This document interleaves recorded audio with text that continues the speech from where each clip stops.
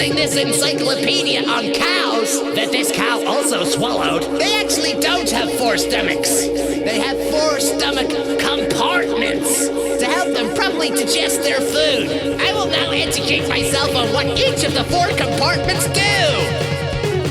Hello, and welcome to the Kongversation. I'm Hyle Russell. And I'm Courtney. Again. Yes, we're back. We're back after 7.5 hours. We're back and for about another time run. too. Yeah. And this time we are totally in the mood. Yeah, I don't know. I'm a little tired still. I'm a little tired after recording the longest conversation on record. And I like how so many people wanted us to break that 5-hour mark, and we not... Like, we didn't just break that record. We obliterated it. I don't think we will ever touch 7.5 hours in the foreseeable future on any conversation topic.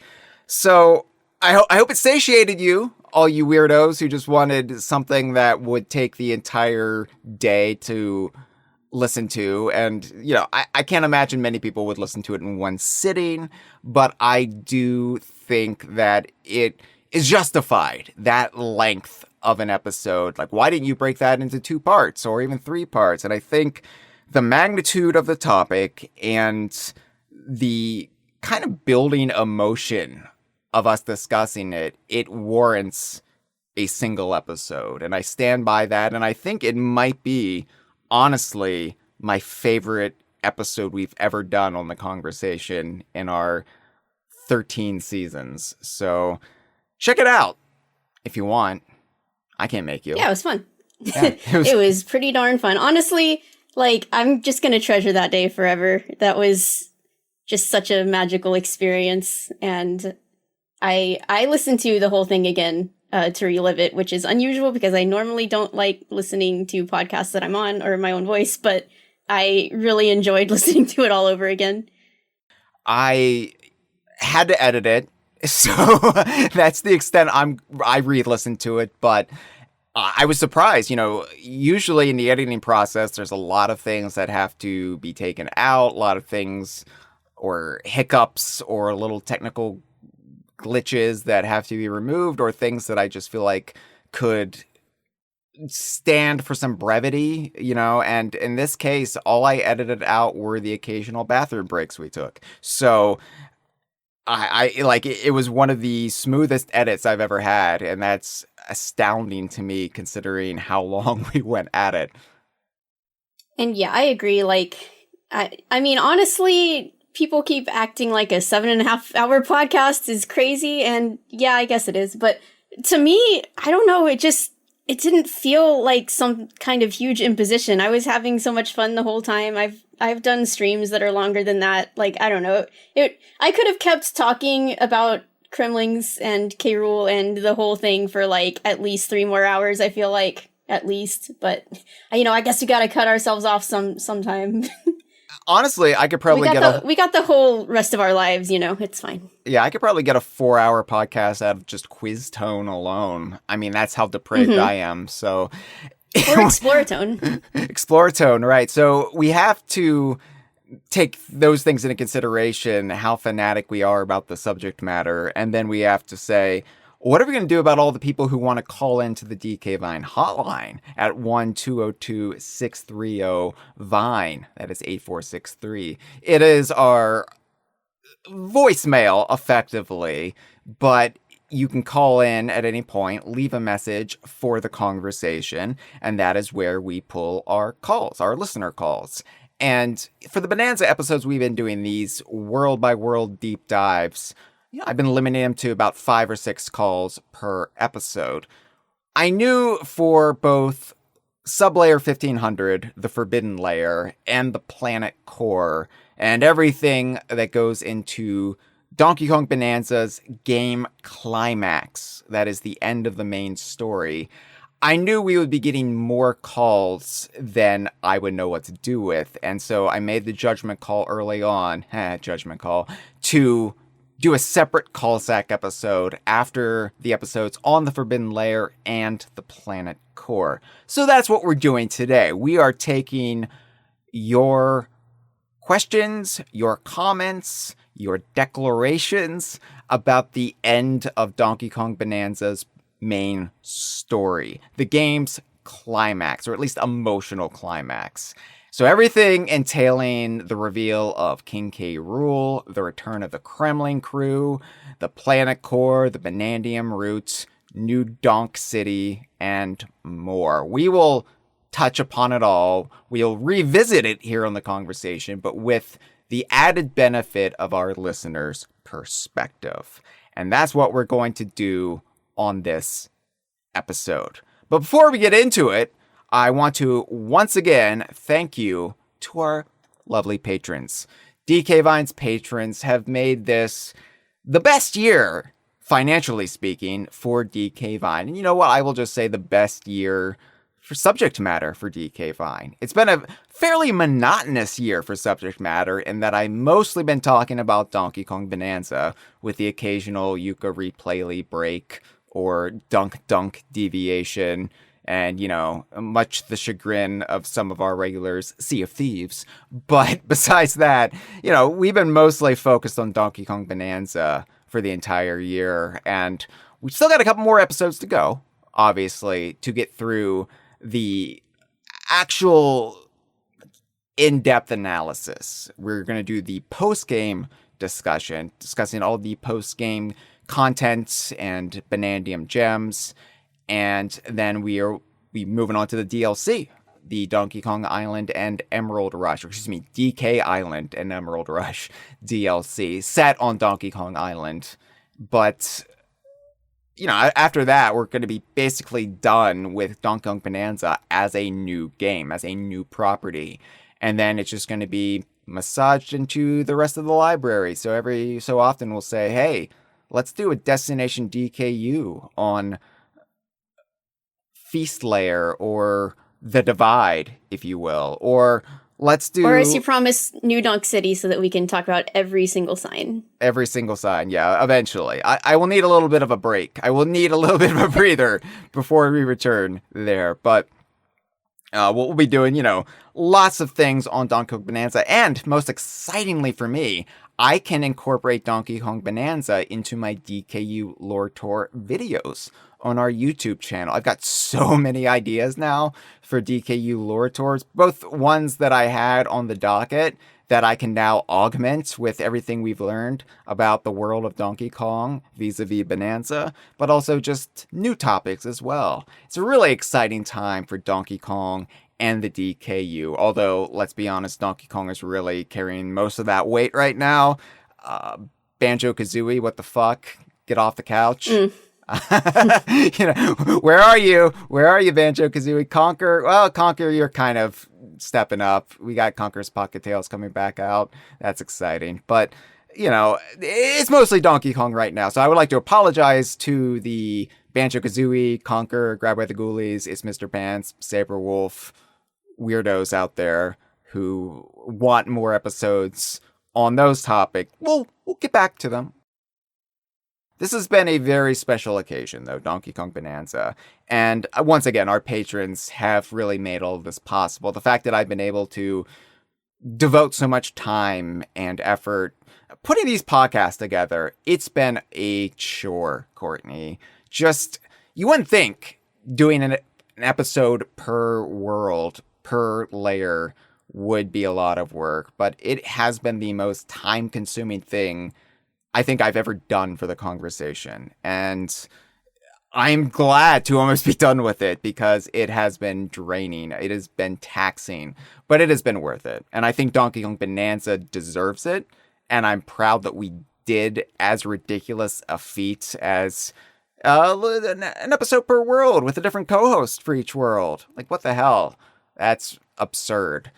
It's really made this year of the Kongversation unique. So thank you to all of our patrons. Think about becoming a patron. If you aren't, $1 a month.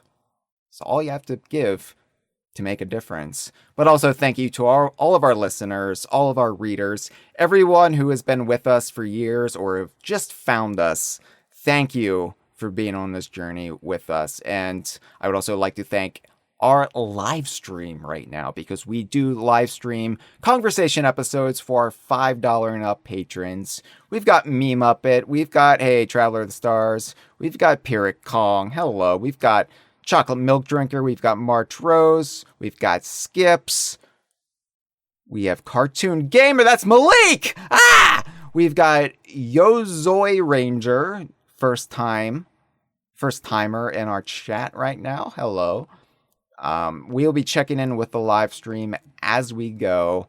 Me Muppet, thank you for the Mr. Pants dancing emoji.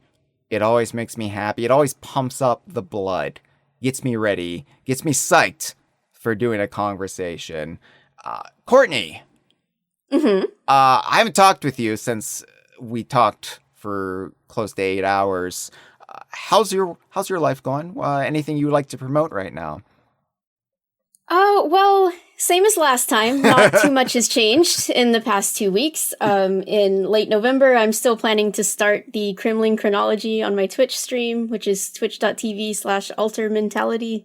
And, well, it is the day after Halloween, so I just got back from Ghoulhaven Hall, where I was hanging out for 6 hours yesterday, and it was very nice, very smooth. Good trip there this year. Went pretty nice. Got a 93, not the best I've ever done, but decent. Are there any new revelations in light of Donkey Kong Bananza that you discovered? I was going to say, yeah, I'm sorry. I didn't really come away from it with too many connections to Donkey Kong Bananza. And, it's still the thing I think of every day. So it was fresh in my mind. And but maybe that's a good thing because, you can't say that all of these connections we're making between Bananza and past Donkey Kong games, like, oh, this enhances DKC2 because of this, is, entirely pulled out of our ass or just arbitrary, because if you do take a, kind of spiritually similar but disconnected game like Grabbed by the Ghoulies, and then I didn't actually find that much in that game that seemed directly related at all, so you can't always just bullshit your way into making connections. I'm sure there are some, but we'll have to think about it a little bit deeper maybe. Courtney, I mean, I think it's entirely possible that the swordfish in the freezer was eventually put down the garbage disposal and carried out the sea and eventually washed down the sinkhole in Lagoon Layer and then eventually made its way all the way down to Tempest Layer, where it became the fossil that we recover. I don't think that is entirely out of left field. I think considering that Banjo's goldfish Royston was in the classroom, the schoolroom of Ghoulhaven Hall, and of course, we all know the history between Banjo and Diddy Kong, so...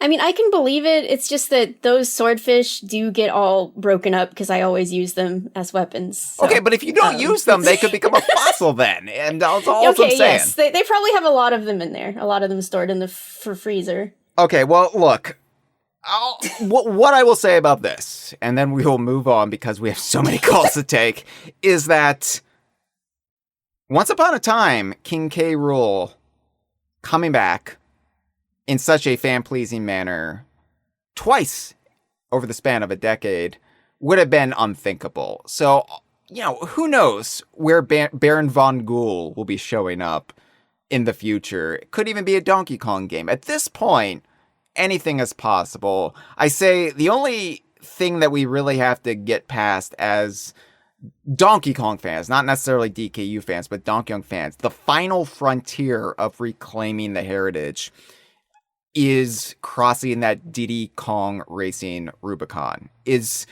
having a way for the Diddy Kong Racing stuff to be celebrated on either side of the Nintendo Rare Divide. So long as it's ever present, I will be content. So, after that, then Baron Von Ghoul is just the natural next step.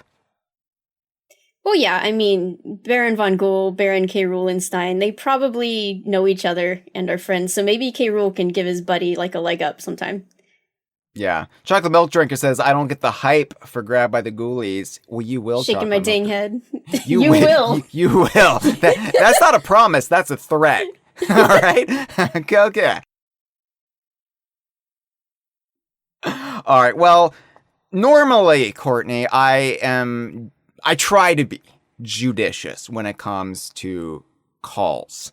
Even for a call sack, I have to draw the line somewhere, and I can't play everything we have gotten.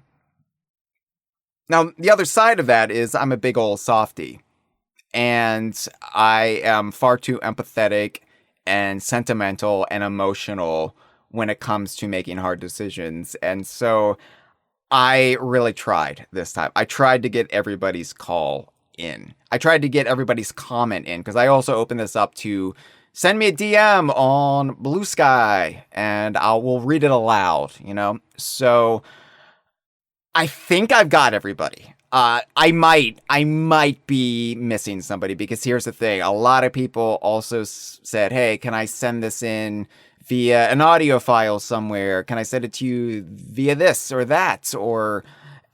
And I lose track. It's over this course of like 2.5 weeks, and things fall through the cracks as I'm just like blearily checking my messages early in the morning, and then after my shower, I forget about them. So I tried to reconstruct the last 2.5 weeks. I tried to pull everybody's calls, everybody's comments. If you are not in here, if I somehow missed it, I profusely apologize. There was no intended slight. It was just me being overworked and tired and sloppy.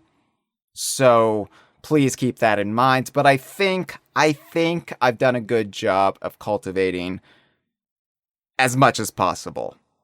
So this is going to be a one-time thing, mind you, because of the special occasion. I am going to have to start putting my foot down again and say I can't play everybody's call. If you call multiple times, I'm sorry. Try to keep it under 3 minutes. Even the Blue Sky comment thing, I can't do every single episode. But I know this is an important topic for so many in the community. This has been the beating heart of Donkey Kong fandom this year, and will continue to pump the blood forward in the years to come. So I wanted to allow the community to come together on this episode and really take charge of the conversation and the back and forth. So that being said, our first call, actually, we got this, the DK Vine hotline got this right when the game was new. And it was actually somebody in the live stream right now. They called in, they had just beaten the game, and they went ahead and launched into full spoiler chat. I luckily saw in the transcription service that they were about to do it, and I was able to look away. But I made a mental note then, and I said, when we're done, when we're past the point of those spoilers on the conversation, I will go back and listen to this call. We will play it on the podcast. So this call is not so much something we've gotten in the last 2 episodes for Forbidden Lair or Planet Core. This is just somebody who beat the game really, really quick and had to just vent. So let's go ahead and play call number 1. I have to scroll all the way up because we have so many. All right, call number 1.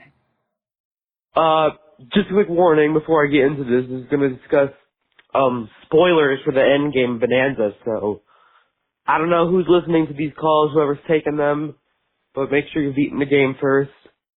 I don't want this to be the way you get spoiled for the end. But hello, this is Chocolate Milk Drinker, and I just beat Bananza. Oh my god, what an ending. What an ending. What a return of King K. Rool. Oh my god. The Kremlings, dude, oh my god. It was like 12 a.m. when I got there. I was about to tear up. That shit was so good. Oh, I was screaming, crying. Oh my god, I can't get over it. I just beat like an hour ago. I can't get over it. King of Rot? What? That was such a cool plot. Wait, what? I can't get over it. That was such a good game. That was like the greatest video game I've ever had the pleasure of playing in my life. Oh, and what an ending. Thank you, Nintendo EPD. Oh my god. Oh my god. What an ending. The boss fight, that was the best boss fight in the entire game. And buzzards, the zingers, even armadillos coming back. Like, what? Oh my god! Oh my god, that was such a good ending! Oh my god! I can't get it. In New Donk City, and K. Rool is completely taking over it. Bowser has nothing on K. Rool, dude.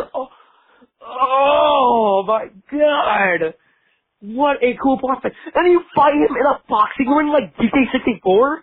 Like, what? There's advertisements for DKU characters everywhere, like On Guard Water, Funky Flights, Candy Music, Tiny Bank.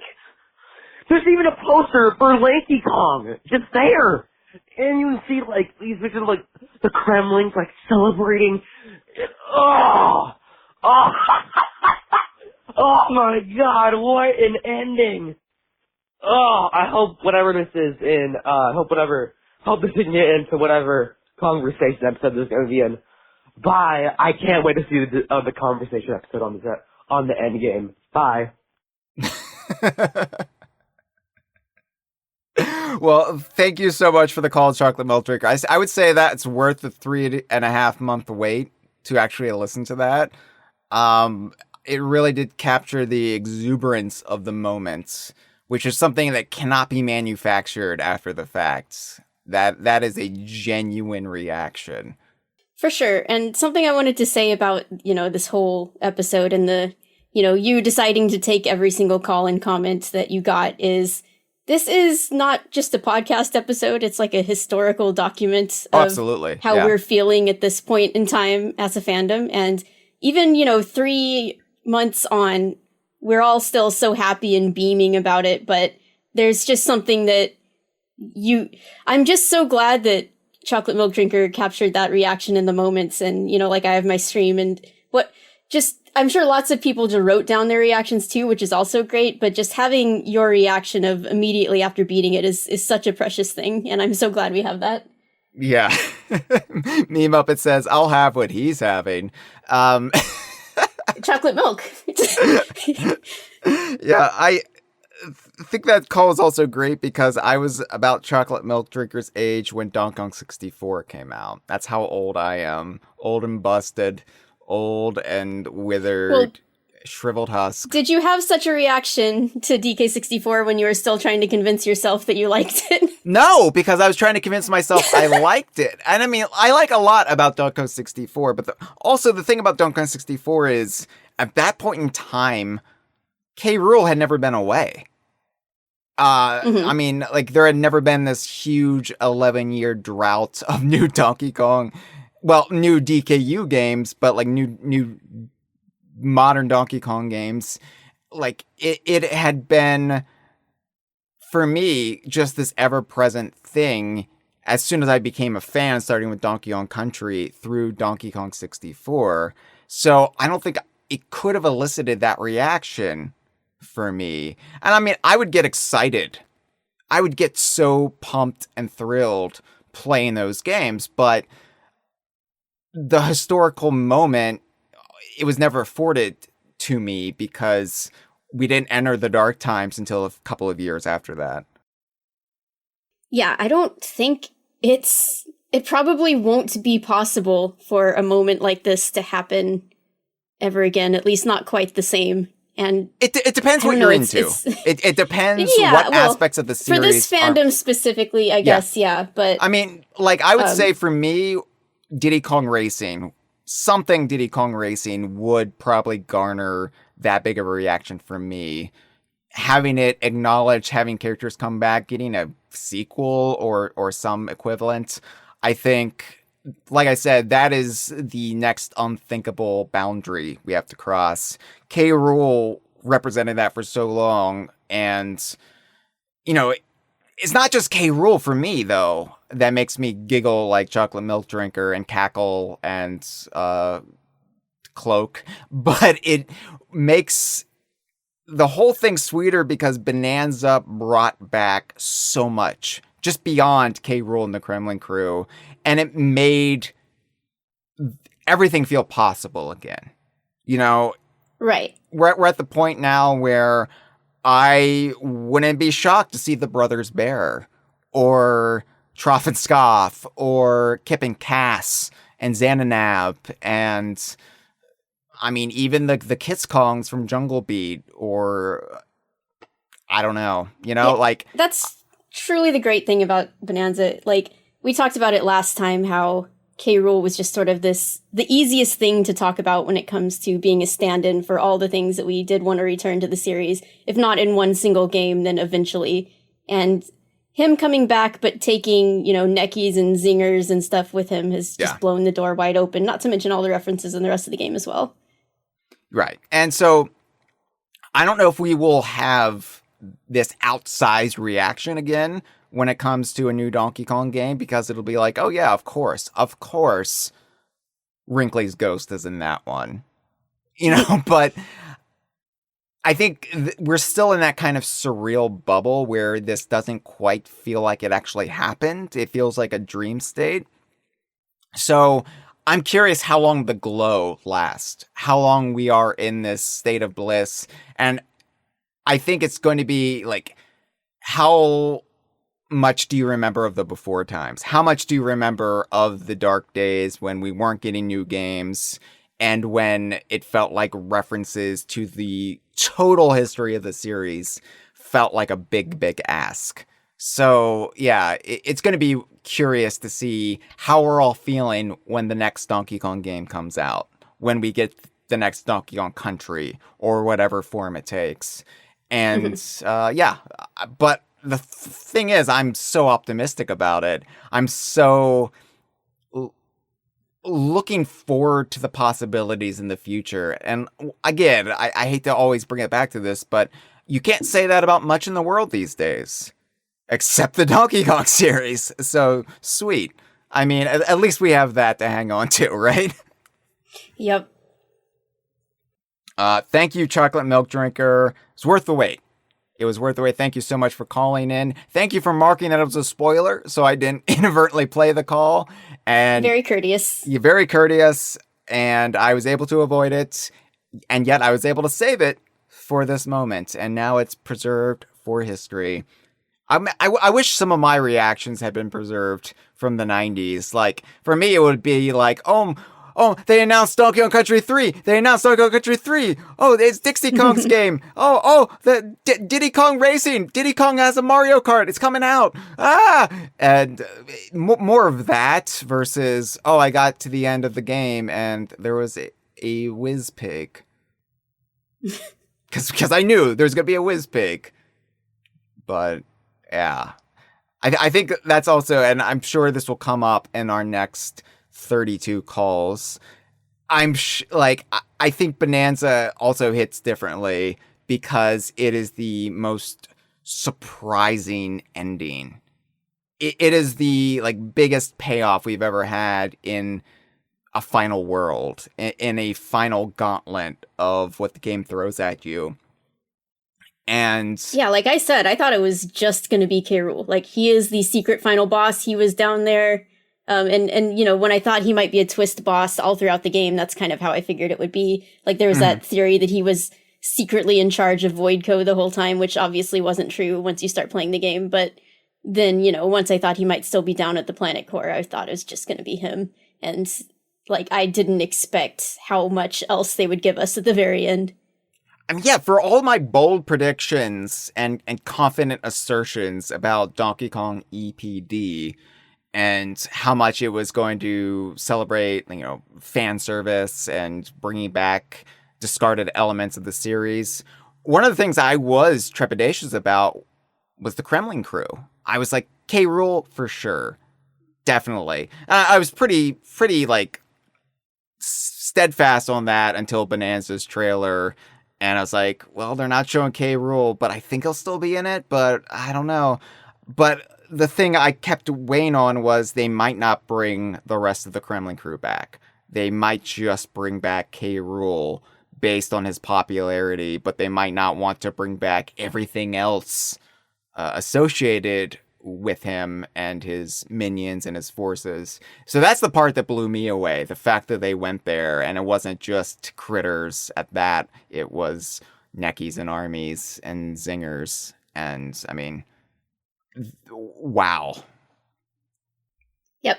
Yep. We should probably move on to the next one, but all right, we got to move on, but thank you, Chocolate Milk Drinker. All right, so from this point on, we're going to get several calls from when we announced the Forbidden Layer episode, or shortly before I even announced the Forbidden Layer episode. People were calling in before I was even able to say, hey, we're not taking calls for this episode or the next episode. So people will be addressing you, Courtney, as Josh or the Geek Critique for a bit. Apologies. But that's fine. yeah. So here we go, our second call. Hi, Hyle. This is Thomas from Off the Kremling Campaigner. Oh my god. 3 months later, I'm still riding the most indescribable high from King K. Rool getting that set-piece finale in a mainline EPD Donkey Kong game. As I was playing through Bananza, I was holding my breath as all of these silly pre-release theories, the Void Kong transformation and him being hidden in the rocks, got summarily debunked one after another. Clearly Bananza, as we kept reflexively saying, was going to be an all-time great of a game with or without him, but oh my god, did that just desperately make me want him in it that much more. So then getting into the Forbidden Layer and experiencing his revival was like a dam breaking. That was emotional catharsis that I don't know if I'll ever feel again from a video game. And then that quickly spilled over into just outright joy and jubilation as they gave him not just one, not two, but 3 boss phases, 2 new costumes after we thought he might never leave his king garb again. It was 11 out of 10, no notes, just immaculate to me. If Smash Ultimate took the best bits of K. Rool's legacy appearances and evolved them, Bananza's Donkey Kong fans took K. Rool's Smash appearance and evolved that, and gave him his own grand return to his own damn series. It's fun for me to wonder exactly how EPD may have factored Sakurai's plans for K. Rool into their early work on Bananza, because Smash Ultimate's project plan and its roster were locked in December of 2015, well before DK ever moved back in-house, and Sakurai likes to consult with character creators. So, there might have well been some interplay involved there. But however it happened, this is the sort of K. Rool that so many DK fans knew could be realized in a modern DK game if only Nintendo saw him as we did. And that's exactly what happened thanks to every single K. Rool voter in the Smash ballot a decade ago. Everybody who never gave up hope, and developers on different teams who took to heart our so-called vocal minority and agreed including him was not mutually exclusive with that amazing creative new villains. And DK as a series is so much more than just punching rocks. K. Rool emerged more amazing than I think ever could have been the case if he just never went on hiatus in the Planet Core to begin with.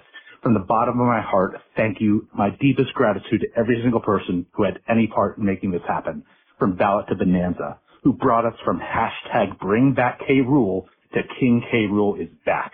This destination was well worth the journey. Well, thank you for the call, Thomas from Up the Kremlin Campaigner. Yeah, I mean, this really was a culmination of what started because of Smash 4. My least favorite Smash Brothers game is probably the most directly responsible for bringing K. Rool back. And I think relaying to Nintendo the importance of what K. Rool means to the Donkey Kong fandom, what he could mean to future fans who hadn't fallen in love with that character and what he brings to the series, but also just how much they were overlooking what the Donkey Kong series was, in favor of constantly trying to reinvent it, or I don't know. Like, I don't want to step in a big pile of poo like I'm prone to do when discussing this, because I am a big fan of the retro games. I am a big fan of Returns and Tropical Freeze, and it makes it sound like I'm always trying to bring those games down, or the team at Retro down, for not having much in the way of returning characters. But I mean, it predated them. I mean, Jungle Beat completely eschewed any recognizable iconography except for Donkey Kong and the banana. And I like Jungle Beat too, but it's just a wild kind of philosophy that Donkey Kong has had to operate under post-Rare, post-buyout. And the Smash ballot really did open up a once-in-a-lifetime opportunity for Donkey Kong fans to have a vocal say, a direct channel to Nintendo and say, hey, we like this stuff. We don't care that one of your in-house teams didn't create the bulk of these characters. We love them. You own them. Do something with them. And I think what that was able to do then was when EPD did get to take Donkey Kong back under their wing, not only was Rool going to be a shoo-in, but also it gave the Super Donkey Kong fans on the team a platform. It really gave them a megaphone to say, hey, see, can we do this? Can we do that? Can we put this in? Can we reference that? And they're like, yeah, sure. And that's the biggest change. Yeah. Is that they heard the fans directly. So that call made me really emotional. Like, you know, no notes to add to it as someone who was also part of that journey. K. Rool being my favorite video game character of all time. And I gotta say, I was part of the journey. I voted for him in the Smash ballot. I was always drawing fan art and stuff, but my faith wavered a lot. Like, I often believed that nothing was going to come of it. And I had a lot of doubts throughout the journey, both for getting him into Smash and for him actually showing up in this game once we started seeing trailers and stuff. Like, I wanted to believe, but I did not allow myself to fully believe because I didn't want to be disappointed. And it just all worked out. It just all paid off in the most beautiful, glorious way you can imagine. And yeah, like you said, I think Nintendo realized that they were sitting on this treasure trove and they were doing nothing with it. They might have just seen DK as this character with a certain amount of potential, but they didn't realize that they already had this vast riches of characters that people already loved because, you know, they might have just assumed that, I guess like a lot of people did, that, well, people don't really care about Rare's stuff or Rare's stuff isn't worth carrying forward into the future or whatnot. And, so I really hope we're moving into an era now where we can bring it all together. And Bananza does seem to promise that, where maybe we live in an era where we can see the Kremlings battling the Snowmads and we can see Professor Chops hanging out with Wrinkly Kong and them both being mentors. Like, I just want to see it all come together in one glorious pile of bananas.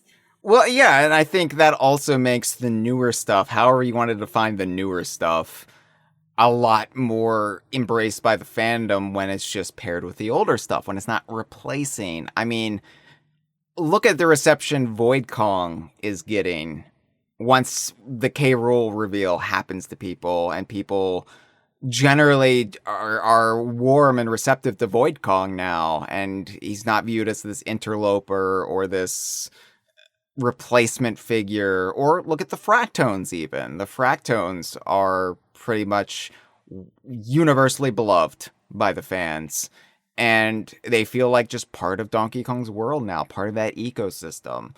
And I think you can retroactively do that as well with retro's characters. Like you said, Professor Chops, get Professor Chops in there, get his nipples pierced with Troff and Scoff. Maybe he can pierce something else, you know, pierce that curly little tail of his. But I would be all for that. Hell, I mean, go for the ultimate redemption arc. Bring back some of those Jungle Beat characters. The face of the just miserable emotional state of the Donkey Kong fandom in the mid-aughts. Bring back the Jungle Beat characters. Have them side by side with the Rare and the Retro characters and the EPD characters. And the Payon characters, and let's see what happens. Let's make some magic. So yeah, it's just a huge vindication, and it kind of finally puts a lot of those demons from the buyout era to bed. It just ends that long struggle for acceptance from Donkey Kong fandom. So yeah. I'm sorry, but your comments just made me think, I mean, you know how the elephants have their weather predicting civilization and the zebras have their ice cream civilization? What if there was like a layer of oinks and their whole thing was piercing nipples? Piercing nipples. That was their thing, the piercing civilization. Piercing layer, yeah. I mean, look, I think there could be a Donkey Kong Bananza 2. I think we have just scratched the surface of the underground world, so to speak. So we need ideas for more animal tribes and for more gimmicks, like what they're into. So yeah, I'm all for it. Let's make it happen. Well, thank you for the call, Thomas. All right, let's go ahead and I'll go ahead and read the first comment that I got via a DM from Blue Sky. So I'll try to do this justice. Courtney, I will let you read some of these, but I'll go ahead and read the first one. Okay. Heyo, Hyle and Geek Critique. It's Silica Kong 20XX here, and I'll talk about DK Bananza and the Forbidden Layer. Unfortunately, I was one of many people online who had gotten spoiled on K. Rool's appearance in the game, which, while disappointing, also strangely hyped me for obvious reasons. After going through the game with some longer sessions that I would usually do, I did finally get to K. Rool himself. Without spoiling what happens in the layer after, I do think the lead up to his reveal was really great. Pauline screaming her lungs out for DK, Void Kong getting punched away, K. Rool having some funny animations when he is looking for his Kremling Krew. All of it was really good. Anyway, that's all I have to say about it for now. Bye. Yeah, I thought that the whole reveal with K. Rool and everything leading up to it, and Courtney, I need to talk to you about this, so I'm kind of excited to have the opportunity to get into a little bit of the Forbidden Layer with you. But I mentioned with Josh on the episode we did about it that it was a very anime style dramatic build up to it, with Donkey Kong being turned to stone and Pauline having to sing him free, which is what wakes up the Roots and frees K. Rool. But it really did not only make the dramatic build up to K. Rool feel all the more momentous, but it also really made Void Kong's role in the main story worthwhile. It didn't just write off Void Kong as an afterthought or an also ran. I mean, a little bit of an also ran, but then that just builds his character further from there, especially in the post-game DLC stuff. Like, I think that you're not left thinking, well, Void Kong doesn't matter.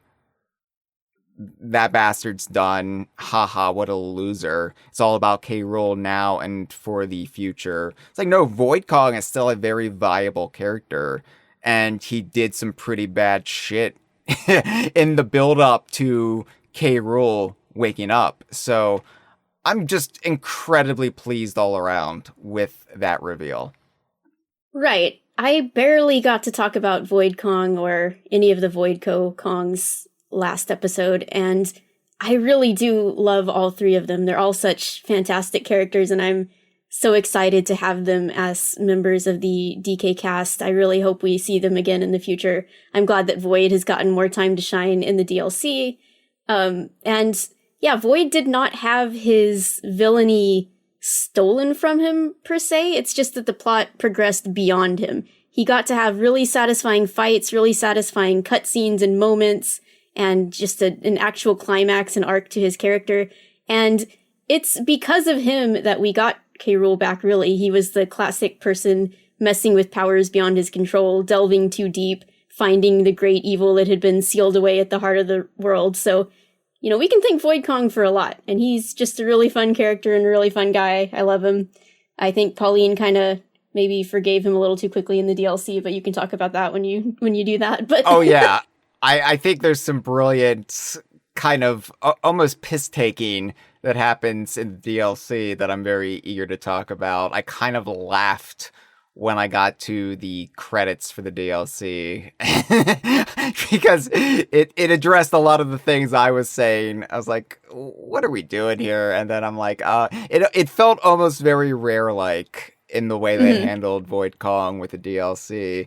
But at this point, before the DLC was a known thing, or before you get to the post game and start like getting more into the aftershocks of this whole story, I was left thinking, is Void dead? Did K. Rool just murder Void? I didn't think so, because that's generally not Nintendo style, to have K. Rool, break Void's neck and then he's just never used again. But I did like that ambiguity of Void just disappearing in such a powerful way. And of course, like, the reveal is, oh, K. Rool, oh my god, K. Rool. But then in the back of your mind, you're like, what happened to Void? And I like that it's left as this lingering thing rather than this definitive stopping point for the character.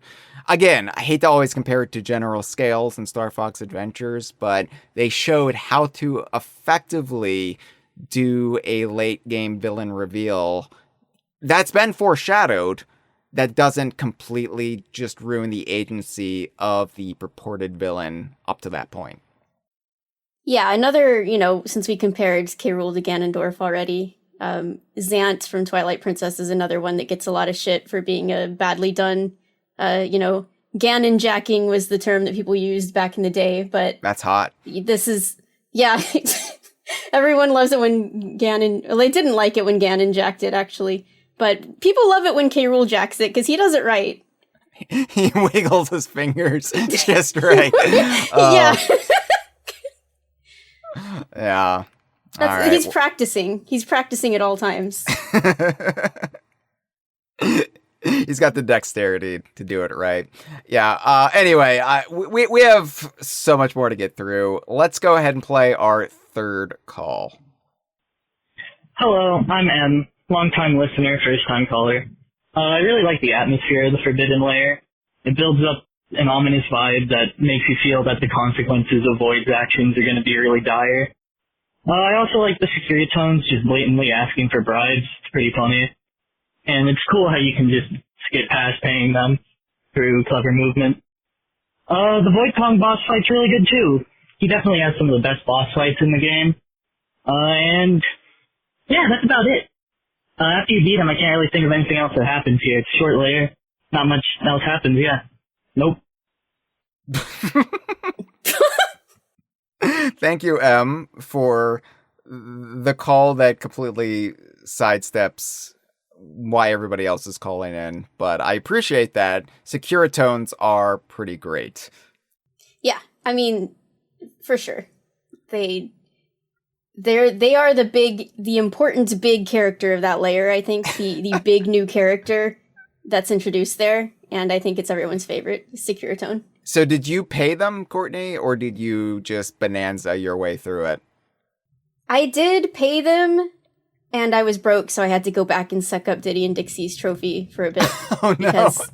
But that was okay, because it just prolonged the suspense, and I thought it was pretty fun. I had enough gold and then some to pay them, so I didn't feel bad about that, and then I lingered for a few days just breaking the passage stone to max out my smashing stats for it.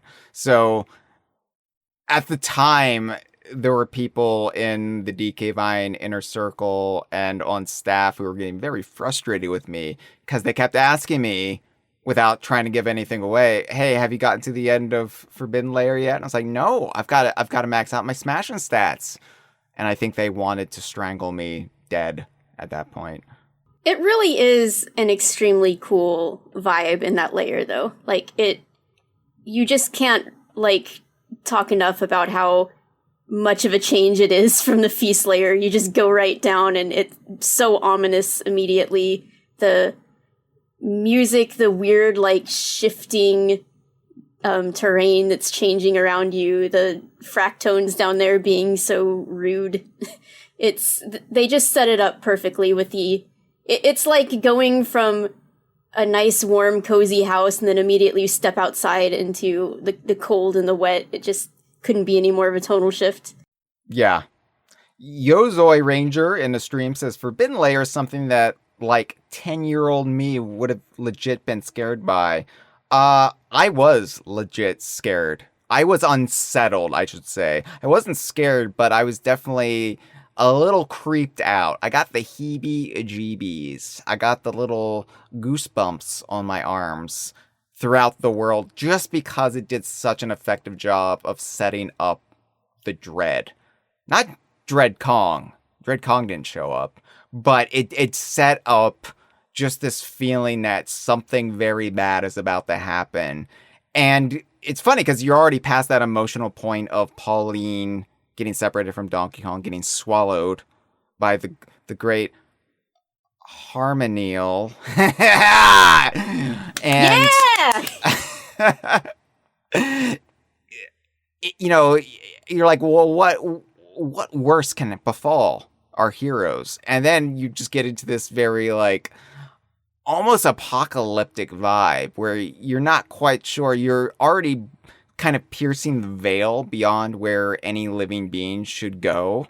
You're deeper than you feel safe being in the earth, and you're like, what Lovecraftian terror awaits behind the gate? And that's why I love that it was K. Rool, because that dread is then just like projected onto that character. Even if you're thrilled that he's back, as we all were, you still feel like, oh, this is bad though for the protagonist. This is bad for the game and their journey, even if I am thrilled as a fan. So that's also an effective thing Forbidden Layer does, is even though we're all just dancing in the streets like Mick Jagger and David Bowie in the 80s, that K. Rool is back, you're still thinking, oh, that's not good though. And that's like a deft sleight of hand to play with the audience. So I think Forbidden Layer does so much that your brain doesn't realize it's kind of being tricked into being frightened about K. Rool. Yeah, and there's this really, like, interesting interplay with K. Rool being a villain that, you know, we're all so happy to have him back. We love him. Oh, he's actually a terrible person. This is bad. This is bad for, like, the actual world that all of these characters inhabit. He has been unleashed again, and this is nothing but bad. And there's this interesting, like, it's just the way fate works between the Kongs and the Kremlings and DK and K. Rool is, it's intertwined in such a way that, it was ultimately DK and Pauline to be the ones to free him, in a sense, but that wasn't their choice. They just kind of, it had to happen that way based on the actions that Void Kong had already undertaken. And it's similar to how Diddy and Dixie had a hand in destroying Crocodile Isle, but again, that wasn't really their fault. That was based on the actions that K. Rool had already undertaken. And I don't know, I love all that stuff. It's just this interwoven story where the good and the bad things are constantly at war with each other and intertwined. I don't know, it's just great. It's like I always say about the Kong and Kremlin rivalry, there's something very primordial about it. You know, mammals and reptiles, primates and crocodiles. There's just something very essential about it that feels like it's almost predestined, predetermined. And exactly. They're locked in this eternal battle. Yeah. All right. Well, thank you for the call. Let us go ahead and play our fourth caller. Hi, this is Claire, and I'm here to talk about the Forbidden Layer. So not addressing the crocodile in the room. I want to talk about how I think that the climax of, at least of Pauline's story, is in Forbidden Layer with the fight against Void Kong. Because if you really think about it, Pauline is kind of like the protagonist of the game's story. Because while Donkey Kong is the main character and you play as him, narratively, Pauline is very much like the main character whose story that you follow. And I think that that's pretty interesting how they do that. What was I thinking? And I think that what makes the part where Donkey Kong gets turned to stone hit so hard is thinking about it through that lens. Because, like, Bananza is, like, it's very much, like, I do love the trope of, like, of like some kind of like kid or something being in like a mysterious like world or something, and then there's some kind of like big like animal or like monster companion they have that helps them. And this is very much one of those kinds of stories with that kind of trope. And I just think it hits really hard, like the part where Void Kong turns Donkey Kong into stone. It's like, and then she has to, you know, like that basically is like the ending of her character arc, because narratively it's the climax of the whole game. And then, you know, Mr. Man shows up at the end, and then that just becomes its whole own thing. But yeah. Forbidden Lair, very cool lair, one of the best layers in the game just because of all that. I did not predict the twist. Going in, I did not think, like, there's no way it's going to be, like, in the game. Like, I did not think that playing most of the game. And then one of those fractones said that, like, a surface dweller went through here, and I was like, there's no way. What could it actually be? And, like, oh my gosh, it was. And I cannot believe how a friend of mine did not get spoiled on that. Like, they weren't even, like, avoiding spoilers, and they somehow didn't get spoiled on it for, like, months. But I think they're just not as tapped into, like, the Donkey Kong, like, circle as I am, so I guess that makes sense. But, yeah. Bye. Well, thank you for the call, Claire. I think I'm kind of tapped into the Donkey Kong circle, and I somehow avoided it for like, what, almost 2.5 months, however long it took me to actually get there during gameplay. But I still can't believe I dodged it as effectively as I did. Yeah, I think it's a really good point about this being the climax of Pauline's character arc, too. We kind of just talked about it being the climax of Void's arc, and, you know, Void is Pauline's villain, and she doesn't know K. Rool, and so their story comes together and ends and climaxes in this point of the game. Yeah. And then everything from here on out is about K. Rool and DK's old nemesis resurfacing, and it becomes about K. Rool and Donkey Kong. Until it becomes about K. Rool and Pauline. Yeah, like, I would say that it becomes very personal for Pauline. it brings it back around to Pauline when they get to the surface, and then K. Rool is suddenly threatening Pauline's home, and so I think they do a good job, though, of bringing the plot back around to Donkey Kong enough where it never feels like it's not his game, even though that, yeah, Pauline is the heart of the game. Pauline is effectively the protagonist, and we see everything through her eyes, except for the prologue where she's not there, or she's just in a crater as a rock. But, you know, it's mostly Pauline's game from her point of view. She has the voice of the protagonist. Donkey Kong just has the occasional thought and dialogue option, but he's mostly the stereotypical silent Nintendo protagonist, and that is all. I think also why it was kind of a stroke of genius to put Pauline, this incarnation of Pauline, this younger version, this descendant in the game, and making her kind of the bridge between the new players who are just picking up Donkey Kong for the first time and the returning players. And it's, again, a very, very tight rope they walk towards pulling that off. Somehow they have made a Donkey Kong game that appeals to the newbies, but also pleases all of the very, very persnickety longtime fans. And they did it. They actually did it. Mm-hmm. I can't believe it. Right, and we talked about last time how Pauline seems to have this crazy confidence even when she sees this crocodile taking over her entire city and remaking it in his image. And she's like, no, you can't do that. And I mean, it's because the previous experiences that she's already had in the game, you know, we see it by the final Bananza form that she's gained confidence and she's ready to go. And then when she frees Donkey Kong from being a rock, that is the culmination of everything, where she realizes her own power and the power she has combined with DK. And so by the time you get to the new Donk City climax, she has that confidence. Even though she is facing down untold horrors, she knows that they can do it. And maybe it's just the foolishness of youth because she's 13. And if me as a 34-year-old saw this happening to a city, I'd be like, well, holy shit. But she has the confidence of youth, and she thinks that they will be able to succeed because of everything else that she's already been through, overcoming impossible odds together with DK, and they do it. Yeah. I didn't think I would like Pauline. I didn't think I would hate Pauline, but I didn't think I would fall in love with the character to the extent that I do, where I now consider her an honorary Kong. And again, I look back at when we were discussing the Vicarious Visions project here on the Kongversation, and I said, they wanted to put Pauline in it. We dodged a bullet there.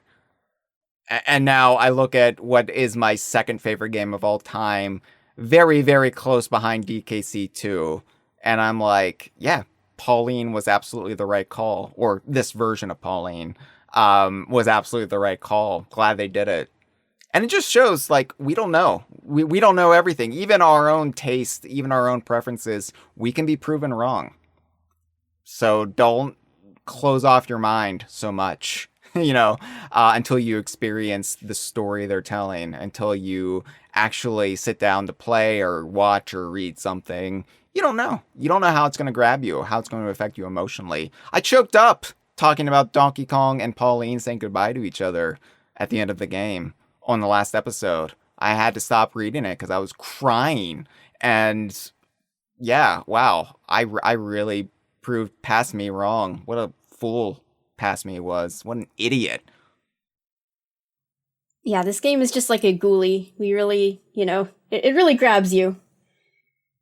See, it's all connected, Courtney.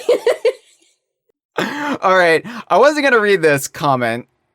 This is a text message the DK Vine hotline got, and I'm just going to read it to you right now. It says, all in lowercase,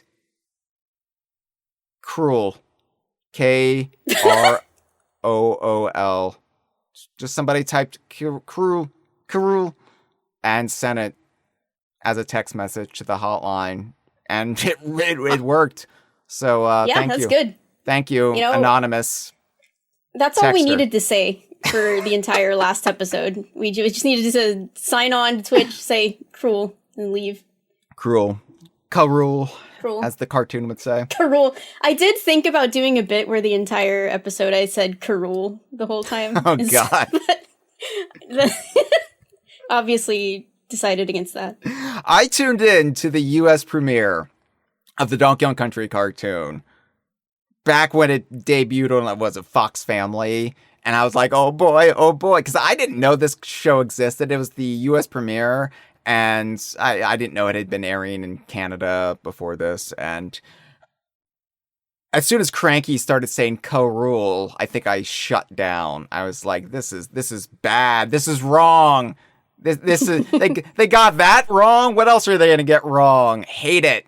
I was also mad that Ramby didn't show up, but they probably would have done Posh Ramby on that show, so it's probably a good thing they didn't.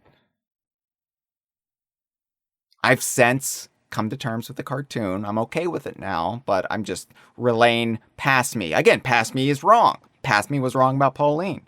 So, anyway.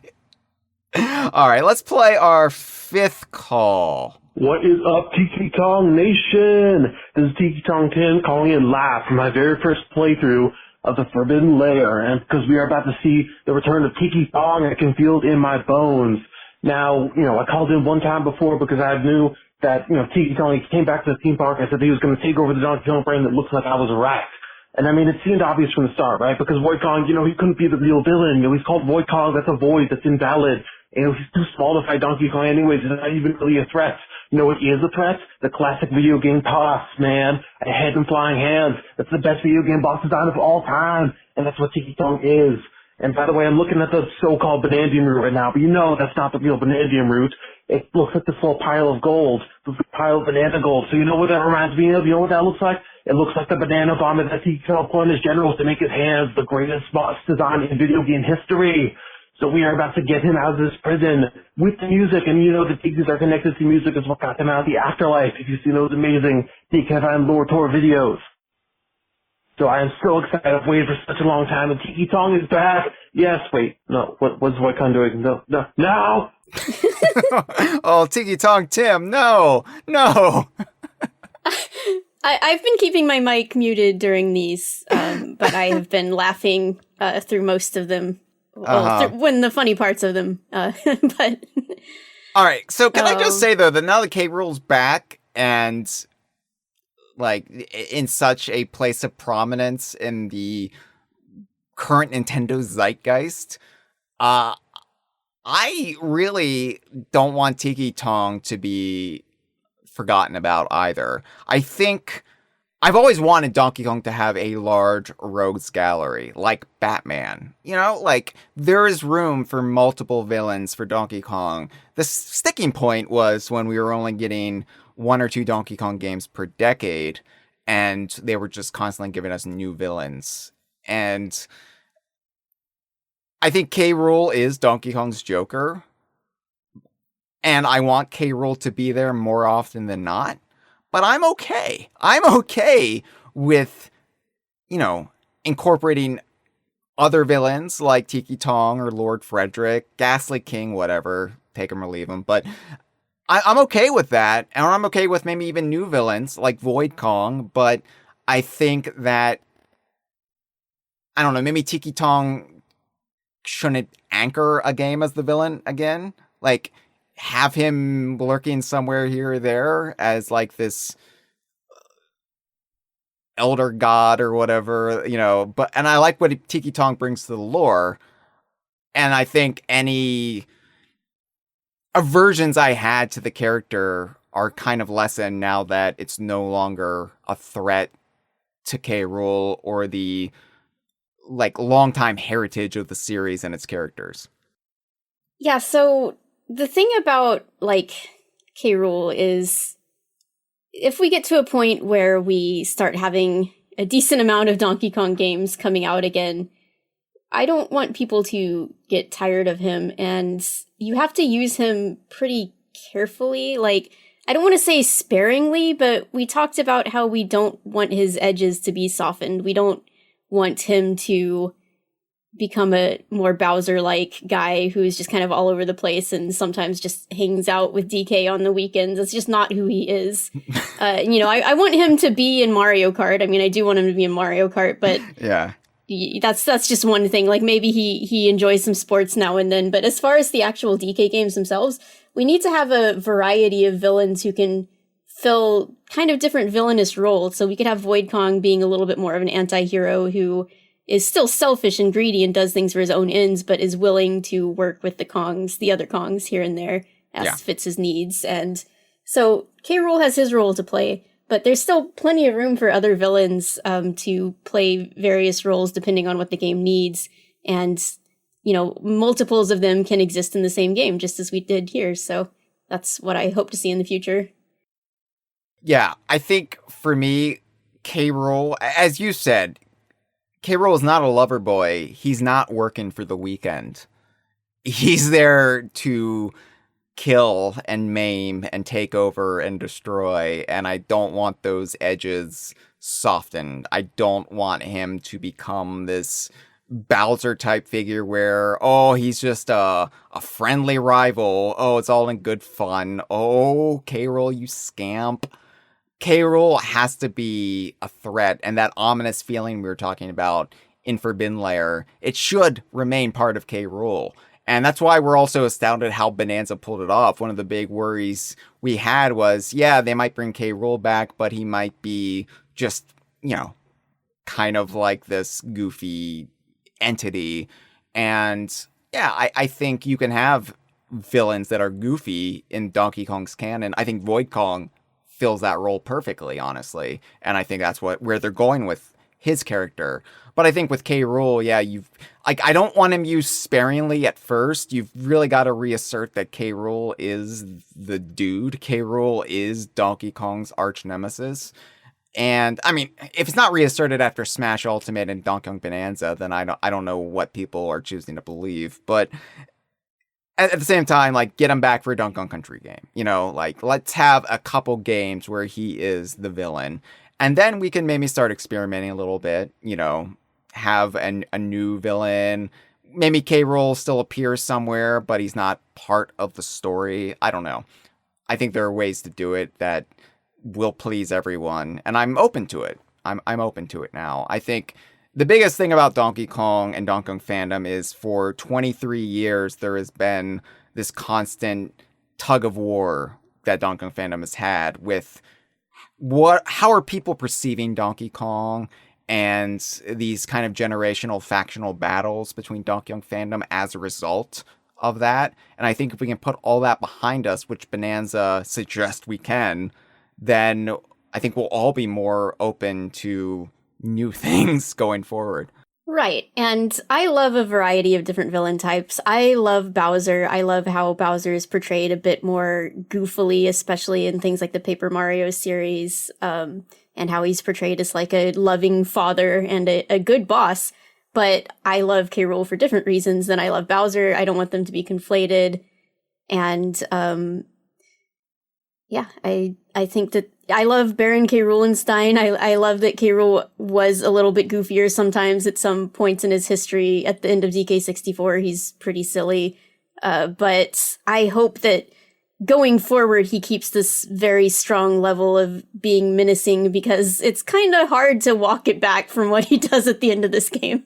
Yeah, although I could see Nintendo doing that. I could see them just kind of having him fill a role, whatever's needed, as they're prone to do. But I think, as we've seen with Bananza, at the very least, they do kind of treat the Donkey Kong subject matter seriously. Even where it's goofy, there is this reverence and respect paid to it. And it's not just, oh, it's just a Donkey Kong game, whatever, jerk off motion, So Right, it's got that perfect mix of being silly but being serious at the same time, or being able to be taken seriously. Exactly.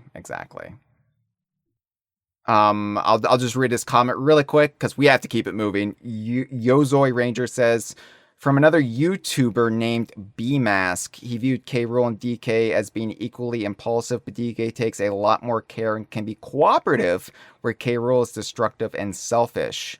I think it's an interesting read on K. Rool's character. Yeah, for sure. I mean, they are kind of a yin and yang, DK and K. Rool. They're similar in that impulsive behavior, but Donkey Kong will always do the right thing in the end. And it's also a relief for Bananza is that Donkey Kong was portrayed heroically throughout. Maybe a little bit of a glutton, maybe a little bit, thinking with his stomach, but he was never put in any negative light in the end of the game. He was always doing the right thing, and he was Pauline's surrogate father throughout. It's the same relationship he had with Diddy Kong, where, it's the Cameron Regal theorem. You can't ever portray Donkey Kong as a villain if Donkey Kong is paired with Diddy Kong or Dixie Kong, because he is their mentor, and they will always try to emulate him. And so I think Pauline had the same effect on Donkey Kong. And yeah, it was just great to see after the notes that Vicarious Visions allegedly got from Nintendo saying like, well, Donkey Kong doesn't do anything selfish, he's always acting in service to his needs, whether it be food or just material wants. He's not selfless. And I think he was a little selfless at times in Bananza. He was able to put Pauline before him. And Absolutely. It's great to see. And I think that's what makes a good hero-villain dichotomy, is they actually do have some similarities, but what's different is the way they react to those base instincts. Yep. It's a good lesson for us all. Okay, let's play our sixth call. Hello, this is Traveler of the Stars calling in not for the Forbidden Lair because Hyle is not taking calls, which is understandable. Hyle and your guests are looking amazing today. They're looking almost as good as Rotten Bananas, for whatever that's worth. So I want to call in about the Forbidden Lair, but I want to give some flowers, because I know this the sexy moment we all want to talk about. But I want to give some special, shout-outs to how much Nintendo played 4D chess in this game, and how much they did it brilliantly. I saw some, I'll use the word, kind of cranky DK Vine forum members. A few of them were like, well, Nintendo definitely should have showed King K. Rool off beforehand. They messed up by not doing so. One person said they felt they were owed it. I completely disagree. I think, because the moment you get to, once you realize in your head, whether it's the cranky dialogue, the Banandium Root quote-unquote posters, or the Forbidden Layer itself. I mean, Nintendo, I think they knew what they were doing, and they did it perfectly. I do not think for a second that King K. Rool being the advertising was better. It would have been better than the moment that he appears in this game. And all of the, recontextualization they do and just all the setup. And I just gotta give a shout out to the Forbidden Layer itself. I love the music, which I know sounds like kind of weird, but I just love how it genuinely, it's such a droning and just in the background, the giant wall of straight pillars. What the hell is that? I just think did such a good job. And then normally the frac tones are so cheery, but you have these big literally monolithic frac tones who are rude to you. It just does such a sharp contrast, and it really sharply contrasts with the Feast layer, which I brought up on that call. How that layer, being so bright, really contrasts well with this layer. I think that was intentional. And I do want to give shout out to the Void Kong fight, because, there was some kind of King K. Rool is supposed to be able to upstage Void Kong, and that did happen, but I think Void Kong, unlike, maybe we'll say General Scales or Zan from Twilight Princess, I feel like Void Kong is executed far better. And I think he really went out on a high note. I think this fight was really great. I love the Void Kong battle theme, especially when the vocals kick in. And yeah, King K. Rool's cool too. Love his voice actor, but I can talk about that more later. But yeah, I just love the layer, love the build up, and yeah, Nintendo really knocked it out of the park here. Well, thank you for the call, Traveler of the Stars. Yeah, I think that the whole, as you said, 40 chess of K. Rool's reveal and building up to it, it's pretty spectacular how they did it. And I think that we sacrificed a few months of just unanimous anticipation for this game for a lifetime of joy that this reveal ultimately provided us. So I am glad K. Rool wasn't part of the marketing. I'm glad K. Rool wasn't this known quantity since the trailer, since the direct. I'm glad that it was a late game reveal, but it doesn't feel like it's shoehorned in either.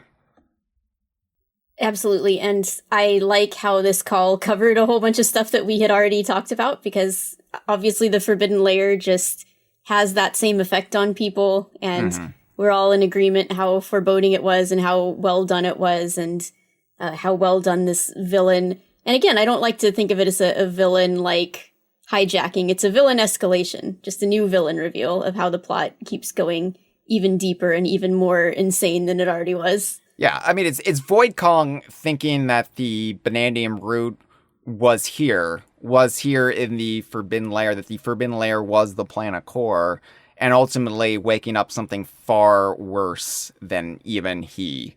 And so it doesn't feel like General Scales or the Twilight Prince. What Xanth. Xanth, thank you. It wasn't that. It was not that I would know that, but it was, like you said, escalation. It was telling a story, and Void Kong served his role in the story. K. Rool served his role in the story, and I don't think K. Rool upstaged Void Kong, except showing that K. Rool is like the biggest, baddest villain in Donkey Kong's canon, but Void Kong has his place too. And yeah, I think it's one of the best stories in the entire DKU, for sure. And yeah, as I said, even though it would have made early April to mid-July a lot smoother for the cohesion of the fandom, and would have stopped a lot of the factional bickering and skepticism towards Bananza, ultimately, oh no, there's 3 months of kind of uncertainty versus the rest of our lives basking in the afterglow of what Bananza actually pulled off. And I think that trade-off is absolutely worth it. Right. And y'all's always talking about this in the chat too, but the speculation that, them not just giving all this stuff away in the marketing, like the speculation that it fueled was so fun. And I didn't get too deep in the weeds because I didn't want to be disappointed, but a lot of the theories, I couldn't help at least looking into some of them and watching YouTube videos and stuff, but some of them were off base, but some of them were exactly correct. And I think it was just such a magical time. And I'm glad, all of these theories about how K. Rool could have tied into the plot, some of them were wrong. And some of them were like, people picked up on the cranky thing from like day 2. And that was exactly the intended truth the entire time. And it was so cool how people were able to call that from the very beginning. Yeah. So it's a magical thing that we all got to be a part of. Yeah. Yeah. Again, ultimately, I will look back at the Bananza hype cycle with a lot of bemusement, like all the hand-wringing and all of the worries from, oh no, it's a Jungle Beat situation all over again. I got the Jungle Beat scaries to Nintendo doesn't care about Donkey Kong lore.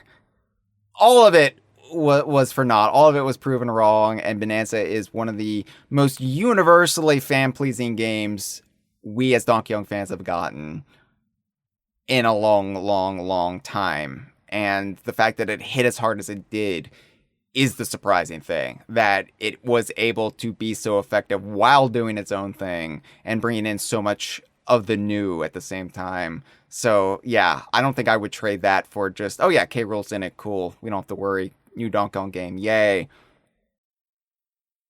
The metatextual impact of it too, where the role K. Rool plays in this game is so satisfying for all of his fans because it's almost like you get a smash reveal for him at the end of the game, right. Like his eye popping open, him uppercutting Void Kong. It's just this moment where you get to react to it when you see it with your own eyes, and he's back, and everyone gets that experience in their own time when they get there. Yeah, and how often can you say you've had 2 Smash reveals for the same character in less than a decade? And they're both... It is a Smash reveal because he smashes someone as soon as he is revealed. I wonder if he gets any Void Kong smashing stats from smashing Kong. I hope so. I hope he has his own stats that he's working towards. All right. Well, we've got to keep this moving, Courtney. We've got to keep going because we're only at call number 7 now, and we have so much more to get through. So thank you for the call. Let's play number 7. Hey guys, I'm a first-time caller, and I just had to call in for this episode.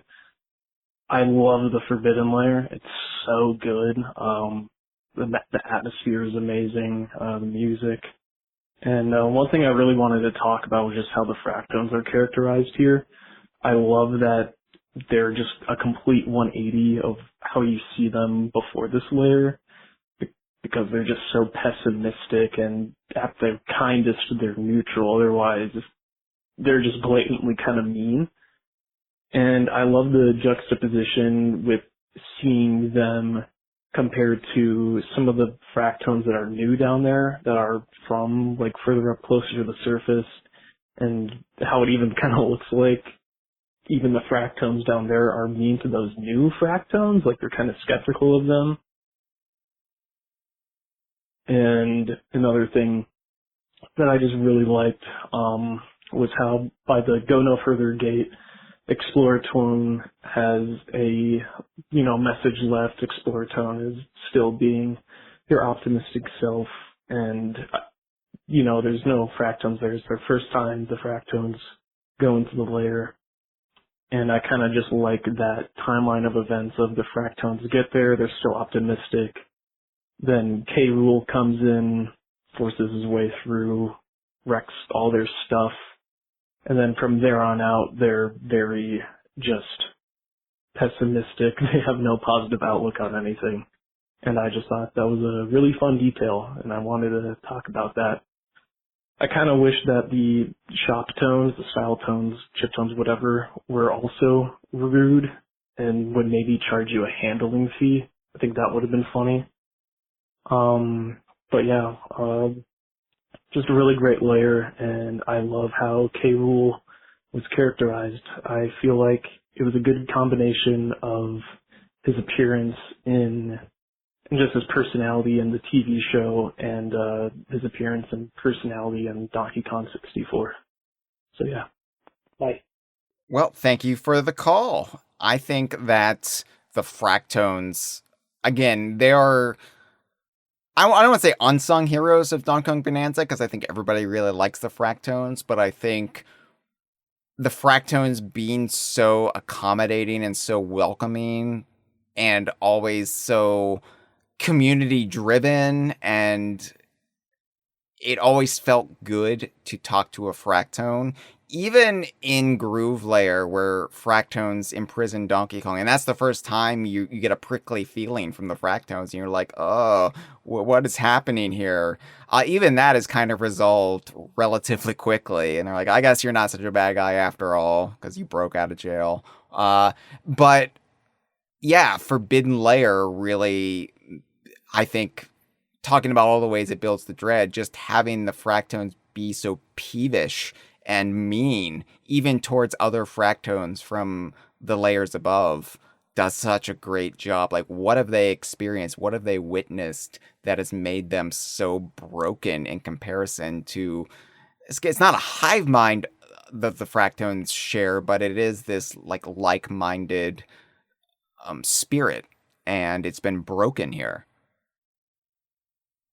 I honestly hadn't really considered it that much from the perspective of these Fractones that are down here. I just thought they were funny, like Vamoose and all that stuff. But I mean, when you think about it, they were supposed to be the guardians of the root. And as we talked about last time, I don't really know how they were meant to accomplish that, really, aside from asking people to pay a lot of money. But what they have seen is the heart of creation that they were trying to protect. They saw an extremely evil force, overtake them and go past and get entangled in the thing that is their god, essentially, their creator, and basically bring it down with him to put it to sleep. And it did create a seal that is trapping him in there.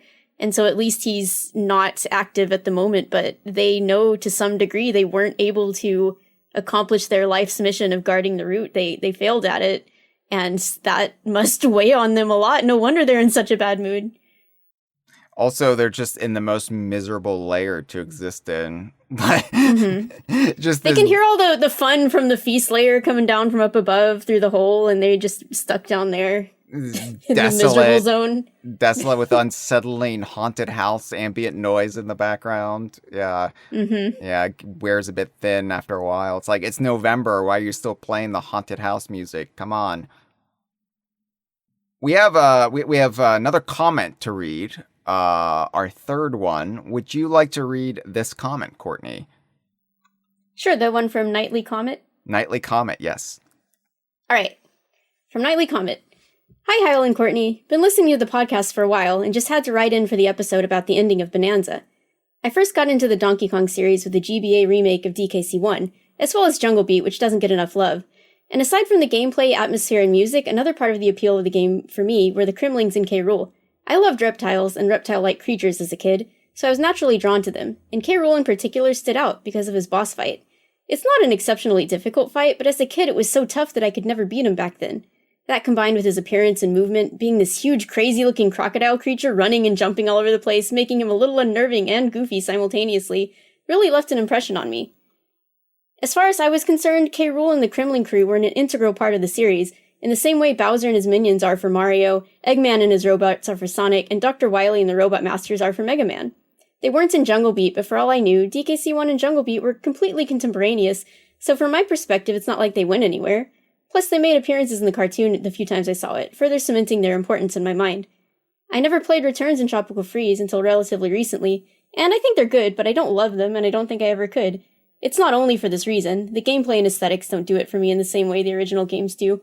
But part of it is just that they're DKC games without one of the core appeals of the series for me, the main villains. I would never say they're not real DKC games, but they're not my DKC. Throughout the pre-release period for Bananza, I spent a good chunk of it looking at speculation, and hoping that K. Rool would be in the game somewhere. I was a bit concerned that if he was, he might be portrayed in some way I wouldn't like, such as being more of a friendly rival to DK like how he appears to be in the Smash Ultimate Banjo-Kazooie trailer. But even if that were the case, it wouldn't have been a deal-breaker for me. I'd just be happy to see him back. How ecstatic I am then to see he's not only in this game, but that his portrayal is absolutely pitch perfect. I don't think I need to get into how, everyone knows, and you both put it so well in the last episode. I'm so glad I managed to avoid spoilers about the ending. While going through the game, I kept hoping and wondering if K. Rool would show up and win, and once I got to the Fractone talking about an intruder who entered the Forbidden Lair and never left, and saw the Banandium route, I almost wouldn't let myself believe what I was seeing, like trying to convince myself there was no way that was actually him. Once he was released, I had the biggest, stupidest smile on my face, and that smile persisted to the end of the game. Because not only was K. Rool back, but other Kremlings too? And not just them, but other members of the Kremling Krew, including Neckies, Armies, and Zingers? Genuine tears of joy during multiple points in this ending. And then there's K. Rool's boss fights that so perfectly capture the feeling of getting to him in DKC as a kid. After a game of fun, but very easy fights, suddenly you're faced with this big leap in difficulty, facing this menacing but comical madman jumping around and throwing everything he's got at you. My only minor complaint, which is more of a wish than anything, is that I was hoping that after finishing the game or getting 100% completion, the enemies in the other layers would be replaced with their Kremling Krew analogs as the bonus. Sorry if this is a lot, but after finishing Bananza, my heart was so full and I just had to talk about this somewhere. I can only hope we don't have to wait too long until we see K. Rool and the Kremlings again. Looking forward to listening to the episode. Well, thank you, Nightly Comment.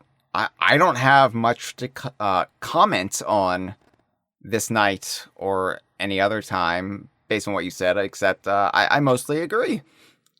Yeah, I mean, I could have written that comment. I'm glad I read it, because I could have written it.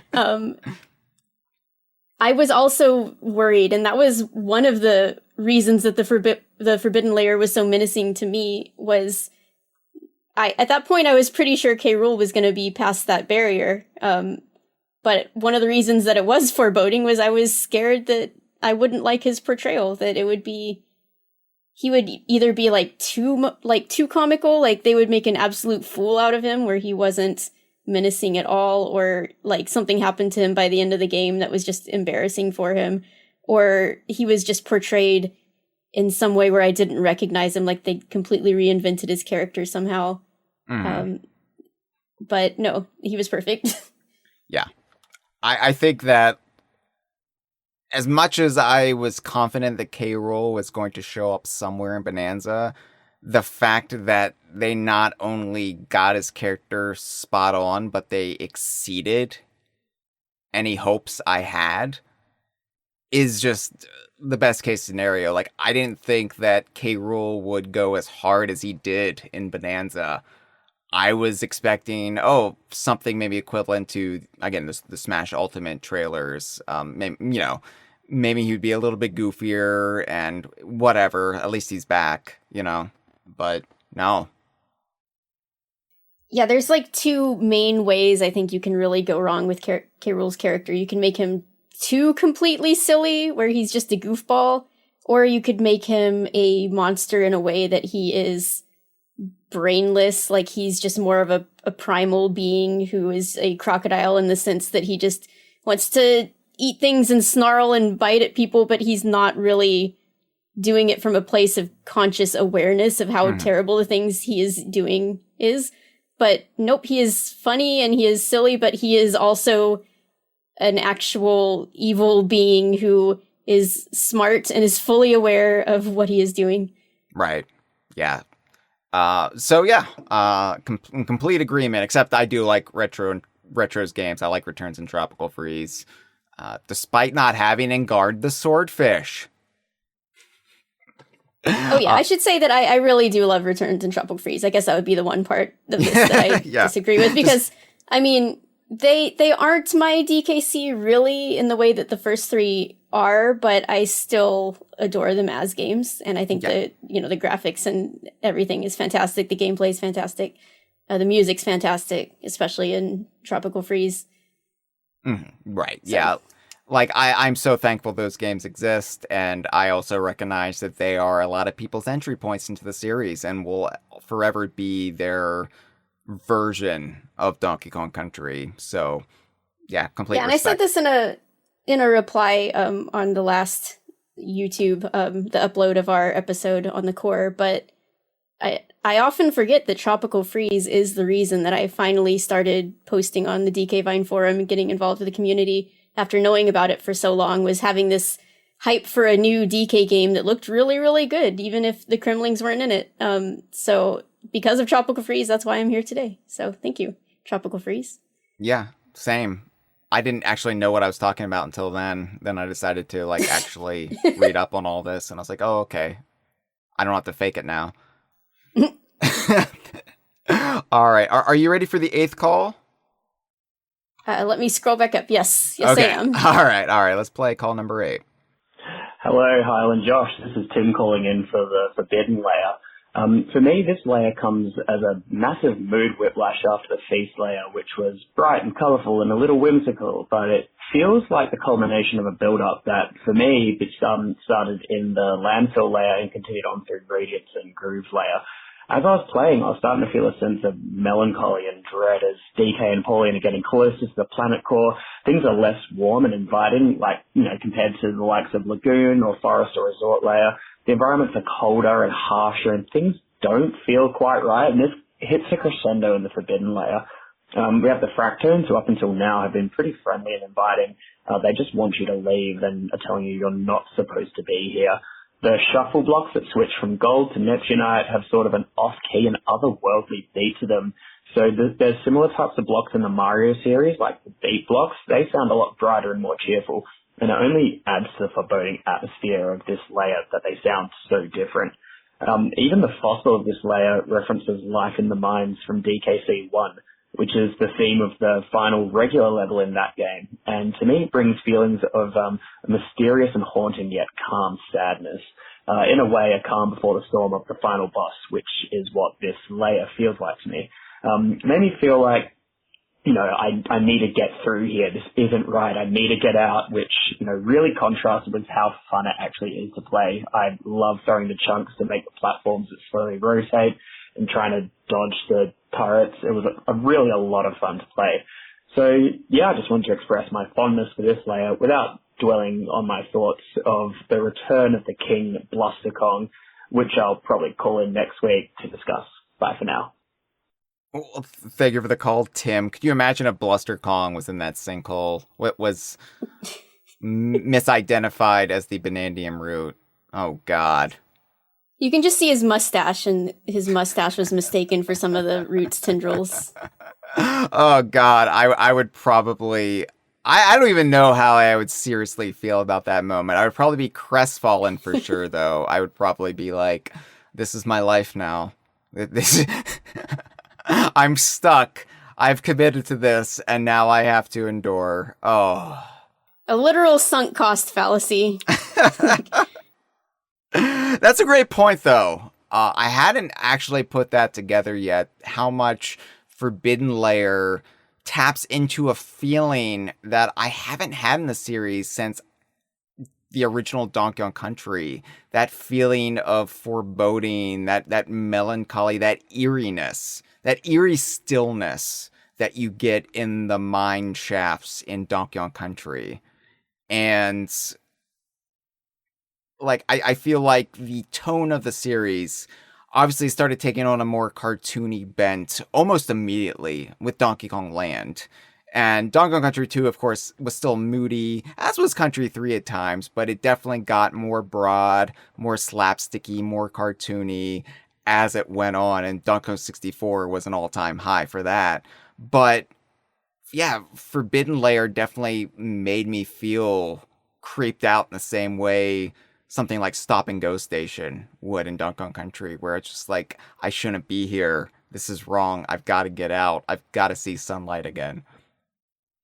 Mm-hmm. And we talked about actually that same, well, you talked about that same feeling being evoked from the Divide.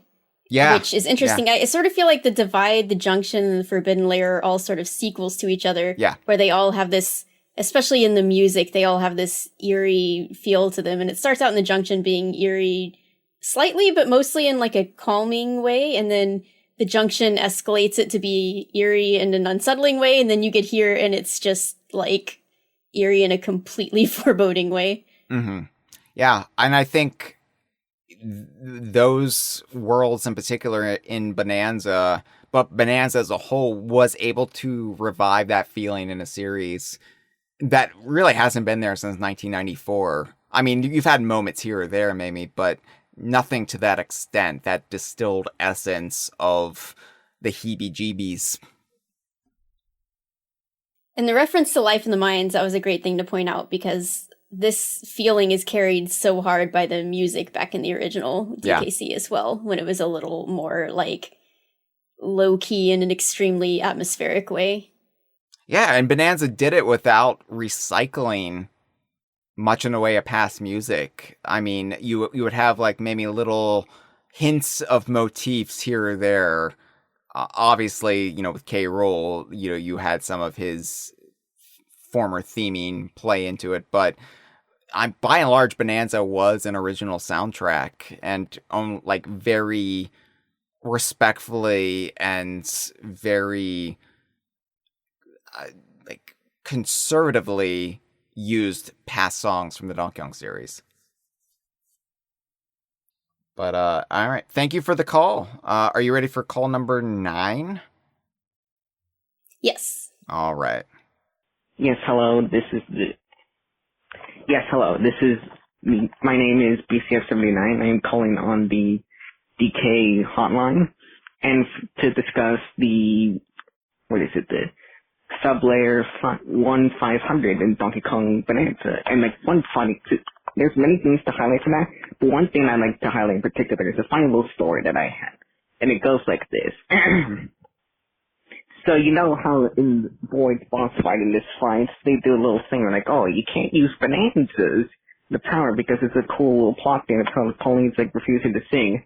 I did not pick that up at all because throughout most of the game, I just didn't use the Bananzas unless necessary because I just liked playing as Donkey Kong. I like him. I like being him, and also helps that, I like listening to the music, the music, and the Bananzas override the music of whatever world you're in with the Bananza song, which sounds cool and all, but also I like listening to the variety of the music, so I just didn't use, and also I had subtitles off for Pauline's dialogue, so I just didn't pick up on the fact that you couldn't use any Bananzas for the second Void fight.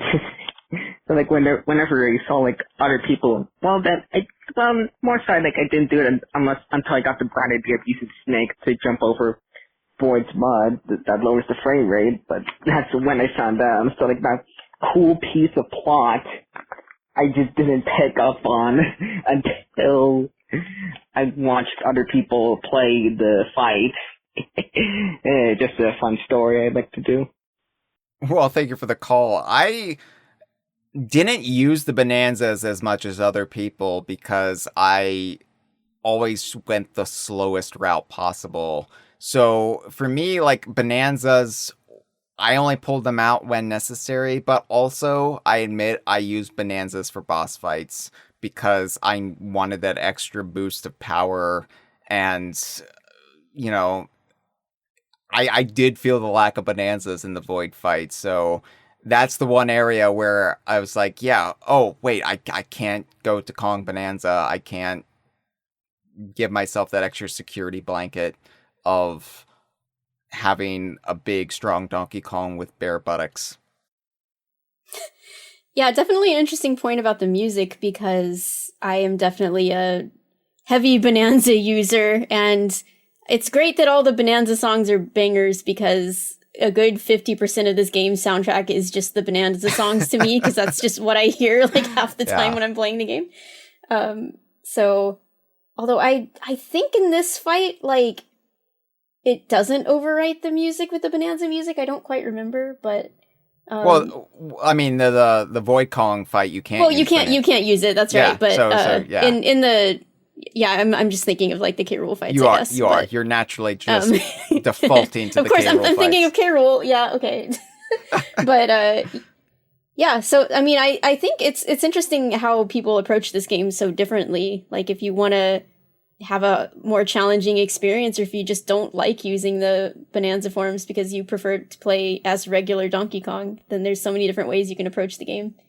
Yeah, for sure. And like, it's funny because I don't want to talk about the DLC. I don't want to talk about Emerald Rush, but I've noticed my style of playing is not to unlock the Bananza forms in Emerald Rush and just use Donkey Kong. And there's certain exploits you can earn for not using the Bananzas, and it just fits my preferred play style.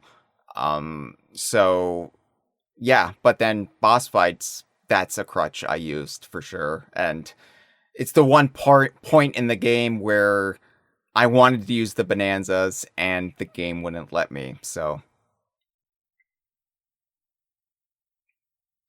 anyway, thank you for the call. We are now in double digits. We are now at call 10. Oh, wow. What a Yay! milestone. Yay! We'll be done by morning at this point. Let's go ahead and play call number 10. Yo, what up, DK Vines? John Tessier calling in for another episode of the Kongversation. And looks like, we're at the end of Donkey Kong Bananza, and what a game it was. So I got spoiled, like almost immediately. I was just scrolling through my Facebook feed, like shout out to the Wario page on Facebook. Thank you for spoiling me. Just showed, King K. Rool right there. What? It didn't matter. Even though I was mad about getting like spoiled right out, like even before I even started the game, it didn't matter because I wasn't prepared for what the crocodile, the whole like love letter to the Donkey Kong Country series. I wasn't prepared for that. The gigantic statue of King K. Rool like, in the middle of that layer. Like, even though I was spoiled that he was in the game, there's just I couldn't have been spoiled like for what I was about to come. Like, even if you told me all that, I wouldn't. Like, experiencing it was just a completely different feeling, and they just did such a great job with it. And I think it's simplified by, following DK Vine all these years and building up to that hype, and then finally getting to that ending, with that, boxing ring match from DK64, just crazy. But yeah, that's all I wanted to say was that even though I was spoiled, it almost didn't matter just because of how amazing it all was. That's all I had to say. All right. Hope you guys have a good one. Been loving listening to all the episodes. Can't wait to listen to this one. Bye. Well, thank you for the call, John Tessier. In the live stream, Pyrrhic Kong says, Wario finally getting revenge for not getting to be the villain of DKC1. And that's a fun way to look at your predicament there, John. I'm sorry it was spoiled for you. Glad it didn't matter in the end. It would be interesting to take a poll and see how many people were spoiled when they didn't want to be spoiled. But that is the great thing about it, because it's so well done and there's so many twists and escalations on top of the initial twist that it would suck to be spoiled that K. Rool is in the game if you wanted to get down there and witness that for yourself. But yeah, if that's all you knew, like if you just were spoiled, if you saw a screenshot of him or something like that, or someone told you, and then you decide, okay, that's it, I'm not going to look at anything else, I'm going to get there myself, like, just with the knowledge of K. Rool being in the game could not possibly prepare you for what is going to happen and everything else that's going to come along with him. Yeah, even me, who's somebody who wasn't spoiled and went a long, long way to avoid being spoiled, and also luxuriated in the game and didn't rush my way through it and played it on my own terms while remaining unspoiled, I still could read the tea leaves. I could still figure out Cranky's role in the game. I could still put together the story the game was telling and have confidence that K. Rool would be there, even if I wasn't 100% sure.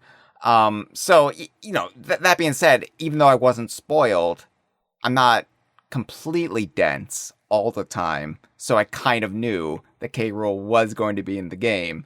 And yeah, so like, what difference is there between that and maybe just knowing for sure? Right. And I was also very confident by the time I got to the end. But again, you never really 100% know for sure because, again, like, all reasonable people would read all the cranky hints and everything else that the game is foreshadowing and be like, yeah, of course they're gonna put the crocodile in this game, but we've just been through so much, you know? And that's like, the thing. We've been and that's the brilliance of Bananza, is that it does play to that history, the long-suffering Donkey Kong fan history, and it pays it off. It messes with your head, and it does the things you expect a Donkey Kong game that doesn't have K. Rool to do, and then it still builds up the reveal of K. Rool so expertly from both a metatextual and an in-universe perspective. So, no complaints. And again, that going back to Traveler of the Stars call, that is why I'm glad K. Rool wasn't officially shown off by Nintendo and still hasn't been officially acknowledged by Nintendo on any of their channels to this point, where like so much of Bananza's story is the absence of K. Rool up until that point, and it's kind of remarkable how important he is and the Kremling Krew are to the overall tapestry of Bananza when they are just completely not a part of the marketing of the game. Yep. Yep. And in regards to the last call, I just want to say real quick, Andre pointed out that I was probably thinking of the lead up to the Void Kong fight, where once you get past the seal, like, you can use your Bananza forms and you have to ostrich over there, but it does not like change the ominous music. So I do think that is what I was thinking of. Anyway. For sure. And my adrenaline was so heightened at that point that I don't think I was fully cognizant of that little detail, because I was just on edge waiting for the shoe to drop, be it K. Rool or some other horror awaiting me. So I think the anticipation that had been built up through Forbidden Lair gave me my stated diagnosis of trailer blindness, where whenever I'm completely pumped about something, I'm terrible at absorbing details. I understand that. I'm the same way sometimes, for sure. Which has made this whole Bananza process of going through the game episode to episode, world by world, it's made it a little bit challenging, because usually I can do this with the benefit of years of hindsight and years of studying and fully taking in everything. And I mean, everybody's giving me shit for missing the claptraps in the mechanical, like munchoid contraptions in the Planet Core. But that's part of it. It's like Bananza's new. It's a new experience, and I'm just like kind of out of my body experiencing this stuff. I don't have the luxury of really being any more of an expert on any of this than the people playing the game. And so I'm going to miss stuff going through this the first time, which is a weird vantage point to be, honestly. What if there's something hidden in Bananza that just none of us have found yet? Like Boggy's kids were in that one mission of Nuts and Bolts. They're in Von Ghoul is there, and actually you see him walking around New Donk City at the beginning. Okay, you said you see him walking around nude Donk City. I thought it was gonna be you see him walking around nude. Like, that's what I heard. Maybe he is. we gotta squint and see. You can only see that on a 4K TV. Just a little treat for the real fans out there. Anyway, yeah, like, God, it's just, I feel like we're just talking in circles at this point, because Bananza's so good and it accomplishes so much that it doesn't feel real, and we kind of have to keep reassessing that. It's like, wait, it's a real game, right? It's not a shared hallucination. We're not just imagining that this happened, right? Like, this isn't just this collective trip we're on where we all took a bunch of acid and we're just imagining this perfect Donkey Kong game. Yeah, maybe, I don't know, everyone is just conspiring to, we DK fans have had a long, hard road, so yeah, everyone just sent on all these calls. They're all fake. It's all just this, like, ruse set up for us to have, like, a nice a nice peaceful time for once. And we've got to move on, but Traveler of the Stars asks, was the outsider never returning comment when you knew for sure, Hyle? No, as I said on the episode with Josh, I was kind of becoming numb to it all, and I sort of like missed the like surface dweller bit, and I was just thinking it was Exploratone. And obviously if I had stopped to think about it and really like analyze that, I was taking screenshots, of course, but if I had stopped to analyze that, then I would have known for sure. But I was on the edge of my seat playing that. I was at this heightened state of fight or flight.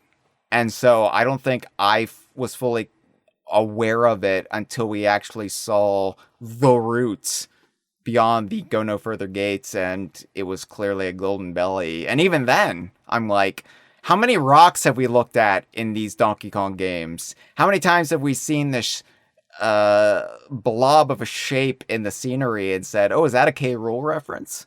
So even then, I wasn't completely sure until that eye opened.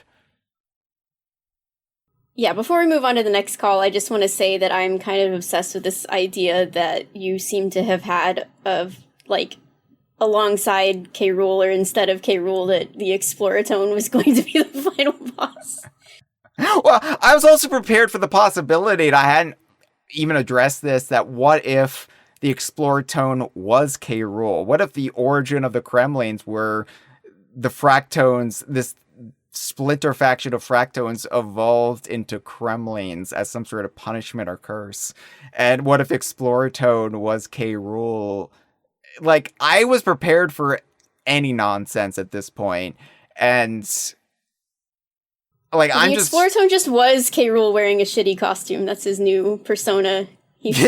Considering that the Banandium root does kind of tie into the Kremling source, or it's inferred to, and, you know, we weren't far off, but I am so glad that the sanctity of the Exploratone was preserved, that there's no heel turn for the Exploratone. I'm glad that the Exploratone is all right and is a stand-up Fractone. Stand-up rock. They were just sleepy. They were just sleepy like all of us. Very relatable. Oh, so tired. Are you ready for call number 11? Yep. All right, call number 11. Let's go. Hey, fellas. I really enjoyed the planet core, and I would love to talk about it. I wrote down some thoughts I had. I think something that I really liked about it were, you know, all the funny little guys there. I liked seeing the crocodiles, the Kremlings. I leapt out of my seat and screamed and threw a fit, but in like a really good way when I saw Claptrap, because I love Claptrap. And I like how they were like piloting the little mechs. And I really liked the atmosphere of the level. The music was great. I love how the music gets more intense as you get closer to the planet core. Love all the little, Easter eggs and stuff. I like the sign that you can read that the Kremlings left and they're using pirate speak. I thought that was great. As a really big fan of this layer. However, there are some really awesome things that they could have done. And while I think that I really have no problem with the layer, like, none of these are things where I'm, like, upset and it takes points away from the game on how I score it. But I do feel like there were some missed opportunities that I thought of while playing through it, and I'm going to list them right here. So first off, I think it would have been cool if Stompoids could have been Naughties or Recoils. Naughties, because very naughty and really naughty jump up and down, and so do Recoils.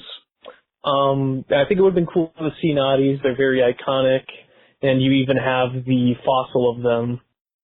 So, why not?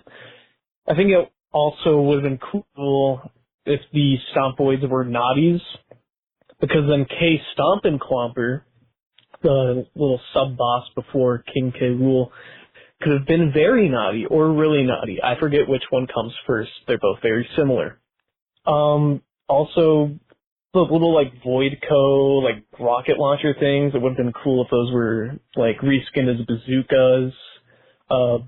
It would have been interesting to see Mobiloids as being naughties as well. I feel like that could have also worked because beavers do dig. Or the Mobiloids could have been the moles from Donkey Kong Country Returns or Donkey Kong Land. Peekaboopoids could have been croctopi or croctopuses. I'm not sure which is the correct plural usage. There could have been a cool minecart platforming section akin to the 3D-esque minecart level in Tropical Freeze in the water world, where instead in the planet core you would have to dodge crashes.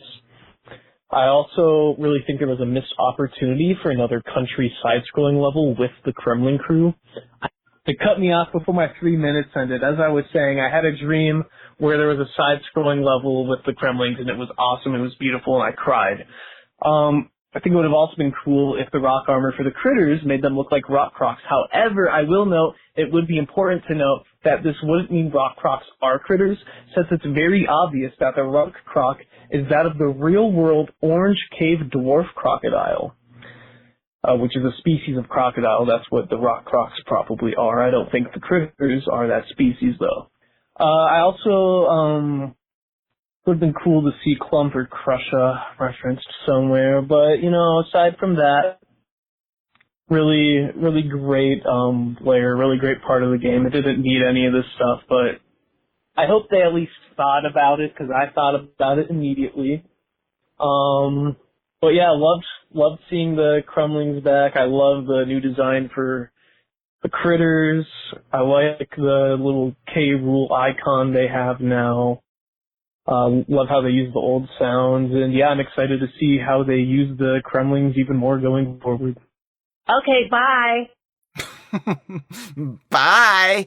Thank you for the calls. Yeah, there's some good ideas in there. I can't say that I disagree with too much of that, although the mole miners, I think, you know, they're more associated with the Tiki Tech tribe and returns, so probably good that they weren't part of this kind of Kremling Krew resurgence. Although, yeah, hard hat, you know, but I am even at my most fanciful, I couldn't imagine them directly referencing Donkey Kong Land in any of this, you know, like, oh yeah, they could have brought in Hogwash the Flying Pig. I'm not going to say that. And I think one of the reasons why I'm just okay with what we got is because I am the very realistic, like, don't get too greedy Donkey Kong fan. I'm the kind of person who, like, after getting K. Rool and Banjo and Kazooie in Smash Ultimate, I was like, yeah, I still really want Dixie, but no, we don't deserve another character. Let other people have their day. Let other fandoms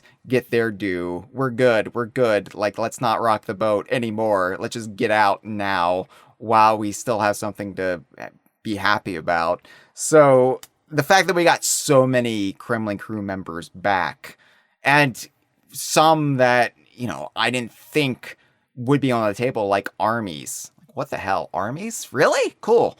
I'm happy with that. So yeah, like, we had naughties as fossils though, and we had so many Kremlin shoutouts in the fake credits that I'm kind of just content with what we got. Not to diminish your ideas, which I think are great, but I'm not one to be too greedy. This person's after my own heart for sure. You know, like, it's fun to, like, try to fit the Voidco enemies that we didn't get a Kremling equivalent for. It's fun to try to fit those into existing enemies and how it could have worked out.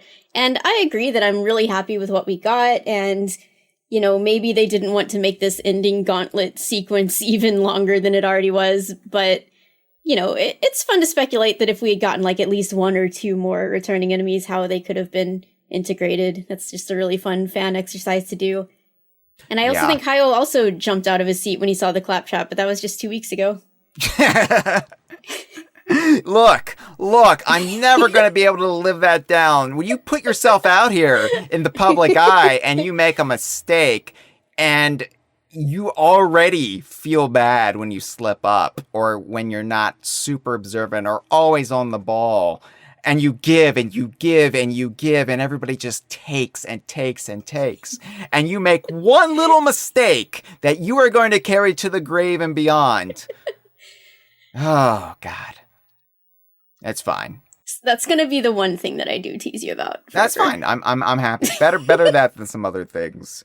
I recently, without divulging too much, I recently was involved in another creator's project. I just did some talking heads, sans the head for it, and I misspoke about something, and I said the wrong name, and I'm still beating myself up about it days later. I don't let this stuff go.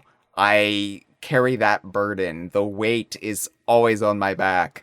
And I'm still waking up every day saying, I can't believe I said that, instead of saying the thing that I meant to say, but my stupid mouth don't work no good.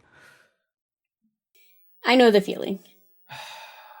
God, I hate being wrong. I have to be perfect at all times, Courtney.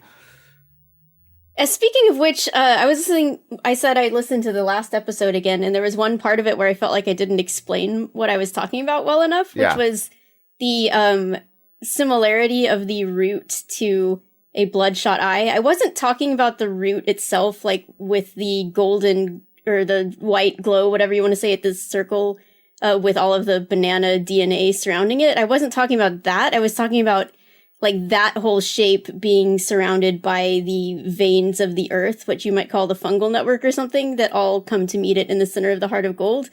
That's what I meant looks like a bloodshot eye, not like the form of the root in isolation. Also, I don't know if I was clear enough, but since we're correcting past sins, I know that the oil in the Cat Scratch Kitchen in Feast Layer shows a dandelion and not a sunflower. I know that, okay? I was just really getting horny for a possible Conker's Bad Fur Day reference. And in fact, I maintain that because we have anthropomorphic sunflowers, why not anthropomorphic dandelions or other flowers in that same region? So I'm saying that oil could still be from a big-breasted dandelion. It still works in the cohesion of the shared universe, but I just wanted to clarify that I am aware it's a dandelion. I was just having fun with it at the time, and I realized after the fact that I wasn't clear enough that I did know the difference, and I did know that the banana glyphs were actually spelling out dandelion because there are too many letters or characters for sunflower. I was aware of it, but I was just going into the bit. And also, whenever I have somebody from the Idaho crew, or really the Andrew contingent of the Idaho crew, I have to manage the chaos, and I don't have time to speak clearly because I'm juggling all of the fires that are being set in the studio. So anyway, I just wanted to clear that up while we're like atoning for past sins. all right, we're airing our our atonements right now. We're getting out our mea culpas. Right. Right. Halloween is over. Now it's time to go back to church for All Saints Day and ask for forgiveness. All right. Are you doing good? Do you need a break at any point? I might need a bathroom break soon, but I'm okay for now. Okay. Let's go ahead. I'm going to read the fourth comment I got. This one from Blue Sky. And this is from BooXMOWO. BooXMOWO. However you pronounce it. Sorry, I still don't know. Howdy, DK Vine. I'm not going to do the cowboy accent like on the Feast Layer episode. There is plenty to talk about Bananza's finale, so I am going to go hyper-specific in what I talk about, and hope I'm not just repeating things someone else has already said. 3 specific advertisements that tend to be grouped together in New Donk City are Lady and the Kong, a New Donk story, Lanky, no style, no grace, funny face, and Jungle Japes, the feel-good musical of the season. These are, as best indicated by Jungle Japes' tagline, the New Donk equivalent of Broadway musicals. What would the New Donk equivalent of Broadway be called anyway? Lady in the Kong can be assumed to be another retelling of New Donk City's origins about the original Pauline and the original Donkey Kong, i.e. Cranky Kong. I've seen some people take the title just calling her Lady as indicating the lady's name isn't Pauline, a stance I completely disagree with. The woman from the original Donkey Kong game is 100% already established to be named Pauline, whatever her exact relation to Bananza's Pauline. Regardless, I think it is subtly a bit funny that Mario seems to get bottom billing in this particular in-universe retelling. Lanky is interesting because while a lot of the businesses in New Donk use imagery associated with the characters they share names with, Lanky very clearly just has an image of Lanky Kong's face on its posters. This is a musical about Lanky Kong. This raises a lot of interesting questions. Considering Lanky is a real person in this universe, they would have had to purchase the rights to use his likeness and story. How closely has Lanky been working with the creators of this show? What is it about? Is it DK64, but with a focus on Lanky? Is it a story of Lanky's humble beginnings? Is it a story of some unseen adventure Lanky went on between DK64 and Bananza? What about Lanky's life made him the choice for this story? And Jungle Japes, there's little to go on for what it is even about. It's described as a feel-good musical, and having Japes in the name, I guess we can assume it's a comedy. I haven't played DK64. Is there anything in the actual Jungle Japes that strikes you as, oh, that's the centerpiece of the Jungle Japes musical?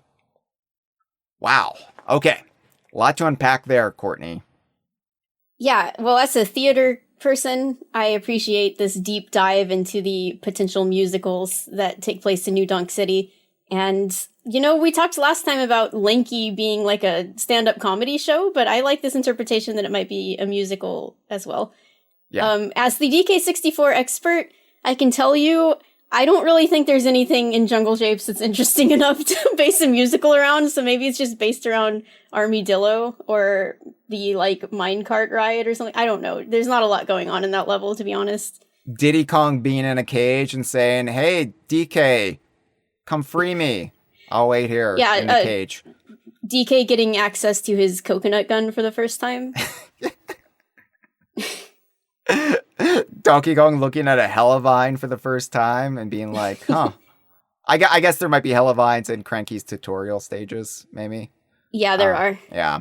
So, yeah, in the live stream, just Andre points out that there is already a canonical Donkey Kong musical as seen in New York City in Mario Kart Tour and Mario Kart 8 Deluxe's DLC, the Booster Course Pass. Remember that? Called Donkey Kong, the best musical. So already, like, the standard is so high for a Donkey Kong musical, where we have Donkey Kong, the best musical. I don't know how Lady in the Kong can compete with that.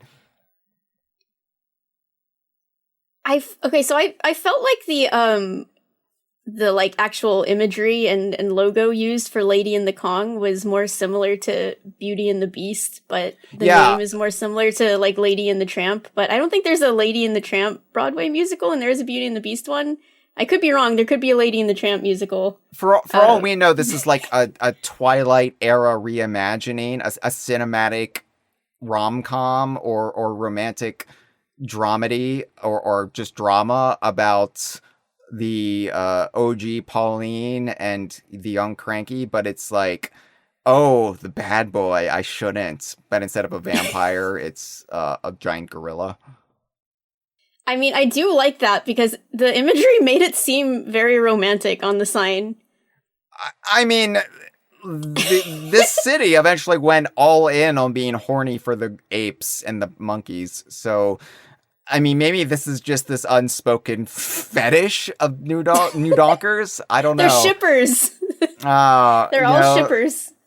They like it. They like the the treehouse rockin', don't come a knockin' lifestyle. So I don't know. I don't want to cast any aspersions on this citizenry, this populace of New Donk City, but it's clearly there's money to be had in celebrating and exploiting the lives and times of the residents of the DK Isles and surrounding regions. And that's why this comment also made me wonder, did they even license anything to do with Lanky? Because Rool shows up and he's like, this is a human city? Like, he's never been in a human city before.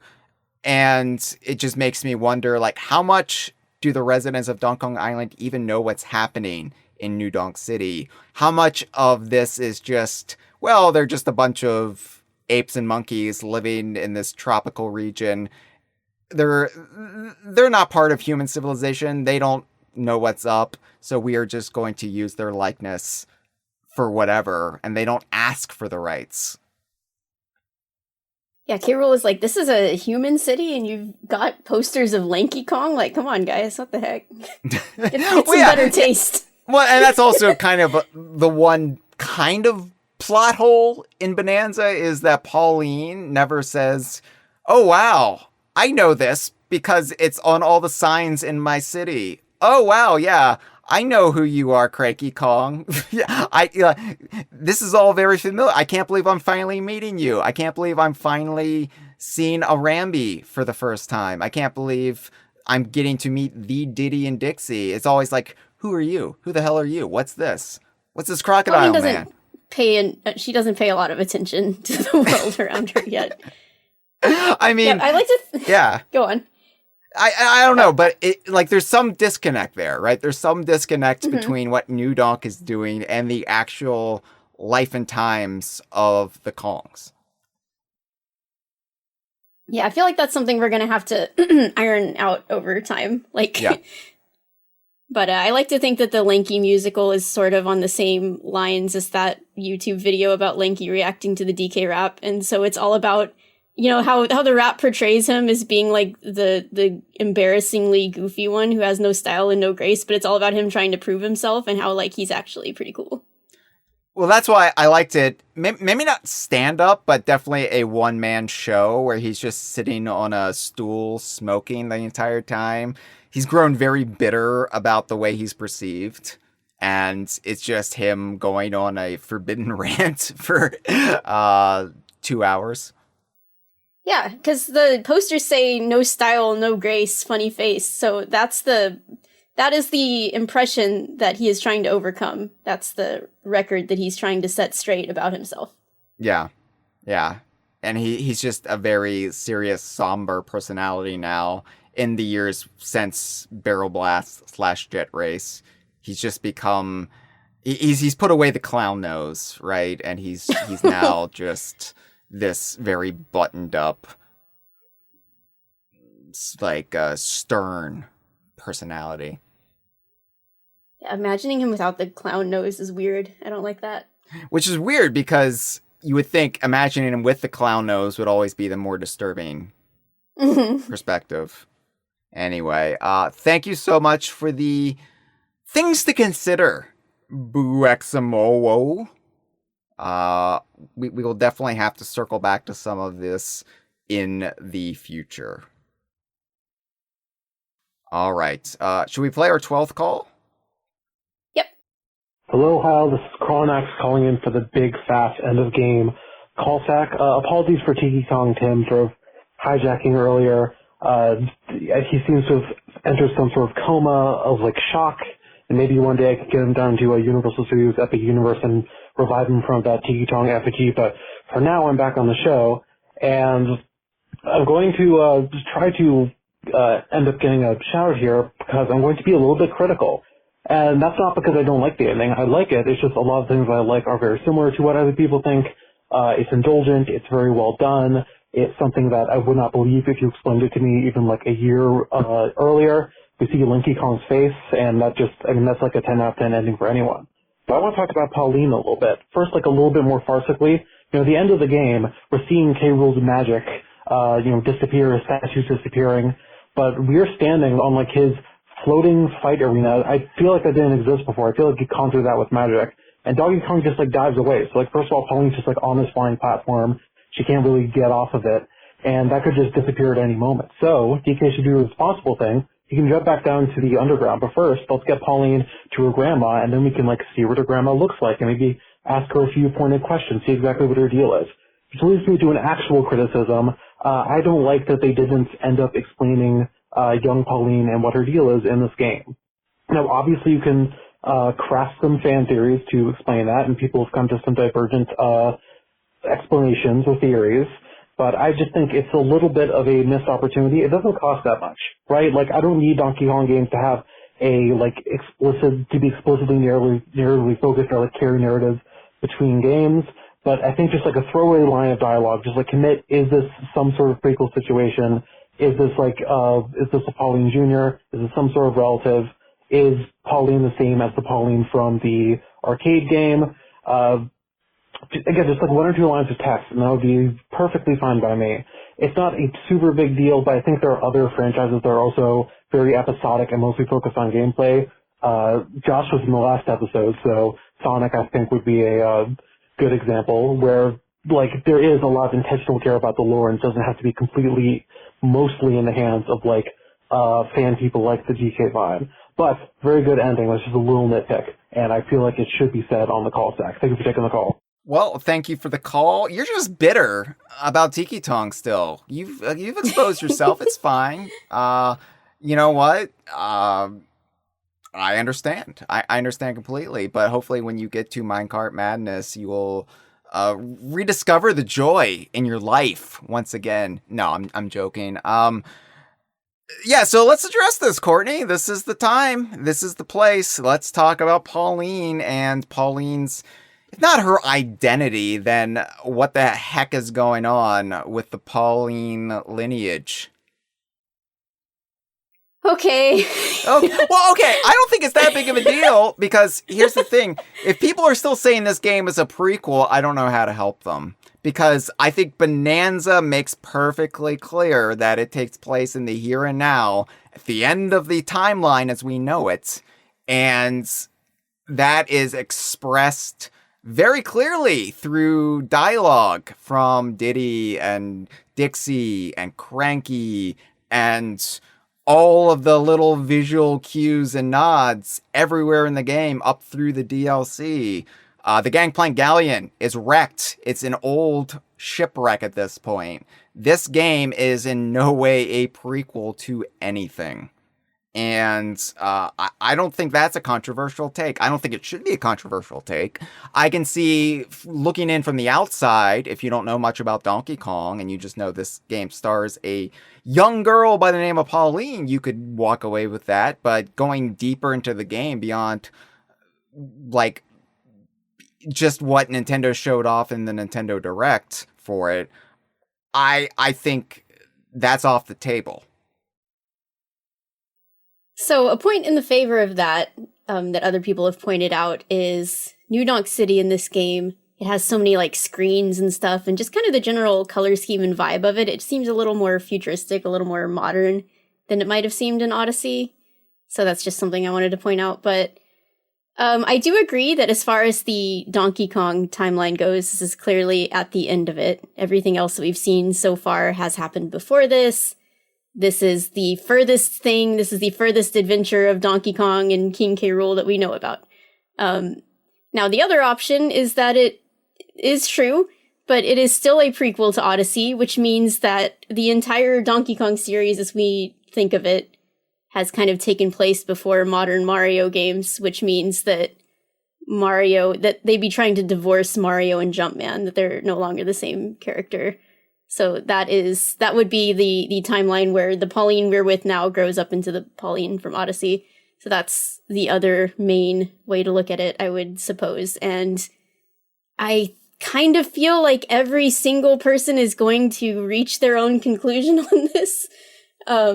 So I am really hesitant to try and come down hard one way or the other. I think they purposefully left it ambiguous for people to sort of read it the way they want it to. And like I said last time, maybe in the future they will clarify it some more. But as for now, I think that they have done this on purpose. They want people to have their own fun theory crafting.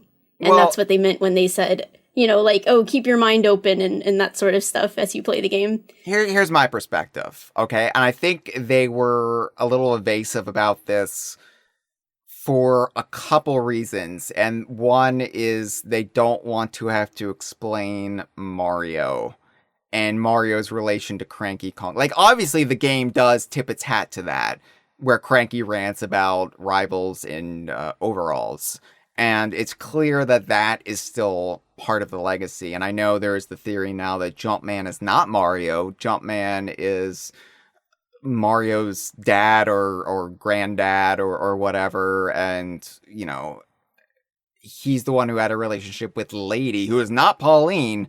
I think it's clear that for me, from my perspective, when I say it's clear, I'm just saying the way I'm perceiving it is that Pauline's grandmother, the unseen grandmother, is the character from Donkey Kong Arcade, Lady, or Pauline OG. Now, the question that they are trying to get around is the Pauline in Odyssey and from the Mario versus Donkey Kong games and Mario Karts and all these other appearances, is that Pauline's daughter and this Pauline's mom, or is that Pauline just a grandma who has kept it tight?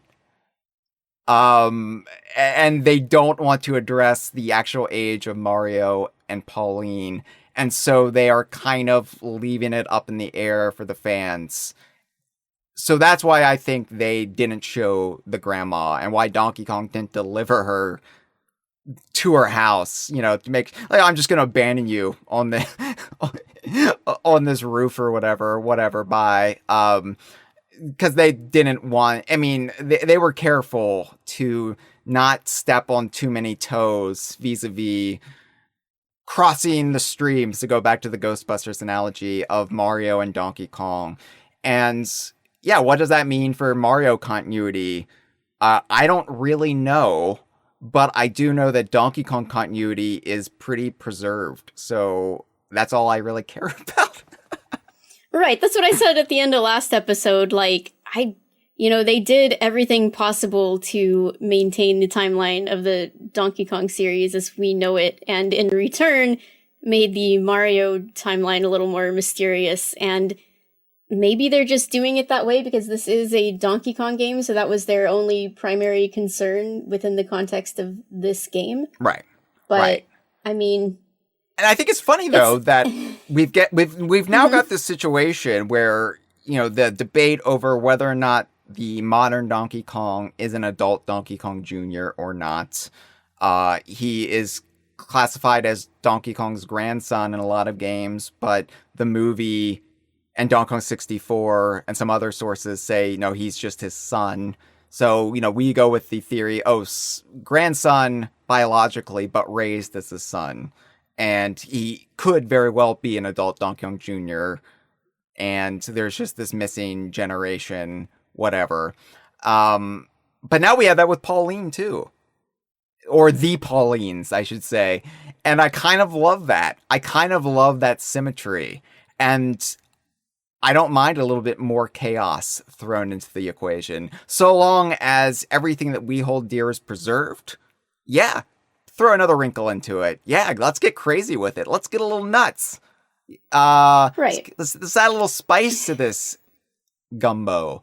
And I really like that we don't know if the Pauline that we have been seeing for the last 20 years is the same Pauline from the arcade, or is she? And she just looks really good for her age. And maybe Mario is in his 60s and just keeps spry, keeps to the mushroom diet does him wonders. I don't know. So I like that. I like that. Yes, Mario is more nebulous, and I realize how infuriating that must be. But as a longtime Donkey Kong diehard, it makes me chuckle. It just makes me laugh. And I'm like, yeah, welcome to the club. Right. And I just think this is one of those things that we have to be prepared to not reach a cohesive answer on as a fandom. People are going to have different ideas on it, and that's okay. There's no one true, clear answer. Like, there's not a certain amount of evidence you can put together and point to and say, yes, definitively, this is the answer. There's just different ways to interpret it, and people are going to interpret it whichever way makes the most sense to them and which makes the game and the story most satisfying to them. So it's just something that we have to live with. And we did talk about this way back on the lore episode, that there was a chance that this game was going to do something crazy that, you know, didn't necessarily resolve in a neat manner with a neat bow tied on it. And that was part of the fun of fandom, was that it would lead to debates and discussions for years to come, and that we would learn to live with it and move on. And that's just part of the fabric of it all now. Yeah, and I think that Bananza's done such a good job of preserving so much that I don't mind having my perspective shifted just a little bit and rolling with it. I mean, that is just part of being a fan of something that never goes away, that never ends. And yeah, you just kind of have to adapt. And look, the one thing I will say before we move on, because we don't have any definitive answers now, but I will say that if this young Pauline, this 13-year-old girl who, let's say, makes her debut in Donkey Kong Bananza, and I do view her as a new character, if she is being raised by her grandmother, then what the heck? Why isn't adult Pauline, as we've known her for the last 20 years, if that's her mom, why isn't she doing any parenting? Why is she leaving it to her grandma? So, like, that's why I'm kind of leaning towards, oh yeah, so the Pauline that we know is just maybe she had a daughter daughter or son at a really young age, and then they had this Pauline at a really young age. They could still be relatively young and be a grandma, and that's kind of exciting. That's kind of fun. All this procreation happening in New Donk City. Yeah, everyone saw Lady in the Kong, and it made them so uncontrollably horny. Oh my god, there's just so much sex happening in those cyan and magenta tinted windows. I do want to say that I wanted to point out one thing about the call, which is I don't think they end up just still being on the boxing ring. I think that it disappears magically and they end up on the roof of City Hall at the very end. They're not just standing around on K. Rool's floating platform. Yeah, they get somehow delivered safely. So. I took it, all that stuff, all that Kremling shit that was being steamrolled over New Donk City was just the power of the Banandium roots in K. Rool's clutches, and it just magically manifested, and then when K. Rool was divorced from the root, it went away. Mm-hmm. But, you know, this caller seemed to kind of get the... Like, I see what you're saying about, like, maybe DK shouldn't have walked Pauline back home because they didn't want to show Pauline's grandma, but I did feel the ending was just a little bit abrupt, and I think this caller kind of understood the criticism I got at the very end last time, why I still think that the actual ending cutscene isn't like the top of the top peak video game ending for me, but you know, it was good. For me, the emotion of it was what sold it to me, and I'm a softie. They needed to hug. The Noipoi says in the chat, yes, they needed to hug. They didn't hug. Why didn't they hug? I mean, I know that Pauline, like, rides on DK's back the whole time, so maybe that was enough physical closeness to last a lifetime or something, but right. They should have hugged. If they had hugged, I would probably have a completely opposite feeling on it, but... Yeah. I mean, boundaries, you know, Donkey Kong doesn't want to hug somebody. Maybe they don't like that. Maybe they don't like physical contact. Yeah, maybe Pauline's just not a hug person, and she told him that in some unseen getaway dialogue because she tells him everything. Also, maybe Donkey Kong just really had to go to the bathroom and he was trying to get that away. was his wish that he wanted to fulfill, was he's just, I really gotta pee. And also, maybe Donkey Kong was a little nervous about being in a human city because he's like, oh no, everybody's going to be so horny for me. I need to get out of here. I also think that might be one reason why Donkey Kong didn't deliver her home. It's because how awkward would that be? I mean, so much of Bonanza is resolving this generational trauma between the Kongs and the Paulines. No matter how you ascribe the Pauline lineage, it is about putting that like awfulness from 1981 to bed. Not in the way just Andre suggested in the live stream where Donkey Kong Jr. and the middle Pauline ran off together. But like it is about like finally washing away the sins of young Cranky, right? And so if Donkey Kong had shown up and it was like this old lady, emphasis on lady, and she's like, oh no, not again, and she shoots him dead, that would have been a downer of an ending, I think. So best just avoid that. Yeah.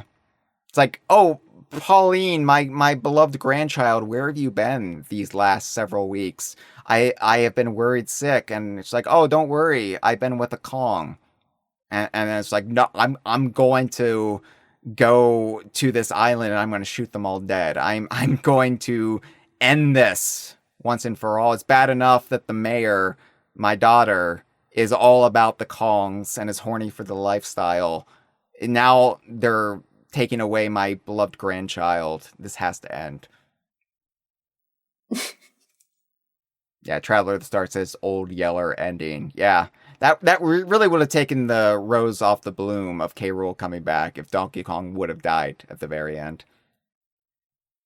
Yeah, they survived K. Rool, only to be killed by an old lady Pauline. Yeah, I could just imagine then, like, just a very somber end credits, like Conker's Bad Fur Day, where you're just left thinking, what the fuck? Yeah, it's just old lady Pauline sitting on a throne like Conker, and she just has DK's skinned body as a rug in front of her. Oh, well, thank you for the call. Thank you for, again, posing interesting questions and things to consider in the future. Are you ready for lucky number 13? Yep. All right, here we go. Hello, Hyle and Courtney. This is Claire, and I was just calling in about the final level of Donkey Kong Bananza, the Planet Core. And I also just wanted to thank you guys for just making all these episodes about like each level in Bananza. It's been really cool, and I really liked how you guys have really been taking your time with it. So yeah, the Planet Core is like one of my favorite levels in the game. And it's home to my favorite location in the game. That is the Fractone Cradle. I really like the music that plays there, how it's like a slowed down version of like the Fractone Village theme, with like from near the start of the game. I always love when games do this, where they incorporate music from the beginning of the game into something from the end of the game. It's one of my favorite things a soundtrack can do. And I'm gonna be honest, when I made it to right before before K. Rool fight, and I found what I thought was Exploratone's grave, I did actually tear up a little bit because I got really attached to Exploratone. And then later when I was coming to that area, I found that Exploratone was literally resting there, as in Exploratone was asleep and you could find Exploratone. So I was relieved to see that. So yeah, Donkey Kong Bananza is such a great game. I really love calling in about my ostrich theories, and I remember one person, also had the same theory as me, saying that one of the ostriches is Minogue the ostrich from Donkey Kong Country 2 on the GBA, I think it was. And I will add fuel to their theory and say that the reason why the ostriches there have black feathers and aren't like colored like the ones in that game, I don't know, maybe the Kremlings painted their ostriches. There you go. It's canon. But yeah, thank you for going through this series. So, goodbye. Well, thank you for the call, Claire. I mean, that's always been my headcanon that the racing ostriches in Donkey Kong Country 2 for the Game Boy Advance had painted feathers. I think that is a pretty, easy read to have on why they're all tarted up like that. Yeah, makes sense. They're dyed. Yeah. The Kremlings have no respect. The Kremling Krew has no respect for the beauty, the natural beauty of the ostrich, and so they have to just come in with their buckets of goop and slop it all over them. But yeah, a Fractone Cradle, we talked about this, Courtney. We talked about both that and the Explorer Tone, the kind of twist, not twist, but the fake out with the Explorer Tone, and how they were both highlights of the Planet Core that had nothing to do with the Kremling Krew, which I did appreciate the Fractones, even in the midst of all of this fan service, of all of this jubilation that the prime baddies of the DK series are back in full force, we still had time to acknowledge and celebrate and kind of wrap up the story of the Fractones and their origins.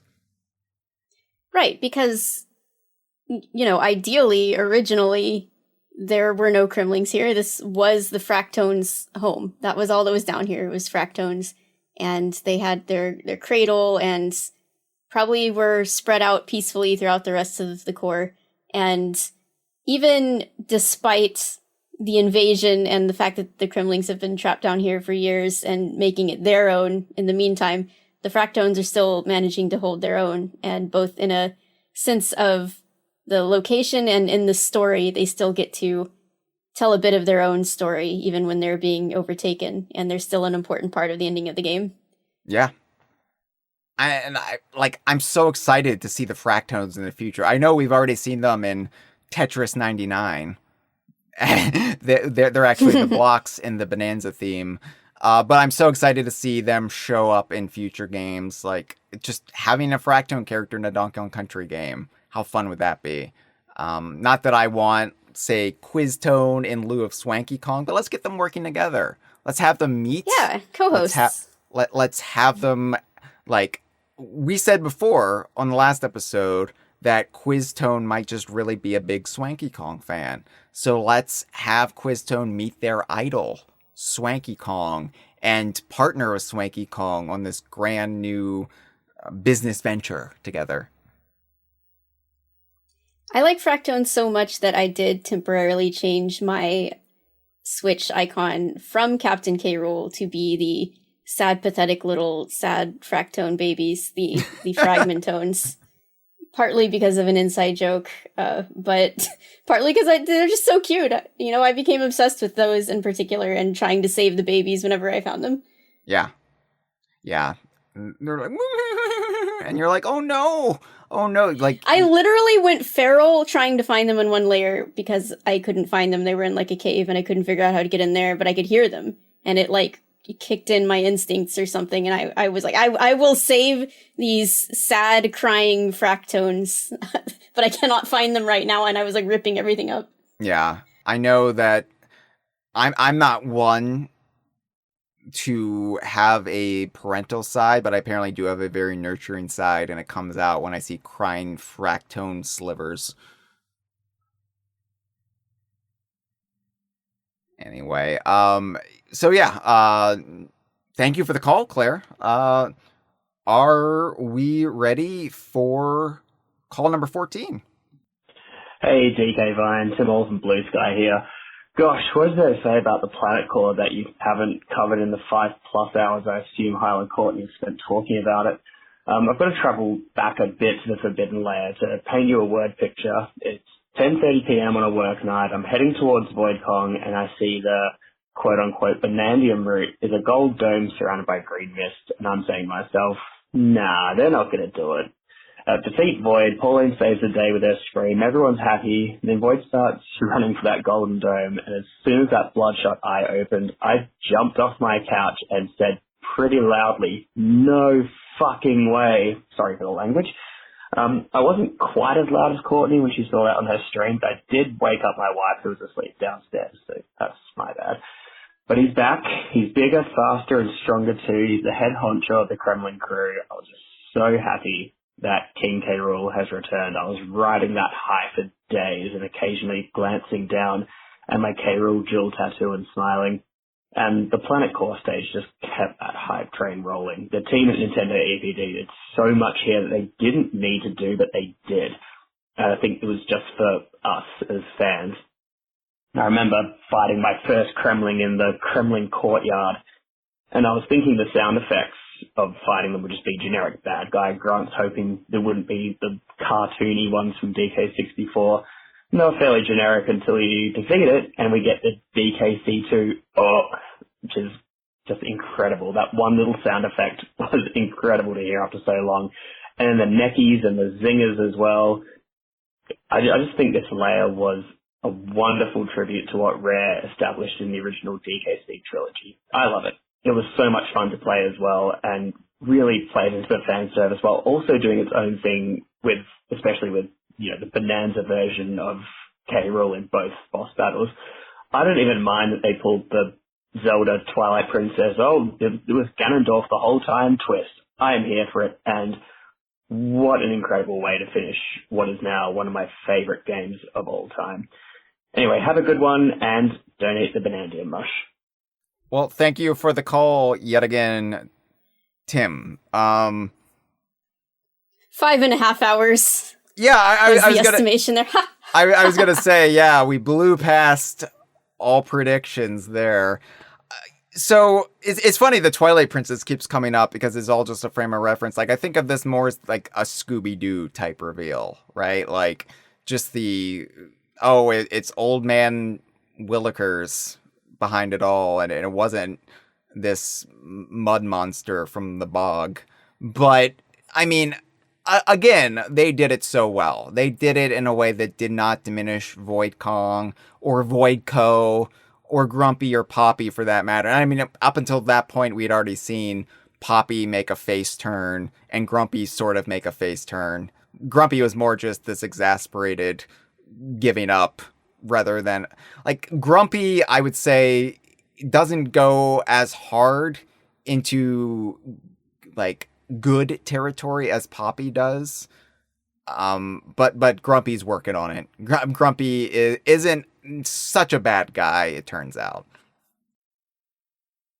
Right. And I don't have a ton to add to this call because obviously it's just another one of those that captures the elation and the joy of how we all felt in that moment. And it's just good to have more of this documented, even if I don't have a lot to add. And that's the thing. Like, we're all pretty much on the same wavelength when it comes to a lot of this stuff, which might not make for such scintillating chat, but it is good to all share this together. And it is a great, as you said, historical document. It is a great time capsule of this very unique moment for the Donkey Kong fandom that, as we've seen throughout the years, as I've seen since we started DK Vine back in 1999, ow, my back, I think that the perspectives and the viewpoints of the Donkey Kong fandom will forever change and alter and adapt to new games and new information and new blood as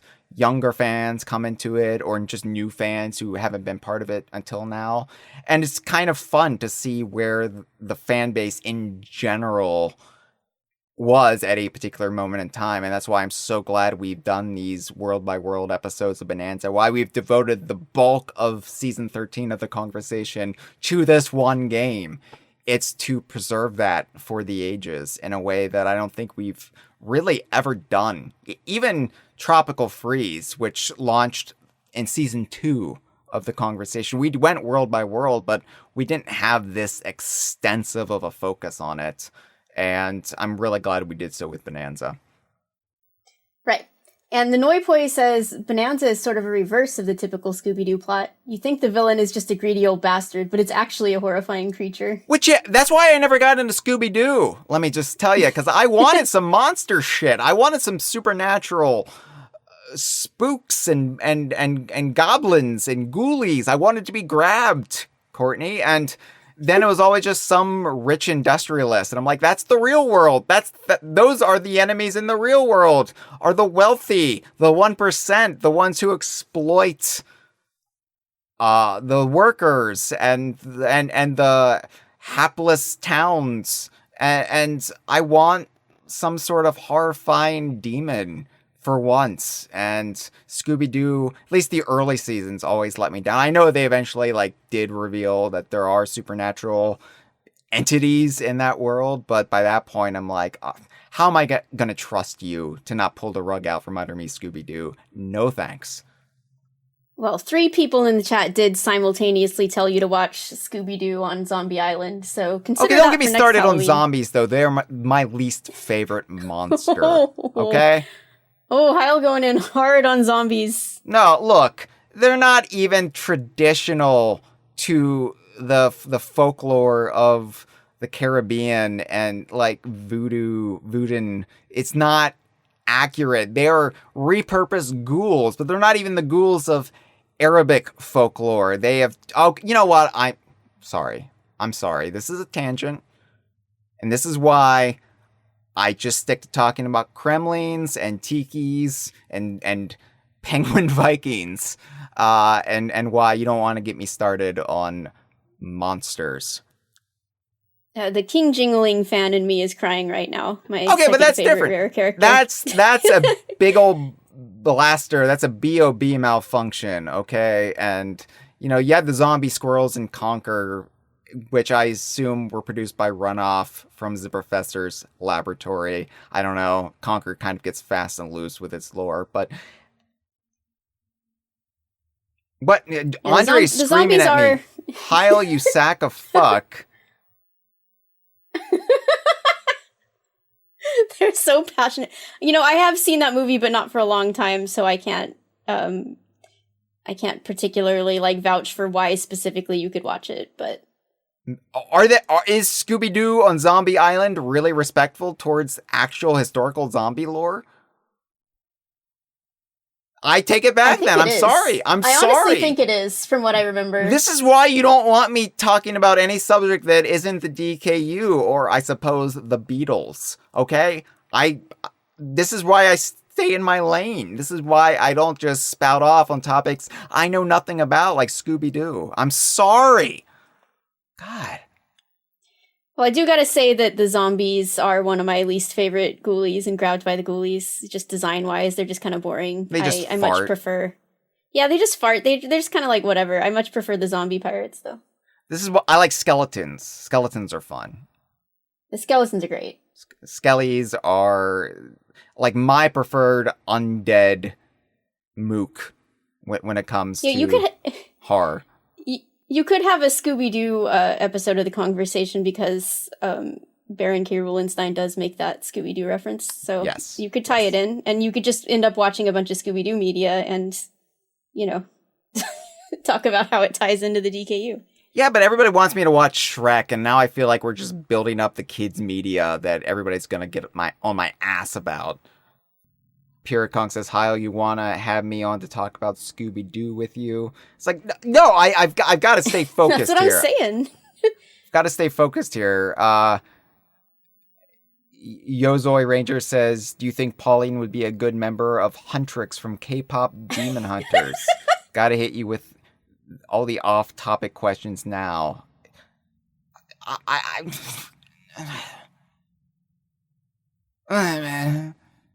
right.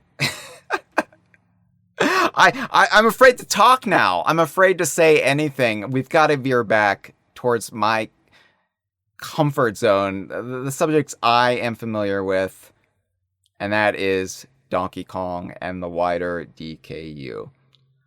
All right, so we've got another comment that was sent via DM on Blue Sky. Would you like to read this one, Courtney?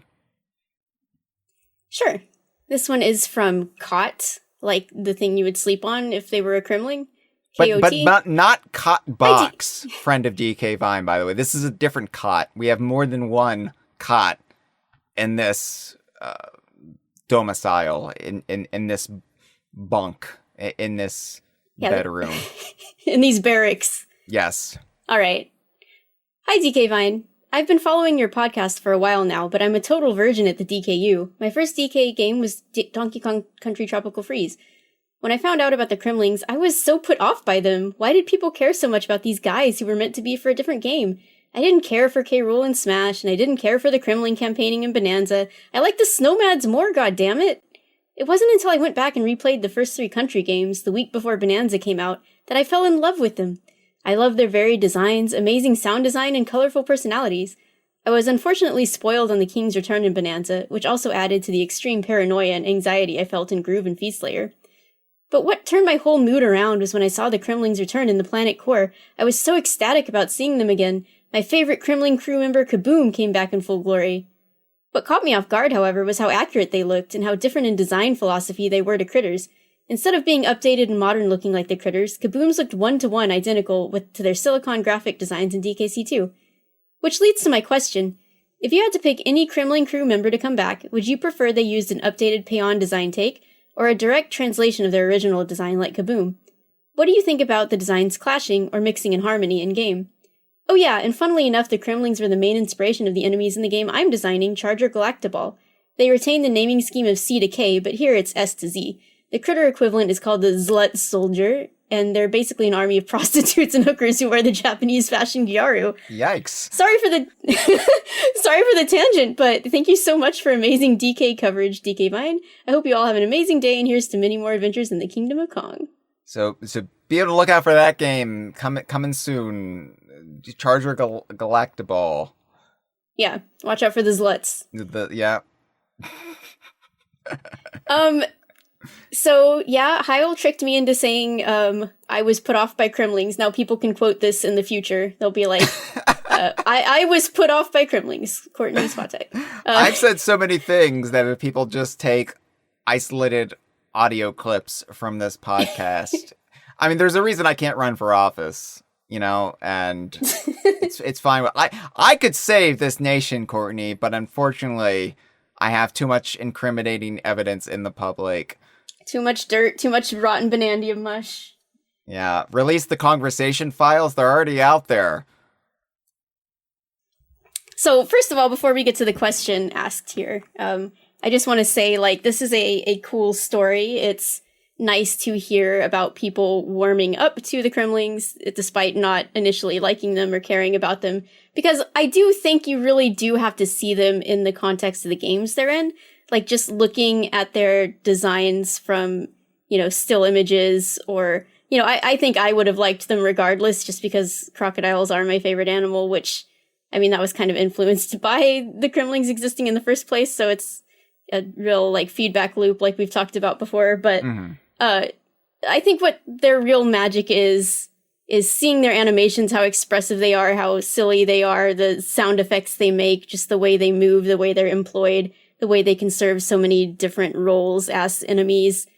So I think you do have to play an actual Donkey Kong Country game to really see why people love them so much and why people love K. Rool so much. So it's cool to hear that your opinion on them turned around. That makes me really happy to hear. It's also really cool, though, because we saw that with K. Rool during the Smash ballot, how many people got on board with the concept of the character and what the character could bring to a game like Smash Brothers. They fell in love with him without even being part of the fandom or having grown up with those games that he was in.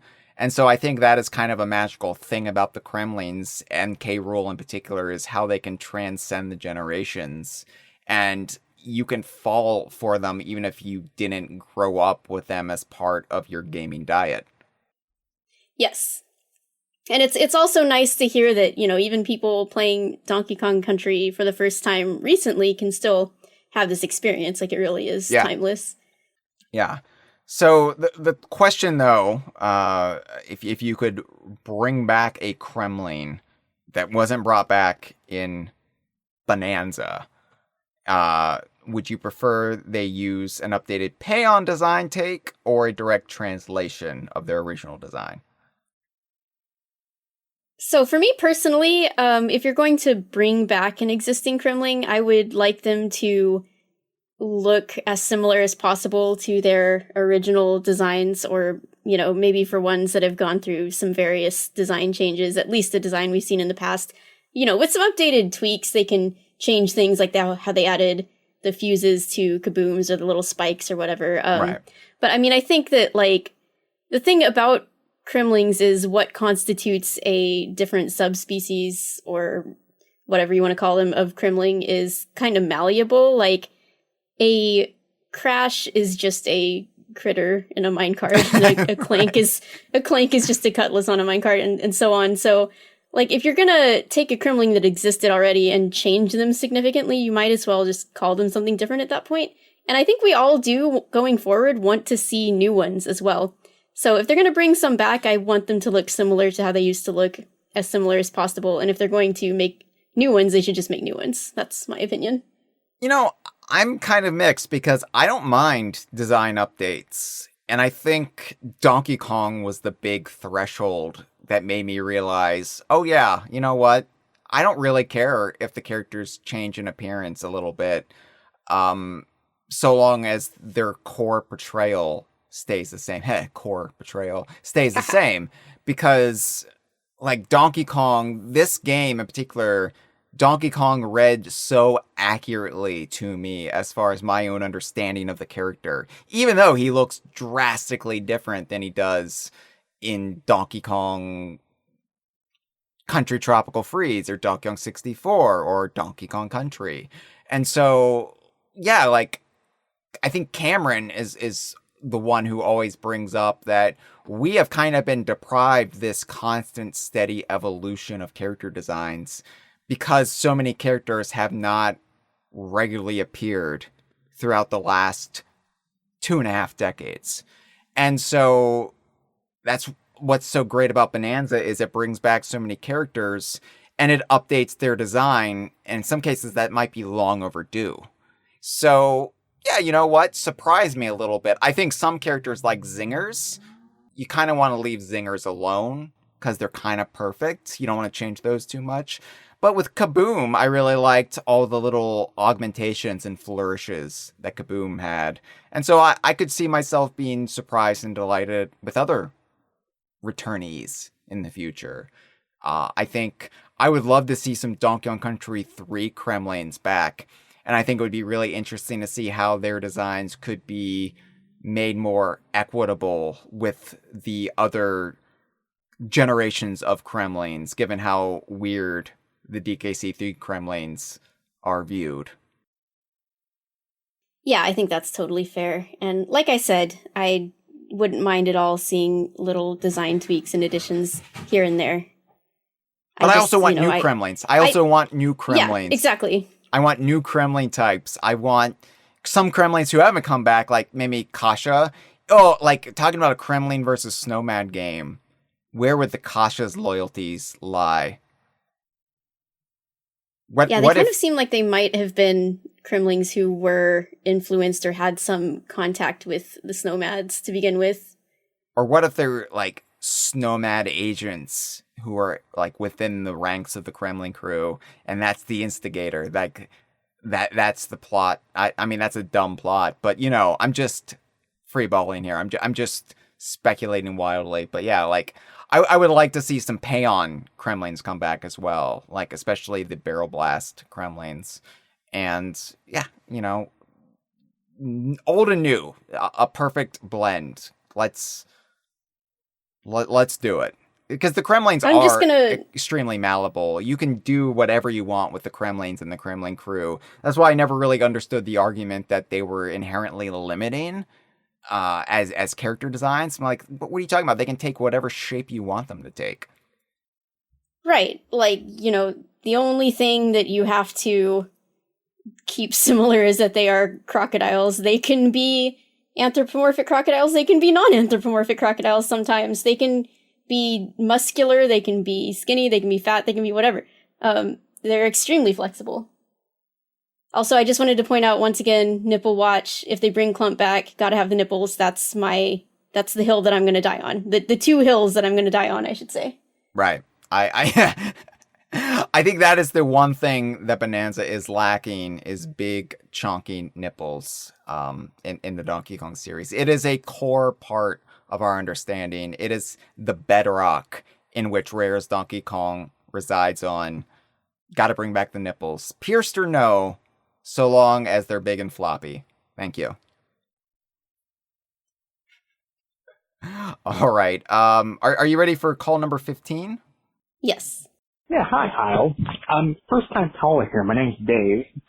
I'm calling to get your opinion on something. So I finished Bonanza, like I assume you and whoever your co-host is, and it surpassed all my expectations. I was excited for it when it was announced, but I wasn't completely sure if it was like honor the DKU as a concept or be like a bold representation of what Donkey Kong can be. But I know it ended up kind of being a bit of both. Got return of the Kremlings again, old DK villains, and we got, I think, the best original villain the series has had since Rool. My question for you is that, not that the game's over and presumably they're done development on it, I remember there was an interview where they said they wanted to try to do like a 2D DK game too. I presume like a new take on Donkey Kong Country. So my question is, do you think that if that happens, and assuming the Kremlings are going to be in it again as the villains, are they going to do it like what Rare did with them back in the day, where they always had like a different theming to them? You know, there's like the first country was like a military theme, then there were pirates, and soon the third game was like a scientific experiment gone wrong. Or do you think there's going to be like basic, like maybe DK season callback and like, you know, basic look for the Kremlings? Anyway, it was good to talk to you again, and I hope you get a chance to my question. And thanks again. Well, thank you for the call. I'm gonna let Courtney answer this first, because I'm kind of curious what she would think about this. New Donkey Kong Country game, let's say that is the next in line for the Donkey Kong series, which I think is a reasonable expectation. I think even when we were leaning towards this being a 3D Donkey Kong game, this big EPD project, I think we always thought it would be followed with another 2D Donkey Kong game. Kremlings, like, do you think they should go in a particular theming, or should just be more of a general, hey, the Kremlings are back from the very beginning of this game, and we're just kind of gonna have a blended family of Kremlings?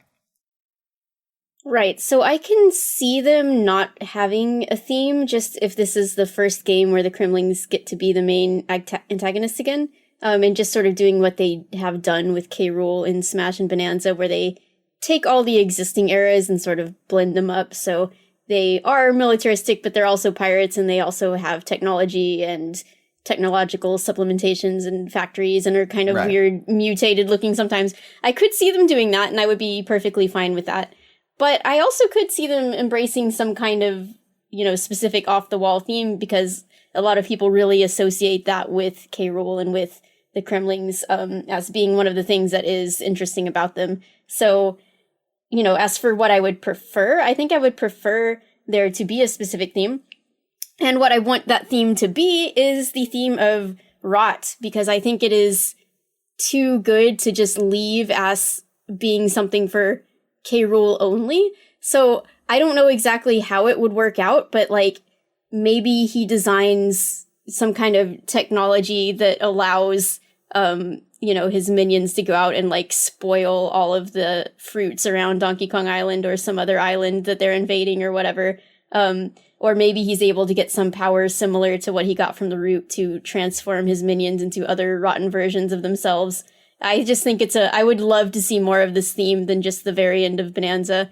And I actually, a while back, designed like a Clump and Crusha version of like the King of Rot, but for them, the General of Rot and the Guard of Rot. I had a lot of fun doing that. I think there's a lot of potential here. So when you suggested rot as a theme, I was really worried you were going to pitch me Kremling zombies, and I was going to get back up on my soapbox and make people mad at me. So it's a fun way to do a similar theme without actually being zombies, though. It's like it's a good twist on it. Yes. You know, if they did a theme, I think I would be okay. You know, a lot of Kremlings must have just been deserted in New Donk City. So let's see them be urbanites. Let's see them be like, you know, the old Donkey Kong land render that we call Commuter Kong or City Kong or Hat Kong. Imagine that, but for the Kremlings. Like, imagine Clump with like a briefcase that he like holds up over his head when you try to jump on him. I don't know. Like Kremlings who have adapted to the urban jungle. Yeah, I like this a lot, and that would tie in with I don't know, just I've always seen over the years a lot of depictions of a potential theme K. Rool could have, where he would be like some kind of just fancy, like either like a mafia boss or just some kind of other ruthless capitalist, like city slicker type. Yeah. Yeah. I could see that. Where I start to kind of lose interest is when people just are like, Cowboy K. Rool. And I'm like, does that really fit Donkey Kong Country, though? I mean, I know, like, Mad Scientist on the surface doesn't fit Donkey Kong Country, but, like, you would have to make it work while still having Donkey Kong Country type worlds, in my opinion, at least. If you get too far afield from the heart of Donkey Kong Country, as in the natural landscapes and environments, I start to, like, I don't know, lose a little interest because it doesn't feel like it would be honoring the true spirit of the series to me. Right, and I think it's important to also choose something that fits K. Rool as a character. Like, you'd have to consider it from that perspective. It can't just be that he goes to Party City and closes his eyes and points in a random direction. He's like, okay, I'm gonna be this today. Like, I mean, being a mad scientist might have seemed a little off the wall at the time, but it does fit him. And even being a boxer fits him when he is, you know, he's lost control of everything and he has nothing left to him but to use his raw power to try to overcome at the last minute. I'm going to go to Spirit Halloween and I'm going to be the slutty mechanic. Excuse me, the slutty mechanic. And, slutty mechanic. And oh boy, I'm gonna make Donkey Kong all hot and bothered. I want to see Clump in this slutty mechanic outfit, actually. Actually, you know what? This has been sold to me. I now want the Kremlings all as slutty mechanics. Actually, maybe that would work better for a Diddy Kong Racing sequel. Thank you for the call. All right, let's play call number 16. Hey, we have now reached as many calls as there are worlds in Donkey Kong Bananza's base game. It's also kind of the halfway mark. Oh, God. Let's go. When I heard there was a conversation, I just knew who to blame. Just had to find out where he was sussing out to. But no, it's me, Skips, once again, and I don't want to go overboard with my little sappy little ending to all the Bananza stuff, because there's probably a lot of calls already, but yeah, I really appreciate like this whole hype cycle being with all the DK Vine people, and especially with all like you, Hyle, a bunch of other people I can name off, Courtney, Hibby, Grunt, Bayan, all these great guys that we were able to like be with around during this whole speculation has been great. Like talking about like hyping up like whether K was going to be in the game or not, and turns out he was. This character like means like so much to me, and being able to like celebrate him even more now after the fact, it's just like such a cool thing that all of this like I think like 10 years now since the ballot, and you can see all the effects of it now, like all unfolding within the Donkey Kong brand. Like just K. Rool is just fully back. He even says it himself in the game. K. Rool is back in action. So yeah, this has been great, and yeah, love you guys.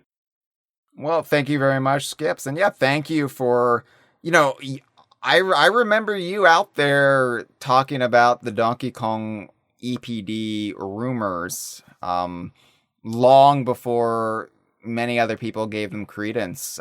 So you have been championing just the concept of Donkey Kong Bananza before it was in vogue. And then, you were such a big part of the pre-release hype cycle. You were the one who studiously pored over the details. You were the one who found the Northern Hemisphere map, which I think was a big turning point. It was a big turning point in the hype for longtime Donkey Kong fans, because that's when we knew, okay, we don't really have much to worry about. If they're going that hardcore with the universe, celebrating it, then this game is going to go to places that will surprise us. And it certainly did at that. Right.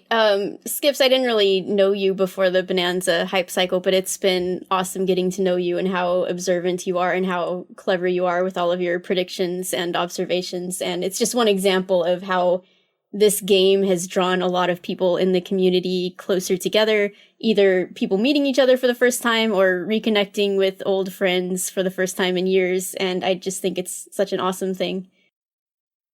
Yeah, I don't really have anything else to add to that. I am in complete agreement, and I think you can sleep well now, Skips.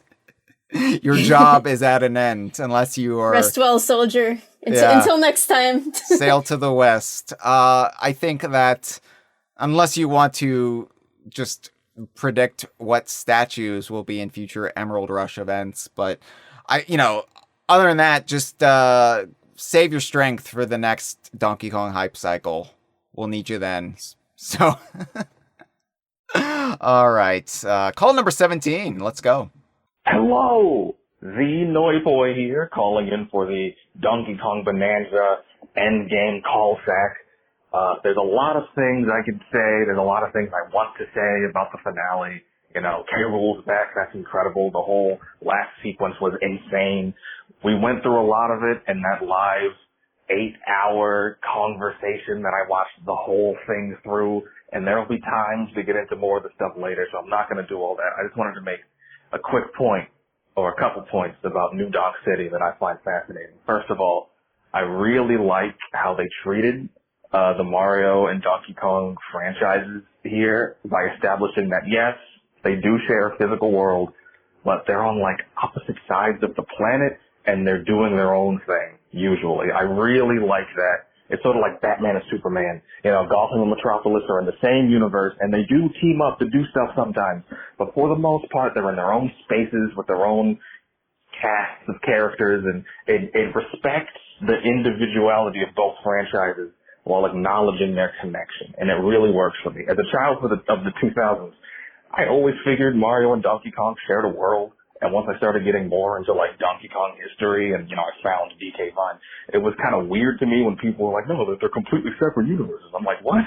What do you mean? I mean, I understand the perspective, especially if you came up in the mid 90s when that kind of was the case. But for me, I'm happy that they established that this is the same universe while keeping their individuality. I really do like that. And it makes the world more fun for me. While Mario's off saving the princess, Donkey Kong is doing his own thing, and in the corner, Banjo's doing something, and Conker's depressed. It makes the universe, the whole universe, very fun for me. And secondly, I think having King K. Rool take over New Donk City, this legendary piece of modern Nintendo iconography, is such a power move. It's saying to new fans and anyone who doubted him, look, this is King K. Rool. He is important to the Donkey Kong series, the wider extended Marioverse, and Nintendo as a whole.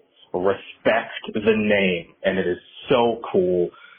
Donkey Kong Bananza is such an incredible game. It's one of those games that makes me sad that I've played it, because I can never play it for the first time again. But I'll always have that experience. It was beautiful, and it was beautiful getting to experience the whole thing with all of you guys, even from the very start, with just rumors that EPD was doing something with that goofy monkey in the necktie. I followed the whole journey up to here, and it's been incredible. And I can't wait to see what comes next for the Big 8. So thank you for having me. All right, catch you later, guys. Thank you for the call, the Noi Poi. And you said Big Ape at the end, and it made me think of something. And maybe now's not the time or place, Courtney, but it came up in the call. So it is interesting, right, that New Donk City is portrayed as being on the opposite end of the planet as Ingot Isle and Donkey Kong Island and what we'll call the Rare Archipelago in DK Vine terminology, right?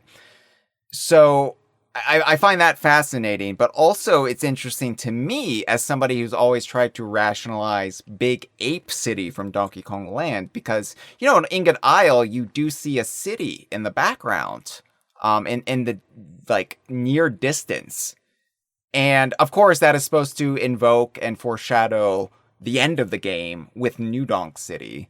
And I'm sure that's the most generous interpretation of it, but in my fevered brain, I'm thinking, oh, so that's not New Donk City. That's the local Big Ape City. Because remember, Courtney, K. Rool has said, oh, this is a human city, as if he's never been in a human city. Oh, but what about the end of Donkey Kong Land? Yeah, they're separate cities. How does that work? I don't know. I'm just an idiot. Okay, Hyle, real question. Have you ever read the novelization of Donkey Kong Land, which is called Donkey Kong Country Rumble in the Jungle? Have I read it? It's on my desk right now. Okay. Well, in that book, Big Ape City was originally populated by Kongs who decided they didn't want to live in the city anymore and they wanted to go back to nature, and then the Kremlings took it over. Also, Funky is shot down by K. Rool's army and becomes a prisoner of war, and a lot happens in that book, but right. I mean, that's kind of how I like to see it. Like, you know, Big Ape City maybe never had humans living in it, so there's and that's always been my interpretation of Big Ape City. I think where my perspective has now shifted is I'm willing to acknowledge that New Donk City is where the events of Donkey Kong 81 happened, and Big Ape City is actually the facsimile, the Kong-built simulation of New Donk. So I'm willing to divorce that aspect of my long-held canon beliefs, but I do think they are separate cities, and I think that is actually some evidence to lean towards that. Although, from a textual perspective, it's supposed to be foreshadowing New Donk for sure. I'm not saying that's not the intention, but I'm just saying logically making sense of it all, not just within Bonanza, but also in the total Donkey Kong series. We have to reconcile Donkey Kong Land, and I know a lot of people will be like, well, Donkey Kong Land's just not canon because it's the Game Boy game. Just shut up, it's canon. It's all canon. It's all canon! Yeah, Donkey Kong Land is very interesting, actually. It adds a whole lot to the potential story. Yeah. So it's very important in my opinion. I'm not on board the Donkey Kong Land 2 happened train, but Donkey Kong Land itself is... Oh, is that it's like the Ghoulies thing. It's a threat. I'm already on board with Ghoulies, so the next step is to get me on board with Donkey Kong Land 2 being canon. Once I get a hold of the Banandium route, my wish will be... Everybody acknowledges how great Grab by the Ghoulies is and how much of an essential pillar of the DKU it is, and also that Donkey Kong Land 2 is a separate canonical adventure. All right. Well, you know, I actually might... There's a lot about Bonanza that has changed my mind on some things that I had long been wavering on, so I can be convinced. Yeah. I'm willing to divorce Big Ape City as being the setting of Donkey Kong Arcade. I'm willing to do that. So, you know, I think, again, adaptability to having new information is very important for your own personal development as a human being, folks. I mean, don't become so rigid and shut off that you cannot adapt and evolve when you learn new things. That is part of the thrill of knowledge. Yeah, don't become like Cranky Kong and say the exact same thing every single time, except for like 2 lines. Yeah, although, you know, the new Donkers seem to love the young version of that. Get hot and bothered about it. All right, I've got another comment here from Blue Sky. This is from an anonymous user. They preferred to remain incognito, if you will. Said, should probably leave my thoughts on the end of the game before I forget again. I honestly just have no words. I spent the second half of 2023 and the first half of 2024 100% 100%ing every single mainline Donkey Kong game, from Donkey Kong Arcade to the Donkey Kong Adventure DLC in Mario Plus Rabbids, and everything in between, from the Game & Watch Gallery remakes of the 4 Game & Watch games to the new Play Control version of Jungle Beat, even making a quick pit stop to Diddy Kong Racing before Diddy and Funky were announced for Mario Kart 8 Deluxe's Booster Course Pass. This series just means so much to me ever since I was a kid watching my father play Returns on the Wii in 2010. Ow, my back. And I'm so happy to finally have not just a new Donkey Kong game, but to have every era finally unified, because I can find at least something to love in each one.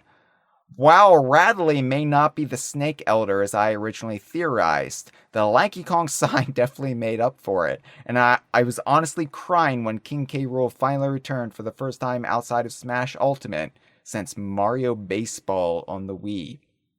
Hopefully Banjo and Conker will have their day in the sun eventually as well, but I especially want to give you a special thank you, Hyle, for keeping the fandom alive during this massive drought. Stay winning, everyone, not just Donkey Kong, especially DK64. Well, thank you so much for the kind comments. Look, I don't want to self-aggrandize. I was but a small component in a very small corner of the larger fandom. I'm happy to have played my part, but so many people kept this alive, including everybody just retaining their joy for it all, despite the lack of much in the way of new content. And I think, like, the thing about Donkey Kong, right, is that so many of us have stayed fans for so long because the qualities that spoke to us when we did become fans have never been matched by any other series.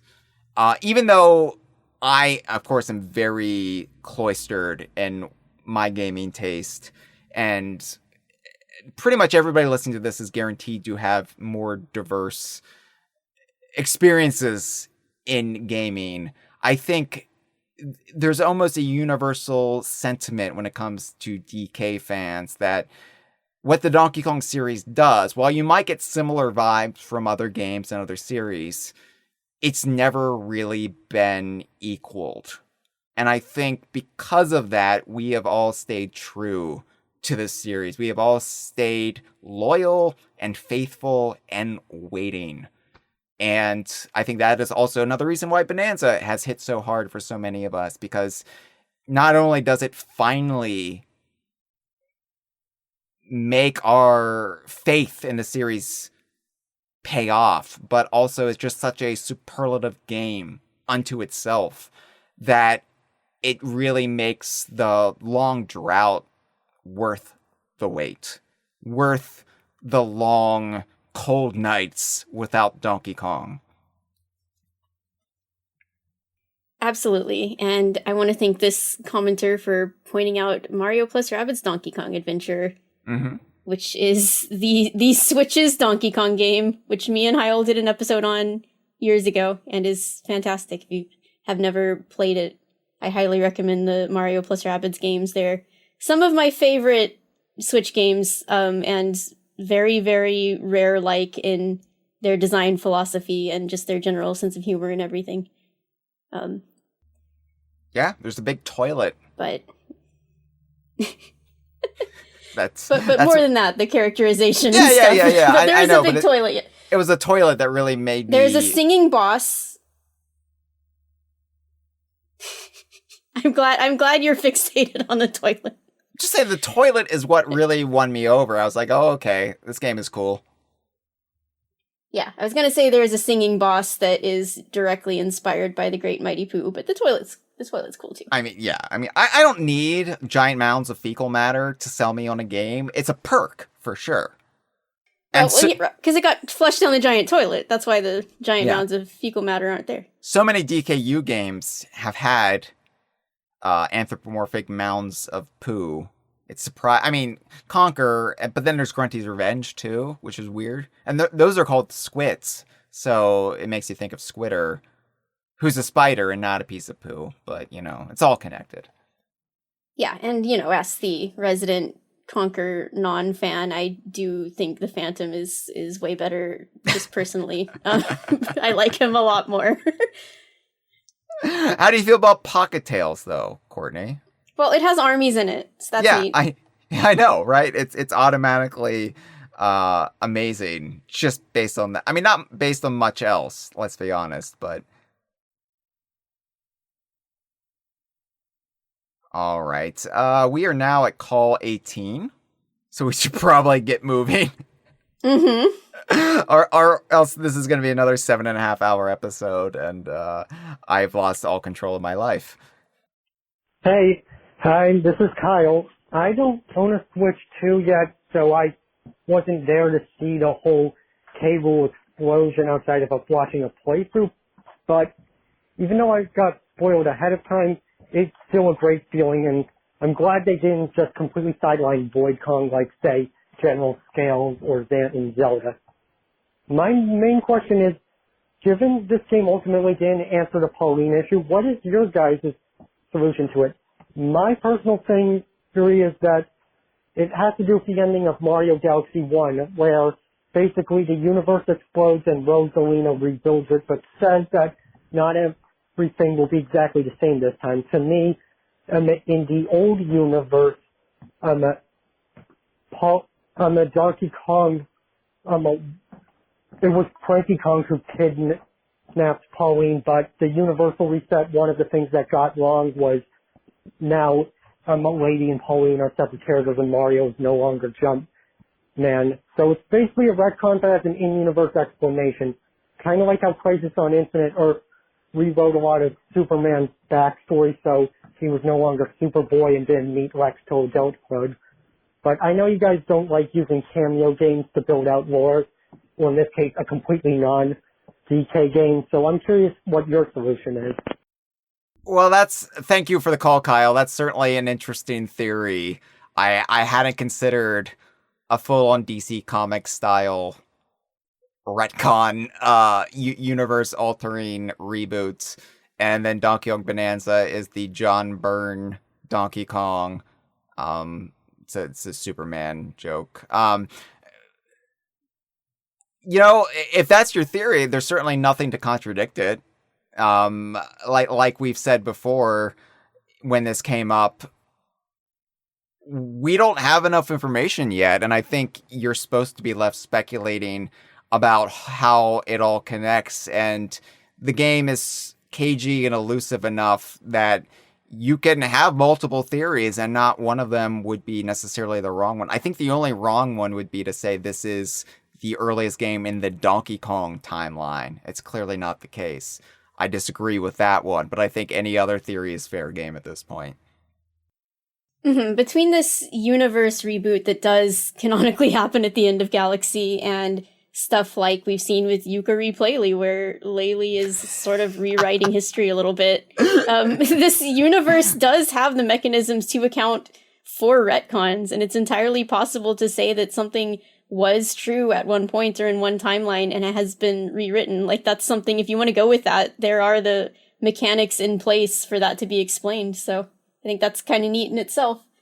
Yeah, I hadn't considered it's just Laylee having a bash at the one book late one night, and then all of a sudden Pauline is a grandmother. Laylee got drunk and she just decided to have a little fun. Laylee went to a matinee showing of Lady in the Kong and then just decided to write her own fan fiction about it. She would. Yeah, but like I said, I think that they've done this to preserve both Donkey Kong and Mario canon. Because here's the thing, right? And I know other people might disagree, but I think the original sin of all of this is Rare going rogue and aging up the Kongs because they were so attached to their Diddy Kong design. Now, that was the right call. That was absolutely the right call. Diddy Kong is such a great character that it was worth all the hassle. And I think it was such a fun conceit to make Cranky Kong the original Donkey Kong, right? It added so much to those games. And I think it was the right decision, but they did it without thinking, how is this going to affect Mario? how is this going to affect the earlier history that connects this series to Mario? At the time, it was like, whatever. Mario's not in this. And it wasn't until they started incorporating the modern Donkey Kong, the Donkey Kong Country Donkey Kong, Super Donkey Kong, into games, starting with Mario Kart 64, that it started to raise some eyebrows. And I think because of that, there's always kind of been this divide between the two series. And I think Bananza doesn't really reconcile that, but it has more fun with it by throwing more wrinkles into the mix, by adding more, maybe adding literal wrinkles to Pauline or Lady or whatever. We don't know. And I think it's fine. And I think just like is the modern Donkey Kong Jr., it might not be something they ever explain. And it's up to personal interpretation. And they're trying to kind of walk the fence a little bit and let fans on either side have their way. And I think that's acceptable. It might not go down smoothly for maybe some of the younger fans who are very like oriented towards like strict Wikipedia facts. But as somebody who is long engaged in the realms of fan debates, fan theories, fanon, headcanons, it kind of makes me smirk. It kind of makes the mirthful, merry side of me a little bit giddy with delight that we have more of this to debate. Right.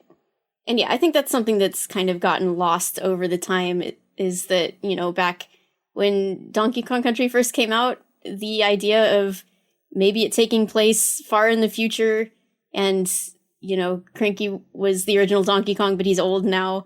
Like, it didn't really matter the relation to Mario. They weren't foreseeing the series, like, the series was diverging at that point from Mario, and they weren't foreseeing it, like, coming back around and being connected to Mario again with all of these crossover games. So it wasn't something they really needed to concern themselves with at the time, and it only really became a problem later. Yeah, and I still think, though, that Bananza does such a great job of keeping that sentiment, aside from New Donk City and any shared heritage with Donkey Kong Arcade. They never bring up Mario. Like, Mario is just not part of this. He doesn't come up except for that one time with Cranky.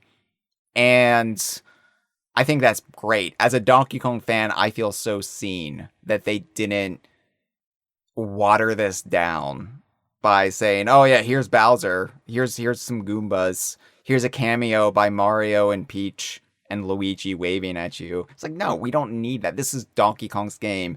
And Donkey Kong's iconography, Donkey Kong's characters, Donkey Kong's side of the planet is so robust that we don't need any of that stuff in a Donkey Kong game. Yeah, Nintendo has the confidence in everything that the Donkey Kong series entails without having to try to, sell people with Mario. Like, it can stand on its own. And there was something about we were making the comparisons between K. Rool and Bowser and how it's not actually apt to compare them. But one thing I forgot to mention is with the Kremlings or K. Rool getting this new logo, which really is equivalent to Bowser's logo, to me, it's them putting K. Rool on the same level as Bowser, like saying this villain is equally as important as Bowser. And, well, that's a delight in my mind. Yeah, because to me, he always has been, and it's only just for lack of appearances and lack of Donkey Kong games that has kept that from being the actual reality. But in the Rare Archipelago, on my side of the world, you better believe that is the case. All right, well, thank you for the call. All right, number 19. DK Vine, you guys did it. You finally got to the end of the game. It's months that us have been here, and you guys are there now. So I'm stoked because now I can listen to all the content that comes with it. What's up? It's Nick Vez here, also known as DKRDS. Have to throw it in there. While I do love the Forbidden Lair and all the accoutrement that comes with it, all of the amazing Kremlings and everything that we see, and the planet core and fighting King K. Rool. I mean, it's fantastic. But did it feel a little too late for you at all? I like now sitting back with the game after having beat it, whenever it came out, it feels like a long time ago. I just kind of wish that we got to play a whole game with all of these characters in it the whole time. Like, I couldn't help but feel just a little slighted that they're only here at this very end is when I can finally see the Kremlings. And then even in the post game, they don't really show up. Delete this call. I don't know if that was a spoiler. Sorry. I love you guys. Well, thank you for the call, Nick. I'm gonna leave it because I feel like at this point it's a pretty light spoiler, and we're gonna be talking about the post game on the next episode, so it's whatever. At this point, the big spoiler: the bandage is off. Like,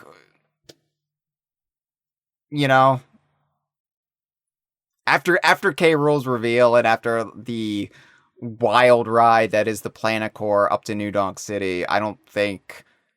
I mean, there's maybe some light spoilers in the post game that we don't want to touch upon, but I think at this point, yeah, we're good. I don't think it was too late for me. I think it felt rewarding the way they did it, especially because it did play up the history, as we've said, both in universe and more metatextually, of K. Rool's absence, of the Kremling Krew's absence this long. And look, I'm always thinking about the long game, right? This is just the first Donkey Kong game of a new era. And so my thinking is the next game, be it a Donkey Kong Country style game or something else, that's potentially going to be where we go all in with the Kremling Krew from the start, with the hype cycle. Every single world, every single level will feature them. So I think you needed to do something special to bring them back into the series. And I think Bananza did it perfectly in my estimation. Right. I was, we've already kind of covered all this, but I do think the way it worked out was just perfect. And I was kind of expecting there to maybe be some kind of mid-game reveal round about the junction, since that's the point where, that's pretty much all that we had known about the game in previews and screenshots, and all of that was before that point. And there was obviously, they had shown some kind of important cutscene happening there in, once we got there, you could recognize it. People called it like the pink layer or the pink sky layer, before we knew what it was actually called. So when I got to that place, I was like super nervous because they only showed snippets of the cutscene in previews, and people were speculating like, oh, are they looking at some other characters? Is there going to be some reveal of another villain at this point? So, I mean, they could have done like a mid-game reveal of at least what was happening, but I don't mind at all how it ended up shaking out and how they let the rest of the game and the story stand on its own. And then we still get this really satisfying ending. Right. And the satisfying ending still was a part of the story. It didn't feel like a separate adventure. It didn't feel like this tacked on thing.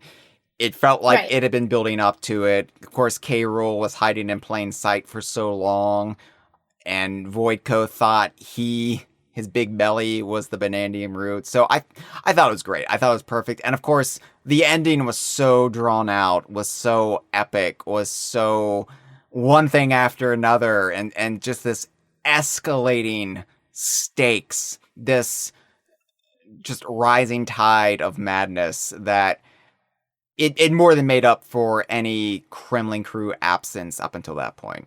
In my opinion. I mean, everybody's going to feel differently, but again, that's what the next Donkey Kong game is for. Now that they're back, now that's not even an issue. That's off the table, so we can just have them as part of the game from the beginning. And you have one shot. You have one shot at bringing the Kremling Krew back. And I think Bananza did it perfectly.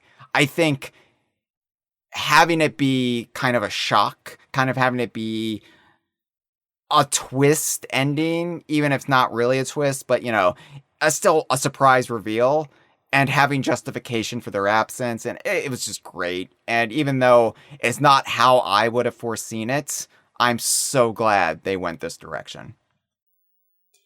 I don't remember if we talked about this last time or if you talked about it with Josh the time before, but when you saw the Surrender the Root posters that have the big golden dome on them, did you have any inkling of what you were looking at that point? Like, maybe deep down on some level, I thought, but they did such a good job of making that little twinkle on top, hiding any Right, trace. it obscures the belly button. Hiding any trace of the belly button. And so I think because of that, I'm not thinking... Also, the size disparity. They make it look so much bigger on the poster with the little fractones in the center looking up at it. And so I'm thinking, no, that it's just visually similar. It's funny that Root is so close to Rool, but, you know, it's not that. And it's not until I actually got there and I actually saw it as this small little thing. And I'm like, okay, could it be? Yeah, the first time I ever got like a real close look at one of those posters, I had the thought and I did not vocalize it because I thought that I was just being absurd and like coping. But like, it was just this big golden round thing. And, you know, I'm always making jokes about Rool and stuff on my stream and relating other things to him. So I was about to be like, there's like a big golden hump I'd love to see, but I didn't say it because I thought I was being stupid, but I was right. I wish I had said it in the moment. I kind of buried that thought deep down and it turned out to be true. Yeah. Anyway, let's go ahead and play call number 20. We have broken into the 20s. The Roaring 20s. All right, let's go. Hello, friends. This is Pyrrhic Kong. I want to talk to you a little bit about rot. Rot is a beautiful thing. Rot is a corrupting thing, but it's watching everything in the world get just a little bit worse. And that proves just how much better you are than everything else that isn't rotting. Because if you are rot, if deep in your heart you are this corrosive force that eats nature, that eats progress, that devours the ability to continue and become better, then I would say that you're the culmination of a very perfect video game boss. I just want you guys to talk about Rool King of Rot because I think it is the beautiful culmination of both King K. Rool as a character in the depths that he has fallen to as an individual, as well as a meta-commentary on him as the idea of a video game boss, the idea of Donkey Kong Country's difficulty, and how it spikes with him, and how that's brought out through Bananza. And on a more personal note, as you're stewing on that, I want to say I think Bananza is my favorite game of all time. And it's hard getting there. It's been a long road, but as much as I love the games of my youth, the games that prove who I am as a person, Donkey Kong Bananza is simultaneously proof that if I have any expectations for a game, if I have any desire for a game, that it can come to fruition. That no matter what I believe I know about video games, I can still be surprised and enraptured and fall in love again with things that I already thought I was comfortable with. And I think that's cool. You guys have done a tremendous service with this series. Please be proud of what you've done with these podcasts. Thank you, Hyle. Thank you, Courtney. Thank you, everyone else. Hopefully that's now over 3 minutes. Bye-bye. Well, thank you so much for the call, Pyrrhic Kong. I'm proud of everything for the most part, except for the times where I left off a sublayer when I said this episode is going to cover sublayer whatever to whatever, and I would leave off the little one at the very bottom that's just a sinkhole. Or I said it was sunflower oil when it's clearly dandelion oil, but people didn't. Or the claptrap thing. Or the claptrap thing. So, you know what? I think I'm going to have to do it all over again. Because I'm not satisfied. Yeah, you know what? This has been a waste of time. Shut it down! I guess we'll just have to start from the beginning. Take it from the top. All right. You know what? Let's just take it from day one. Oh my God, Nintendo's revealed a new Donkey Kong game. It just looks like Jungle Beat. I hate it. Hyle, Nintendo doesn't care about Donkey Kong lore. They Neither don't. should you. They don't. Neither should I. You know, Bonanza could have very easily been my favorite game of all time if Donkey Kong Country 2 didn't just mean so damn much to me. And I fully admit it's nostalgia. I fully admit it's the glow of childhood and it having a 30-year head start on Bonanza that keeps it at the top. But sometimes that has to be good enough. And I think that Bonanza got so close for me. Speaks volumes about Bonanza. And Bonanza is the most fun I've had playing a video game probably since the original Banjo-Kazooie. So it's got that going for it. Yeah, I mean, the bond I have with DKC2, I wouldn't really qualify it as nostalgia, but I mean, if a game impacts you so heavily that it changes the course of your life and your interests forever, I don't know if that qualifies as nostalgia or what, but I have so much, it has so much importance to me even as an adult where I learned it better than ever when I became a speedrunner for a while, and I've just played it so many times and I know it inside and out, and it's just existing in that world, whether I'm speedrunning it or taking it as slowly and casually, just to relax. And the music and the environments and everything about it is just such a deep comfort to me that's woven into my very soul that I don't think anything could ever reach that. But Bonanza is my second favorite. And much like Piers said, it's like you just sometimes think that nothing can reach this height of the things that you already love and nothing could ever surpass them, but you can be surprised. Like, things in life can surprise you and just be better than you could have ever imagined. And I just think that's a wonderful thing to keep in mind, not just when it comes to video games, but any media and just life in general. Like, you never know when an experience is just going to come along and blow past any expectations you might have had. It's a possible thing. It can still happen even when you're an adult. And that was, for me, playing this game, I hadn't had this amount of joy playing a game since I was probably, I don't know, like my early teenage years at latest. Like, right. It was just, it reached deep into my soul and unlocked something that I hadn't felt in like 20 years. And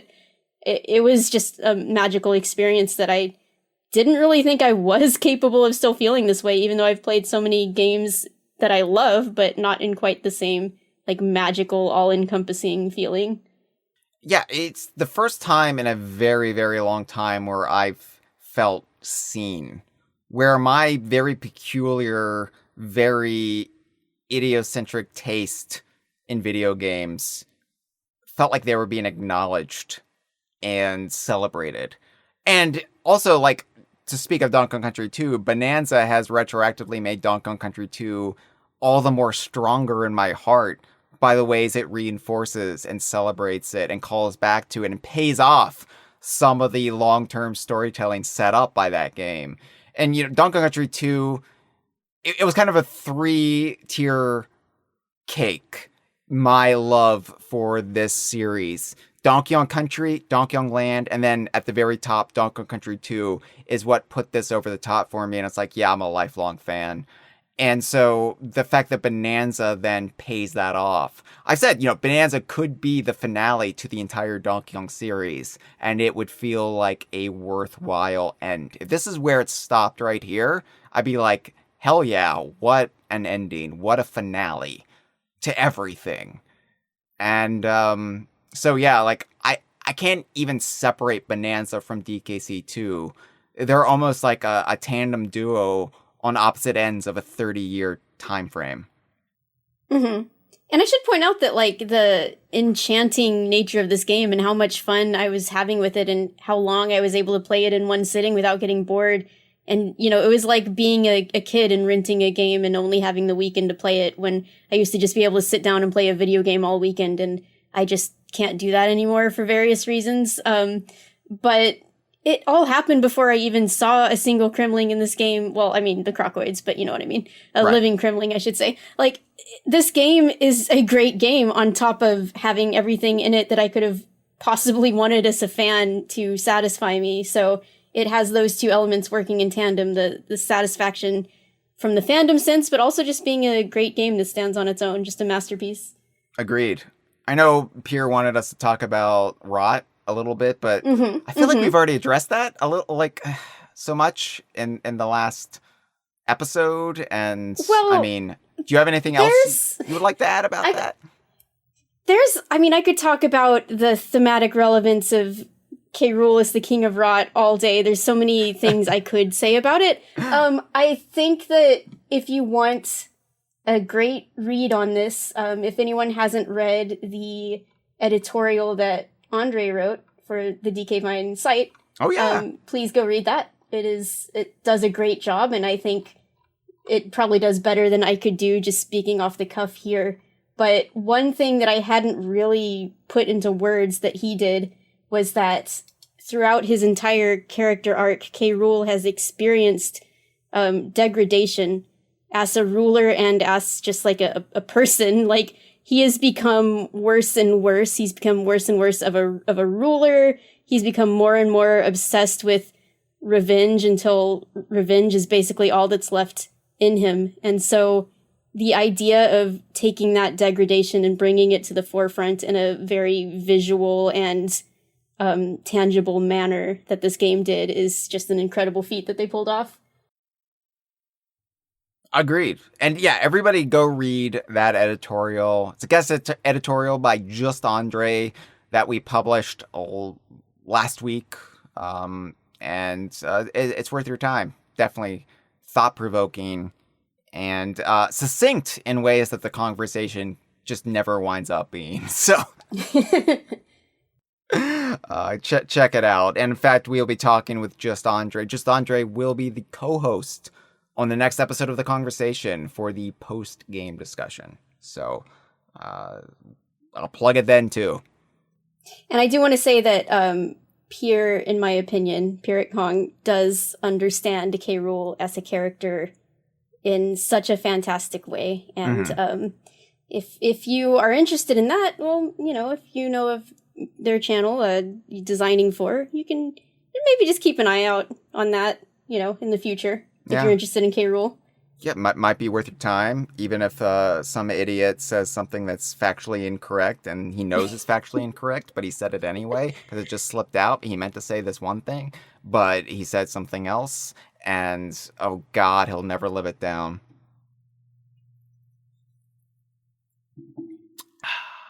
Courtney, we have another comment. Would you like to read this one? It's from, oh no, Low Zombie. Oh no! We're being haunted by zombie. I mean, it is the day after Halloween. All the zombies haven't gone back into their graves yet. I know, but I've already spoken so ill of the undead. Well, that's why I'll read this comment. So okay. Okay. This is I'm looking at this comment, and I feel like this is another one that you're tricking me into reading, so I can say uncharacteristic things. But At the risk of coming off as jealous, I was a little burned out by the speculation revolving around K. Rool. The amount of theories and the quality of them as time went on was so frustrating. I remember seeing people were assuming Void was just a cheap costume for K. Rool before launch because of the eyes looking like the Bananza transformations and thinking people had lost their minds. Furthermore, as someone who has way more worried about Dixie Kong's future after Smash, theme park merch, and the booster course pass went for the character, and how long it had been since Tropical Freeze and Mario Kart Tour's update with her happened, her final appearances within the last decade. I was extremely frustrated how all the speculation room was given to K. Rool over any other character in the franchise who were still unknown at the time in the lead up to the Bananza Direct. That's wow. They are a low zombie right now. Thank you for the comment, though. Look, I'm a huge Dixie Kong fan. I would say that Diddy is my favorite character, but it's honestly probably a tie between Diddy and Dixie. Dixie's right up there. Like, I like Dixie more than K. Rool. I love K. Rool as a villain. K. Rool's my favorite villain, but I'm not really all about the villains per se. Like, I'm a Kong kid, And so while I do definitely respect where you're coming from, I would say it's kind of weird for me because maybe it's just been that I've been part of this series since 1994, keeping up with it. And so for me, like, I'm not viewing like, oh, it's there's this widespread movement for this one character, and it has to come at the disservice of another character. Like, obviously for Smash, that might be a thing, but for me, like, I've never felt like Dixie and K. Rool are at odds as far as who will get screen time, who will, get their due. Like, Dixie has been far safer than K. Rool, I think is the issue at hand. While you could quibble about her presence, I think that Tropical Freeze really got Dixie over the safety line as far as we don't really have to worry about Dixie and her future. And yeah, I see going into Bonanza when we didn't even know if Diddy was going to show up, how frustrating that would be as a Dixie devotee. But I will say I love what Bonanza did with Dixie.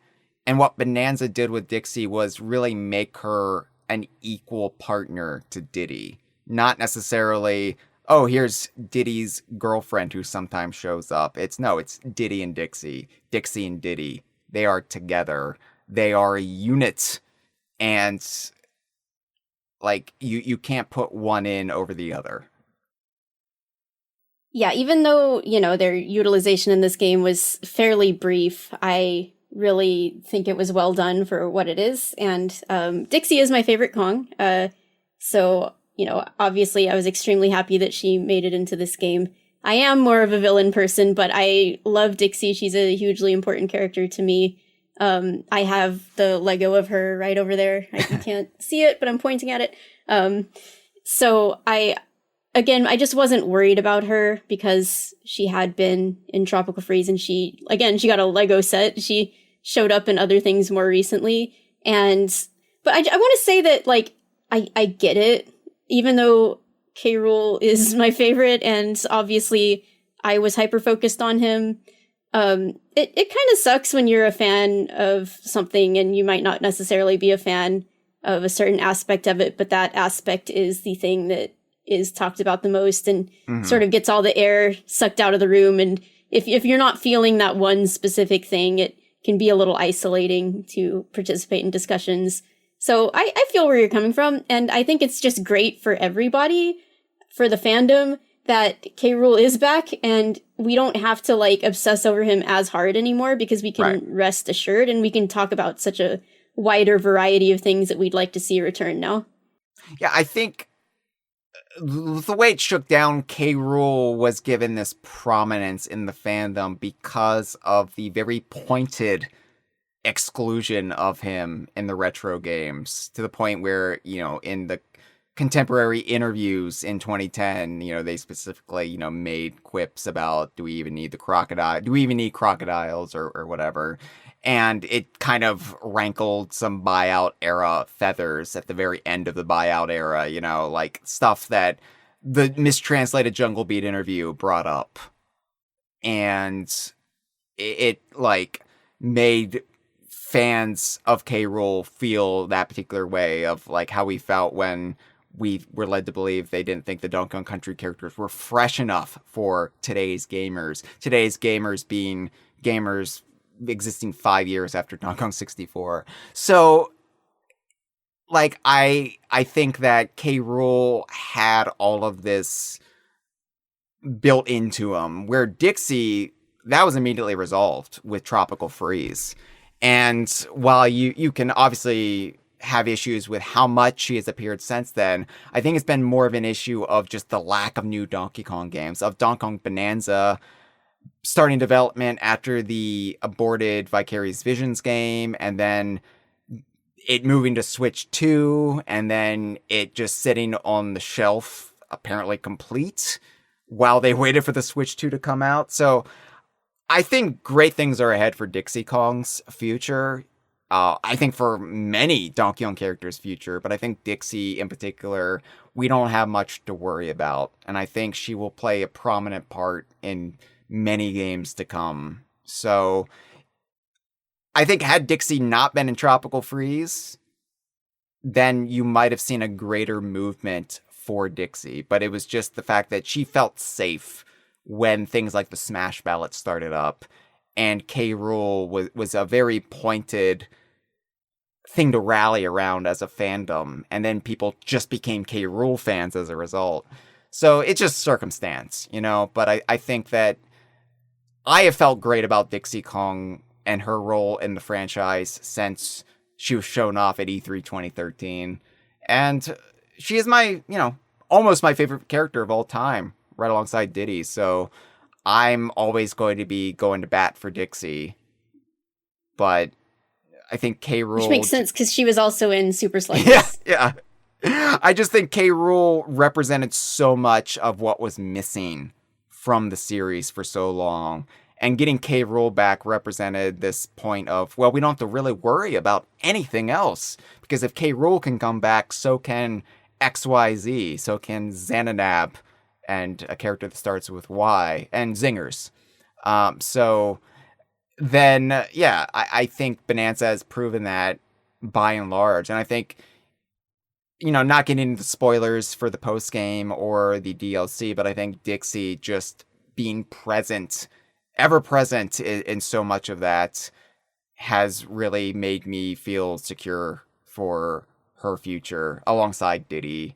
And even though Bananza focused on Pauline and Donkey Kong's relationship with her, I do think, based on all the marketing, that the more traditional Kong partners will play a greater role in games to come. For sure.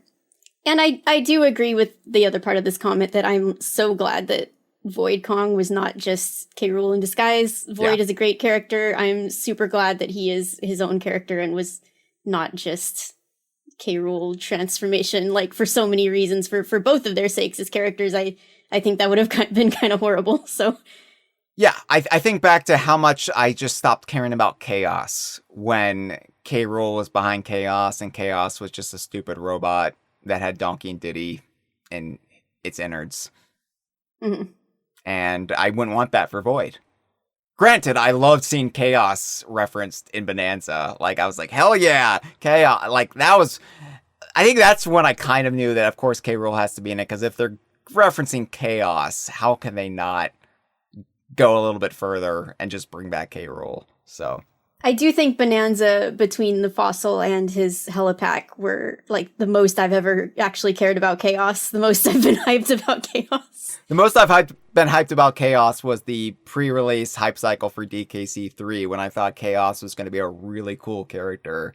And then I was so disappointed when I got to Mechanos and I saw what Chaos actually was. And I'm just like, bring back K. Rool. Hashtag. Yeah, not Hashtag the coolest looking, not the coolest looking robot. No. Ever. But I'm still warm to his design. I mean, hated it at the moment, but it has grown on me just based on how dumb it is. All right, let's play our 21st call. Hey, I'm calling, for the big episode call back. I just wanted to say how cool I think it is that, because I think that, between Donkey Kong and King K. Rool, there've always been sort of this, Kong versus Godzilla kind of element, and the way they really piled on between, sort of the whole Hollow Earth, going underground elements, and then, the big sort of climax atop, new Donk City. The more references to that, you think of, the more you find in this game. I just thought that was very cool and, kind of added to the whole big, climactic finale. So, I just wanted to bring that up. It may have already been brought up, but I wanted to bring that up. Okay, bye. Thank you for the call. Obviously Godzilla versus King Kong versus Godzilla. That's a go-to reference point. It's a go-to analogy. But even that, as I often bring up, is part of a much larger strain of mythology and legends, both ingrained in human history and just urban conspiracy theory legends, that sprout up. You can draw from, there are reptilian humanoids living in the Hollow Earth, to, the more contemporary version of Godzilla versus Kong. So it is just part of our storytelling DNA, pitting giant gorillas against giant lizards. And I think that is why the Kremlings have just always worked so well for me as the antagonist of the Kongs. Right, I think that's one reason why the Donkey Kong series clicks with people, especially like the DKC series, is there's just something very primal about it, whether or not we recognize that consciously. There's just something very satisfying. And, like, I think it just worked out perfectly that, in their original pitch for Donkey Kong Country, it was like Wario was the enemy instead. But then they just had to repurpose the Kremlings from another project that didn't end up working out, but it ended up being the perfect match. Yeah. God, I just think how much I wouldn't have been a fan of this series if they just gone with Donkey Kong versus Wario. Like, it just would not have resonated with me in the same way. And imagine where I would be today. I would be a doctor or a lawyer or something and just be completely miserable in my life. So thank you, Rare. Thank you for not going with that stupid pitch. I agree. All right. Call number 22. Hi there, Hyle. Hello, Courtney. So long-time listener, first-time caller, huge fan. So, DK Bananza. Honestly, it's currently my game of the year. It's been an amazing experience. It's just been awesome. And just to kind of talk about the subject, and in general, the big croc in the room, like when I got this game, let me roll back. First things first, as soon as I heard the game had leaked about 5 to 7 days before launch, I got offline. I got off everything. I even muted my messengers from all my mutuals and my close friends because I did not want them to even accidentally spoil anything for me. The day the game came out, I went to my GameStop, put my headphones in very loud because I didn't want to be spoiled by someone yapping about a leak in line. I got it. I had a day off work and I played through it. I started at like 10:30 a.m. that day and I finished 5 a.m. the next morning. It was just an amazing experience to play that game and just enjoy it. And honestly, there was a point where I didn't think my big beautiful croc would be in it. And I accepted that. I was just having such a blast. I was enjoying it. Every other little piece of fan service was keeping me occupied and keeping me happy. But then, I got to Forbidden Lair. I saw the gold dome and I'm like, that's him. I got too many hours in Smash Bros. To know that's him. But then my brain, I'm like, no, it has to be a reference. That's just, they're using it as a reference, nothing else. So I actually, even though it was literally right in front of me, I was just in denial because I couldn't believe it. And then I beat Void Kong, and then the cutscene happens, and that eye opens up, and I cried a little. I'm not going to lie. And then I literally just could run through a brick wall. I played through the rest of the game, and it was just amazing. Like, just seeing how the kind of existing enemy design got reworked into being Kremlings and everything like that, it was just this absurd attention to detail that only true fans could give. And, it was just amazing. And I was so happy to play this game with a nice sound system and everything because music is such an important aspect. And I just want to shout out the community again because that's what made it the most fun. And also shout out to the fact that the community has been very good about spoilers in general, except for some weirdos. But otherwise, it's been a blast and I love the community and thank you, Uncle Al, Skips, everyone, for everything everyone's done to make this, feel as special as it did. Well, thank you so much for the call. That is actually Yozoi Ranger in the live stream right now. Mm-hmm. Yeah. Yeah, everyone was good about spoilers except for some weirdos. Thanks, Wario. I'm done with that guy. He almost ruined the Donkey Kong series. Wario sucks, dude. Yeah. Get him out of here. Get him out of there. I'm sorry I ever partnered Donkey Kong with him in the original Mario Party. That was a mistake. Anyway. Props to you for the marathon game set. I don't have it in me, but also, like I said, I'm the way I play games, that would never work. Like, I fully respect everyone who was just like, I've got to get through this game so it's not spoiled for me. Whereas I was basically like, I'm going to become a hermit like the Unabomber, where I'm just going to eschew this community that I am supposedly a part of. I just have to go off the grid for over 2 months while I play this game my way. But to all of you who have like stayed up late at night playing this, you have my respect. I couldn't do it. Yeah, just another like call that really captures. I mean, I watched a couple other people stream the ending. One of them is a speedrunning friend of mine. He's an adult, he's a father, he's a lifelong DKC fan, and he cried. And it's really touching to see or to hear that the ending made people cry. It didn't actually make me drop tears, but I did get choked up for sure.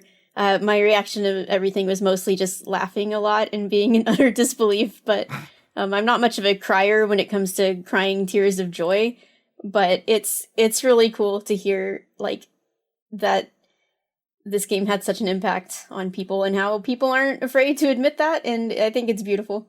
Yeah, I made that big speech at the end of the last episode, and, I basically said, it's okay to feel things, people.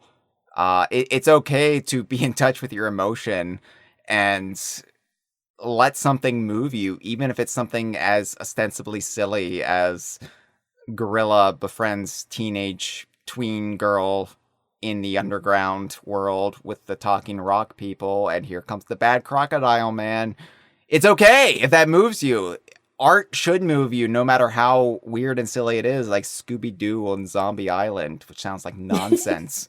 But I think that, to have a game that had this emotional resonance for so many people, I mean, it not only just speaks to the quality of the game, but it also just speaks to what is inherently embedded within a Donkey Kong series, that we could all feel it. And it all just felt like such a cathartic validation, but also just the story Bananza was telling as well made me tear up at the end. So yeah, let's all have a good cry together. It's healthy.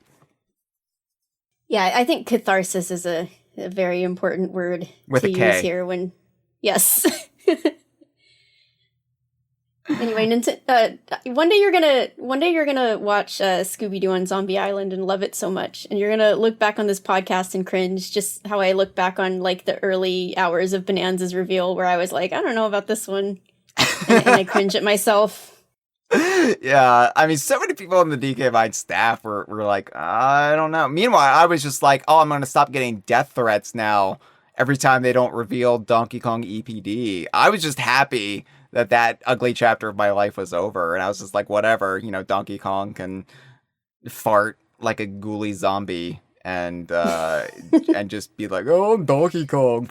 And I'd be like, whatever, at least I no longer have to justify that this game exists, because it clearly does. But then it really did quickly turn around in our state. I mean, I was on board as soon as Cranky showed up. I was like, all right, well, that's good enough. I'll take that. But then, oh my God, it just got more and more wild as the hype cycle progressed. Cranky and Rambi were such heroes. Like, they really... Like, I got, 500% more excited for the game just knowing that they were in it, because it made me feel a lot better that it wasn't going to be entirely new stuff again. The naughty fossil went a long way. The naughty fossil, the nostalgia country little glimpse we got of that 2D challenge course, and then, yeah, Cranky and Rambi. I was like, all right, there's more to this game than meets the eye, and how little we knew at the time. Yeah, of course, I was, there's a big difference between a naughty fossil and, living characters who are confirmed to be in the game, so still, Cranky and Rambi were, the main things that sealed the deal that it's going to be okay. Yeah, and then the Northern Hemisphere map, like Skips is pointing out, the Northern Hemisphere map was really what made me think, this game is not afraid to go to places that previous Donkey Kong games wouldn't dare. And yeah, it turned out to be the case. It turned out to be just this ultimate validation. I mean, excluding Payon and the Donkey Kong Land trilogy, but I think by and large, it covered almost every era of the series. And I mean, sometimes not as much as people would like, see the retro references, but I think it did what it needed to do. Speaking of Nostalgia Country, one of the previous callers mentioned wishing that there had been a throwback level in the core that just had Kremlings in it, and I forgot to mention it, but now I really want that. Now I'm sad that wasn't a thing. Oh well. Yeah, that would have been cool, but I also, like I said, maybe it's just the buyout era, like malnourished Donkey Kong fan in me, where I'm just like, I don't want to get greedy. It's good enough. Happy with what we got.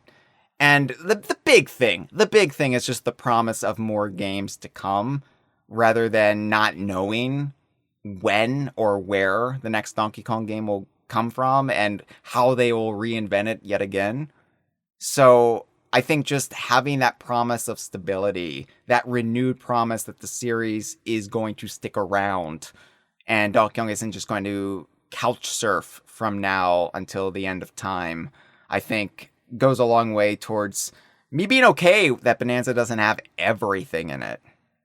He's going to turf surf instead. And maybe do a little chunk jumping. I love a chunk jump though. That's good. Chunk jumping is great. Yeah. All right. Let's play call number 23. Hey guys. Just wanted to do a call for the big old call sack for the DK Bananza finale. I don't really have many insights or just gushing that everyone is probably already done and is doing, as all of you are. But I just this entire finale, I just thought in my mind, this article I read on Polygon a while back, I was like, I'm glad Donkey Kong Bananza is a new, fresh take on Donkey Kong. Something along the lines of the rare era is not a part of my headcanon. I wonder how that guy's doing. It's like, I wonder how he felt throughout this entire finale. But anyway, we all won.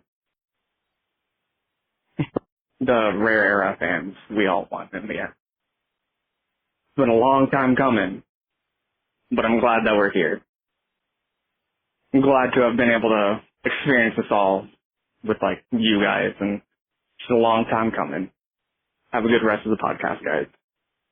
Well, thank you for the call. I missed that article, and I'm glad I did. So I saw this article, and I'm glad for you that you missed it. You don't need to go back and look at it. I just gotta say that this person has egg on their face now, for sure. A lot of people do, and I'm okay with it. I'm a vegan, so I don't This person is I'm a vegan, so I don't eat Baron eggs. K. Rulenstein at the end of DKC3. Yeah, I don't eat eggs, but I'm okay if it gets on some people's faces when it comes to disparaging the things I like for no apparent reason other than, I don't know, this still ingrained notion or idea that the Rare era was rubbish, or that Rare games were rubbish, or that the Donkey Kong series has been rubbish aside from the arcade games and maybe Jungle Beat. There's this kind of snooty, well, I like serious video game design, and the Donkey Kong Country games were only beloved because of their then impressive graphics, which, let's be honest, have not aged well. And, that's been mostly put to bed. I thought the last vestiges of it were when Tropical Freeze was announced, and we had all those bad takes. Kotaku shout out yet again. But then when Tropical Freeze got re-released on the Switch, and honestly a little bit before that, people started coming around saying, hey, you know what game got unfairly slagged on? Tropical Freeze. It was actually a really great game. And then I was like, okay, the tide is turning. People are putting this nonsense to bed, and they're respecting Donkey Kong Country as a concept, as a game series, but also a specific style of 2D platformer. And then Bonanza brought back all the bad takes yet again. And I don't know if it was just such a high profile game and the fact that it wasn't 3D Mario, like all the knobheads out there were just so sure Nintendo was going to announce, despite all of the stellar reporting that a Donkey Kong game was in the works for years. Anyway, I think that it really just led to another round of just terrible, stupid, know-nothing opinions on Donkey Kong. And the opposite of what happened when Tropical Freeze came out was the Wii U was a floundering system. People were just mad at Tropical Freeze, didn't give it a fair shot. I mean, some people did, obviously, but the larger, widespread tastemakers at the time certainly disparaged it. But then with Bonanza, it's such a killer game.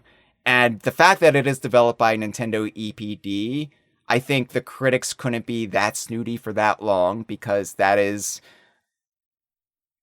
a development house that I think just automatically gets the benefit of the doubt. And then that the game was able to bring back so much the Donkey Kong fans love and give it that shine. And all of a sudden it's like, oh, no, you're going to respect K. Rool now, motherfuckers. So... Yeah. So this article, I either like saw it right after I beat the game, or I either revisited it right after I beat the game. I can't remember. But my reaction to it was initially like, "Ha, loser!" But you know, after calming down for a moment, I guess my take in general is obviously not everyone has to like what I like. You know, if you don't have any connection to the series and this characters, if you don't see any spark in them, if you don't get the appeal, if you don't understand why people like the silly crocodile man or whatever, that's fine. You know, people are different. That's okay. I wish you wouldn't be rude about it. I wish you wouldn't put down people who like things you don't like, but I mean, it's okay to not get it. It's fine. Don't be rude about it. But my biggest hope for Bonanza, it's going to bring in a lot of new fans, people who haven't been exposed to any of this old Donkey Kong Country stuff at all. You know, it's going to make new fans of all the new stuff, like all the new species and characters and Voidco and the Fractones. But it's going to also make fans of the old stuff. It's going to make fans of K. Rool and the Kremling Krew. But I guess my ultimate wish is that out there is someone who never liked that stuff, who had exposure to the Donkey Kong Country series and just didn't care for it, but played this game, and deep in their soul, it makes them get it just a little. Like, it makes them see K. Rool and understand why he's a great villain. It makes them see these character designs in the modern era and be like, you know what, they're actually fun. Like, these crocodiles are good. They're expressive. That's my ultimate wish for this game, is it, at least for one person out there who was like a little hater, I hope it changes their mind just a bit and helps them see what we've seen all along, and then we can shake hands and hug and make out sloppy style at, you know, in the back seats, in the back row of Lady in the Kong. Lady in the Kong, right? It brings people together erotically. So, yeah, I agree. Like, I don't want to be spiteful. I don't want to be somebody who revels in people being deflated, but I just don't understand the haters. And I know I've been hating on Scooby-Doo a little bit on this episode. It's not serious, people. Just because it's not for me, the series isn't for me, doesn't mean I don't respect any hardcore fans of Scooby-Doo out there, you know? I don't understand why people feel like the Donkey Kong series has been this thing they have to tear down to prove their bona fides as a serious game scholar or a true Nintendo fan. Oh, Rare was doing Donkey Kong the wrong way, and Donkey Kong Country is the wrong way to do Donkey Kong, and I prefer the arcade original and nothing else, you know. And it's fine if you like the arcade games. If you like Donkey Kong 94, of course, have at it. But I just don't understand this lingering mentality that's a byproduct of the buyout era, the Rare buyout, and it's on the wane for sure. It's becoming a relic of the past. And I think what Bonanza does so well is it does unify all eras of Donkey Kong. And like it pulls up the arcade stuff, but at the same time, it makes fans of these other eras say, hey, see, Donkey Kong Country is part of it and is such a core component of the series. What are you talking about? We are fans of the rare stuff too, us making this game. So stop. Let people have their fun. If this isn't for you, you still have all these other game series. You don't need to buy every Nintendo game if it's not for you. Mm-hmm. Yeah, anyway. And people are going to defer to Nintendo's authority on this, which, you know, it shouldn't take that. Like, it shouldn't take Nintendo having to give it their official Nintendo seal of quality. People should just listen to what fans say and at least be understanding and sympathetic to that view instead of being rude about it. But the fact that Nintendo EPD has made this game and they have said, the people making this game, we actually liked the Donkey Kong Country baddies too. Here they are. We animated them lovingly. We, have given them so much attention, and just that alone is probably going to convince some people to give them a second look and a second consideration if they hadn't before. Yeah, I agree. It's uncharted territory, and hopefully we can put all of these stupid squabbles behind us. Polygon is poly wrong, but hopefully we won't have to have a hate boner against these dumb articles in the future. As much fun as I've had talking smack about that Kotaku article in this hype cycle through release and bringing it up on the last episode and saying, you dumb fuck.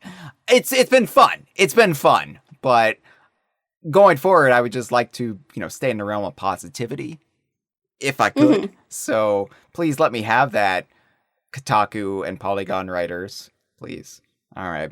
Yeah, if the writer of that article is listening, I'm not mad. I forgive you. The Kremling Krew forgives you. It's fine.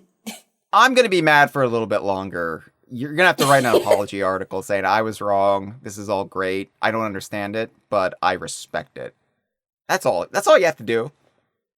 Just say you're wrong. I say I'm wrong all the time. I was right. Scooby-Doo on Zombie Island is a great movie. I just watched it. It's wonderful. All right. I have another comment here. This is from Blue Sky. It's from Tom.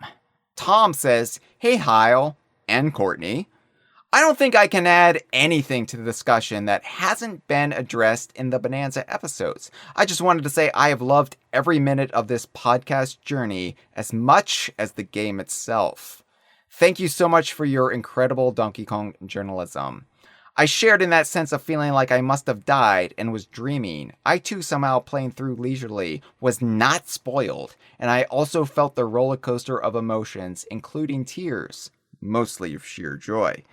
I know you have touched on this point before about how the world can seem so hopeless and make you feel so isolated, but sharing this fandom with yourself and the community brings a great sense of belonging and happiness to me. And from the bottom of my heart, I thank you for that. Much love and appreciation, Tom. Tomo621. So, thank you very much. That's very sweet. We have a lot of yucks here on the podcast. A lot of laughter and a lot of merriment and a lot of piss takes and a lot of silliness. But I do try to convey that sense of joy and that sense of unity that fandom brings. I know this is silly when I tell people what I do. It's like you're gonna laugh. This is my job, but I'm laughing. but I do think like it does have some. I'm not saying it's very important. I'm saying there's probably far more important things I could be doing in this moment in time than yapping about Donkey Kong on a 5+ hour podcast every week. But I do think that there is a lesson to be learned from things that bring us together. And, as much as people say the internet has ruined society and is bringing the downfall of civilization, mostly true. But I like to focus on the positives. I like to focus on what it has done. And it has allowed so many disparate people from around the world to find each other. When that's a bad thing, when that allows like racists to find each other and say, hey, yeah, I'm a racist too. Cool. That's a bad thing. But it can also allow people with positive, or at the very least, mostly benign interest to come together and say, oh yeah, I thought I was the only one who liked Clapper the Seal in Donkey Kong Country 2 and Donkey Kong Land 2. Holy shit. Holy shit. But then they see a picture of Billie Eilish. Then Billie Eilish is one of them. And Billie Eilish is like, holy shit, you like Clapper the Seal from Donkey Kong Country 2 and Donkey Kong Land 2? So do I. And you're like, wow, I have that in common with Billie Eilish. And that's the beauty of the internet. And that's why I don't want to throw the baby out with the bathwater. Because I'm like, well, hold up. Because the internet has made the world smaller in some respects. And that can be a good thing.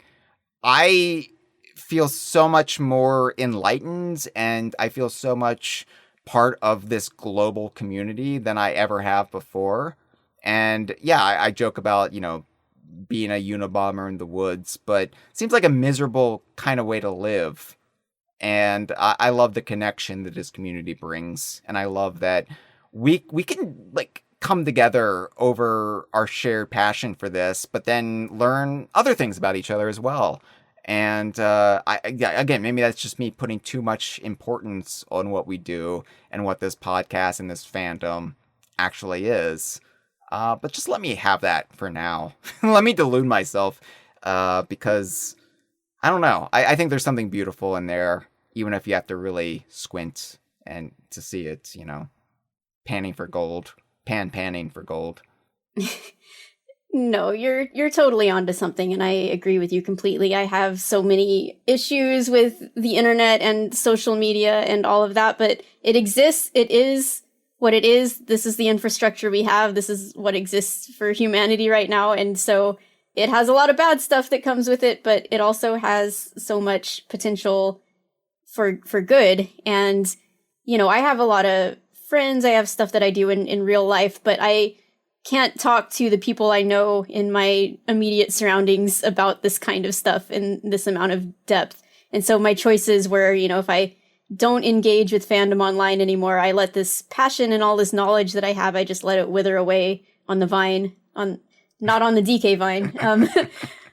Or, like with all the Bonanza hype, I decided to get a little more involved again. And I'm so glad I did. It's been so rewarding. I've, like I said, gotten closer to old friends again. I've met so many new people recently because of this game, and it's been a true delight. And I agree that listening to all of these episodes of the Kongversation has been a journey of its own that has been as rewarding as playing the game. Just hearing like every single episode with a different host, with a different perspective, with a different history, with the series and everything, and, their own aspects of the series that they cared about and wanted to focus on. Some people more focused on the aesthetic, some people more focused on the gameplay, etc. And it's just been such a wonderful, project and historical chronicle, I guess you'd call it. Yeah, with a K. Yeah. All right. Well, we have call number 24. We're making progress, Courtney. We are getting there. Mm-hmm. 2/3 done or something.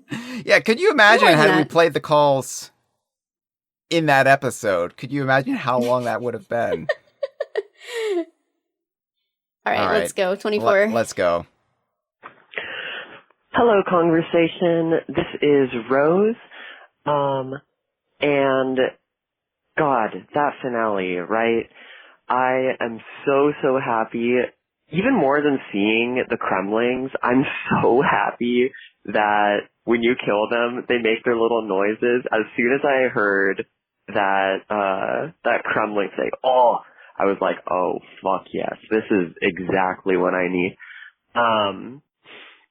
I will say, I did my best to avoid spoilers, but I got spoiled for the finale, or for the fact that Rool was there in a really funny way. I saw a post where it was a screenshot of Rool Street in New Donk City, and someone was saying, this is like if New York City had a street called Bin Laden Road. And that was it. And I didn't look at it anymore, the replies or anything, but I was like, did K-Rool do 9/11? Did K-Rool do 9/11 to New Donk City and Donkey Kong Bananza? Is that what happened? So, like, as soon as he appeared in the Forbidden Lair, I mean, first off, I was just like, holy shit, he looks so good. Oh my god, it's K-Rool. He's really there. And then he's like, I'm gonna make my wish. And my roommate was watching me play this, and I told her about it. And we were like, he's gonna wish for a plane. He's gonna wish for a plane and fly it into the New Donk City Twin Towers. Yeah, so that was a really funny underscore to the whole finale sequence. That, like, how is he gonna get to New Donk City? How is he going to commit a terrorist attack? And he did. He really did. We were not disappointed. Yeah, I am so happy. Such an amazing finale. I had such a big smile on my face the whole time. The fake out credits, oh my god, incredible. I just could not stop gushing about this. I know you guys loved it too. We won. K-Rool fans, we won. Thank you. Well, thank you for the call, Rose. Courtney, I know you're thinking it, and I'm just going to say it once again, reiterate that the King K-Rool amiibo was re-released on 9/11 this year. So, he did commit 9/11 by releasing his amiibos all over us. And look, K-Rool did have a plane in Diddy Kong Pilot, which was announced a couple months before 9/11. So, I don't know. This is why they had to like stop Diddy Kong Pilot and turn it into Banjo Pilot, because they knew what he was planning. So. I don't know, put that up on your conspiracy corkboard, people. Corkboard with a K. I don't know. It seems like it's all fitting. There's a big lizard conspiracy here. Anyway, it's very funny to just, imagine having that one bit of out of context information and then going through the whole game and finale being like, what the hell happens at the end of this game? To be fair, I think they're going to remove K-Rool Avenue or whatever it's called in New Donk City. Like, I think they're going to change the name at this point. I think after that whole traumatic experience, they're going to be like, yeah, you know what? City council meeting. Can we name it after Hoofer or Orko or Brash Bear even? I don't know. Okay, Mr. Chops, Professor Chops. I called him Mr. Chops. I'm sorry, Traveler. Please, Mr. Chops is his father. Call him Professor Chops. Well, maybe his father also did something, like donated a lot to New Donk City. Like maybe his father's a philanthropist. Mr. Chops Avenue. I'm losing it.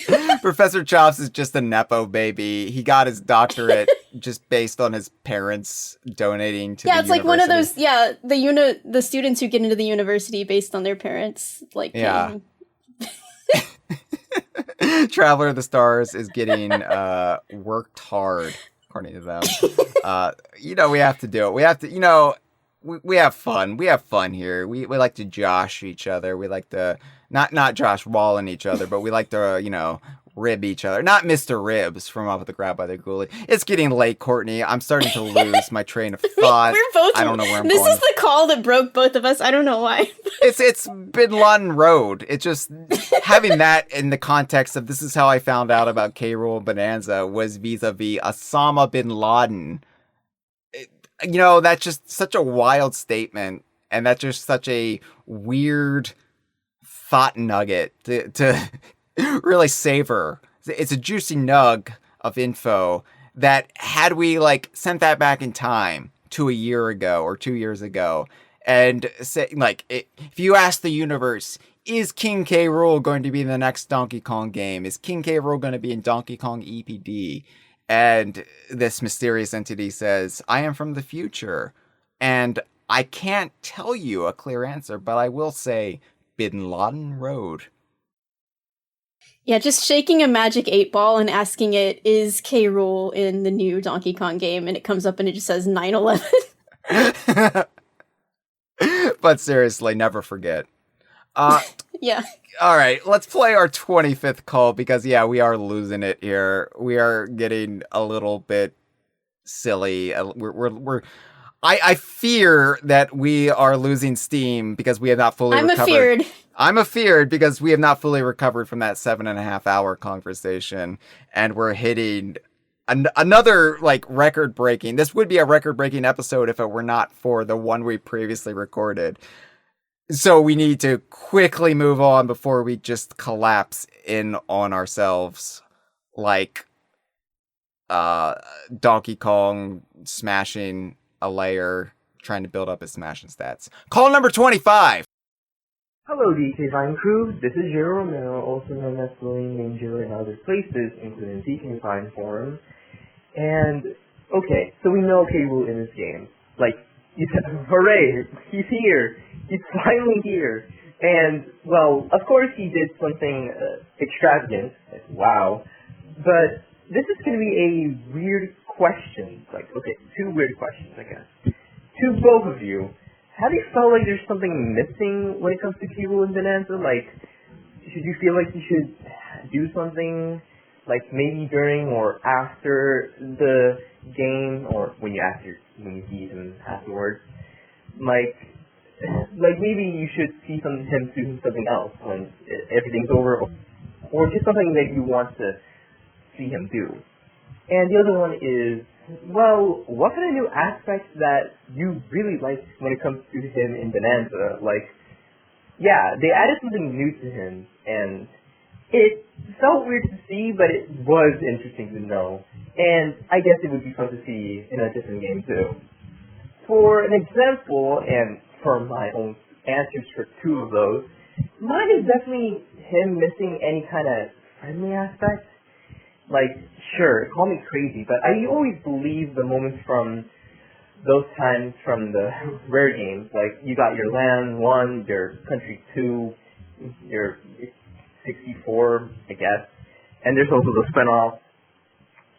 And I talked about it more often than I should, because it's far more important to know to even mention. It's also a thing that he did. But in Bananza, the only thing you got is just him complaining to Donkey Kong, saying that his beat is strong, or in other localizations, he's just cool. That's it. Like, just call it Donkey Kong cool. But yeah, he still made it by himself, so not quite, but I'll take it. There's literally nothing else.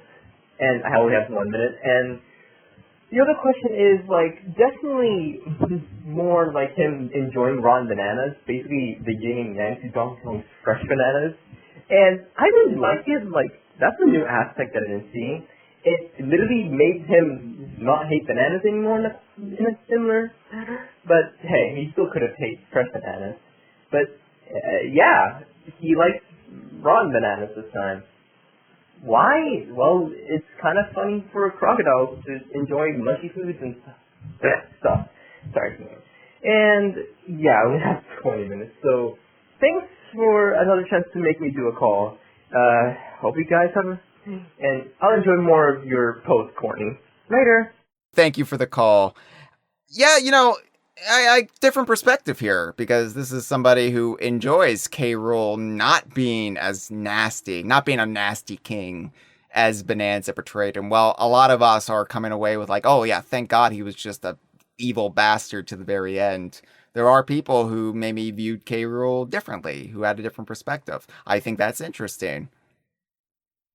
So it's funny because I've talked a lot about how glad I was that this game made him so menacing and evil and all that, but, you know, I do a lot of fan art of the man, and a lot of them I like to portray him in, like, cuter, funnier moments, or, like, just gentler, chillin' type things, and, like, just silly things, and I think that what's good about him as a character is he just has this innate sort of, instability where he can contain multitudes, and so those kind of things can coexist at the same time. Mm-hmm. Like, I don't want him to soften as a villain, but I do hope and expect when he gets more time to shine in the future that we get to see him be a little sillier and just have some moments like maybe he had in DK64 where we have cutscenes with him, and in some of those we'll get to see him in more of his, like, you know, what he's doing when he's just sort of on his own or with his minions, and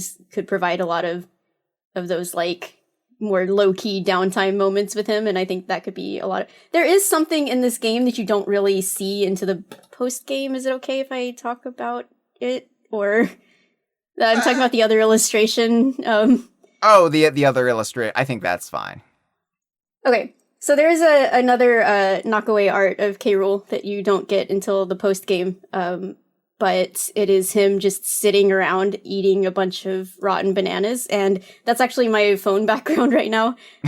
But it's just it's very cute and endearing, and I think it's kind of relatable. Like, we've all just wanted to stuff our faces with our favorite foods sometimes, and I think that's a little hint towards the future of him as a character where he doesn't need to be maximalist all the time. He doesn't need to be over the top evil like he was in this finale. Like, there will be moments for him to, like, calm down a bit and maybe have a little bit more personal moments to him. Sure. So I would love to see that sort of thing too. Yeah, I think it was important for me to establish what a dire threat K. Rool can be, even in this very apocalyptic sense. I think you can then peel that back and show other sides to him. But Peel I think, it back like a banana. Yeah, just like a banana. But I do think it was probably important to really get across like why this guy is the arch nemesis of Donkey Kong. And yeah, like K. Rool, his instability allows you to do other things with the character while not necessarily scaling him back and making him less of a threat. He's just, oh yeah, that's just because he's just kind of a psychopath and he's having this kind of day, and I'm fine with that. But yeah, I don't really need to see him as the Smash Ultimate trailer for Banjo and Kazooie, which I love, by the way, but as it presented him just lounging about in Dunko's treehouse, having a little nappy poo. I don't think we need to make that canon. But I'm fine having K. Rool be a little bit sillier or goofy on occasion. Right, and the question about if we felt there was anything missing from his portrayal, or anything we would have liked to see, I guess. I thought his portrayal as a character was fantastic, but one thing that I would like to see in the future is more of his interactions with some minions of his. Mm-hmm. I've talked about how I really like that in DK64, where he's yelling at Dogadon or Armadillo or whatever. This is one reason why I really want to see Clump and Crusha back, and ideally having at least one of them each who is a unique character, because like I said, the one thing that the cartoon left me with is really seeing those, him and his main bodyguard and his main general is how I always like to perceive it, and I would like him to have more like minions for him to directly interact with, because I think that's a fun aspect of villains, is when they have minions they can boss around. In this game, we got a lot of good stuff between like Void and Poppy and Grumpy, and I'd like to see that with K. Rool as well, and maybe a Clump and Crusha, or maybe even just some other minions or bosses that he had. Yeah. I do like that the game left things ambiguous at the end when you defeat K. Rool. It's like, well, what happened to K. Rool? Because I feel like they needed to put a capper on it, and I feel like they didn't need a lingering threat in this case of, well, where did K. Rool go? What's he up to next? Just leave that up in the air while definitively ending that aspect of the story for Bananza, the threat to the Banandium roots, as it were. So, like, I'm fine that, the last appearance of K. Rool was Donkey Kong punching him out, and just to be continued in the future. The story never ends. Yep. All right. Let's play our 26th caller.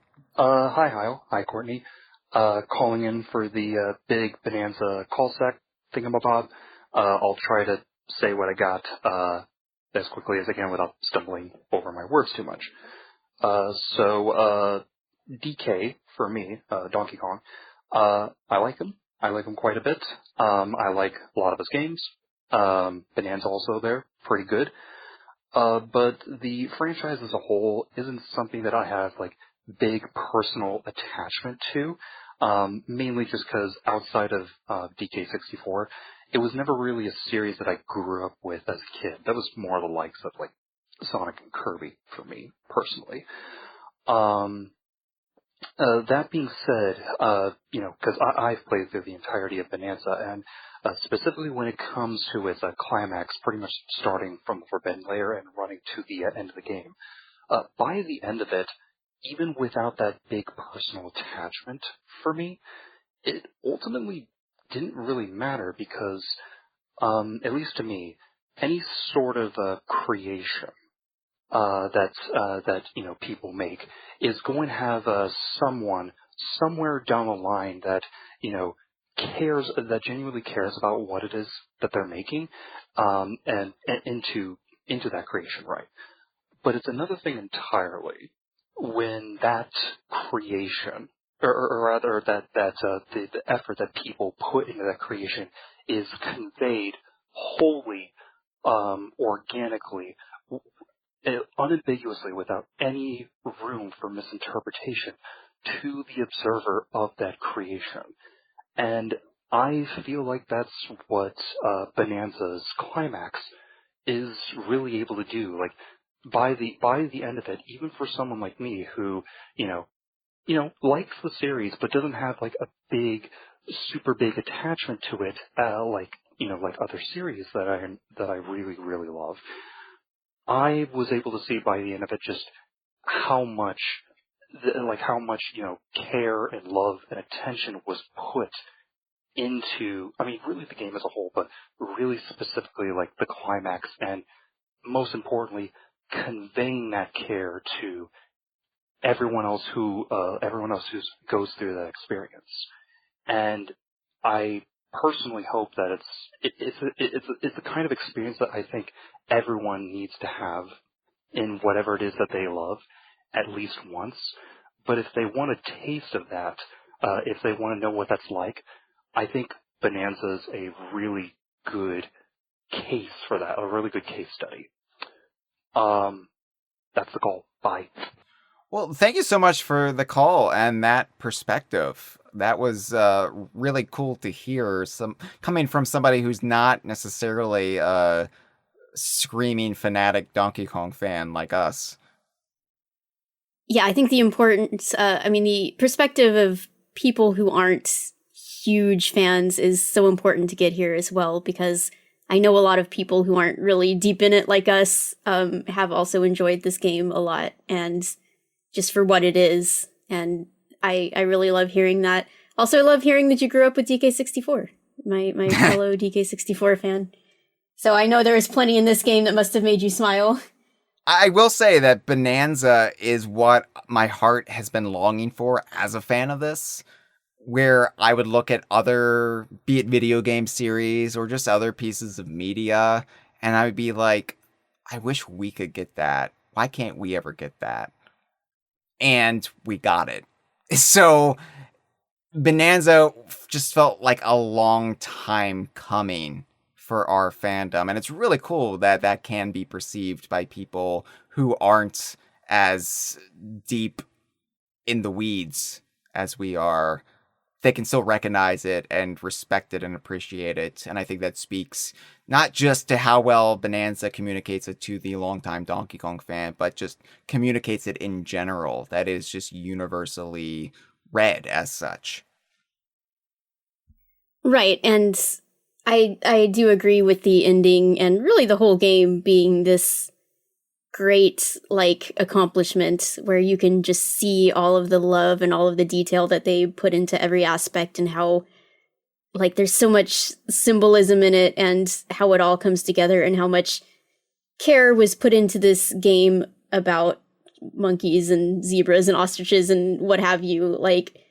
They gave it their all, and I always appreciate seeing the devs of video games or any media approach whatever subject matter they're dealing with in a manner where it can be silly, but it also takes itself seriously. And I know that's a theme that we keep coming back to as Donkey Kong fans, is that's what we love about this series, is it is goofy, but it has internal consistency, it has internal logic, and it has internal character arcs and all of that.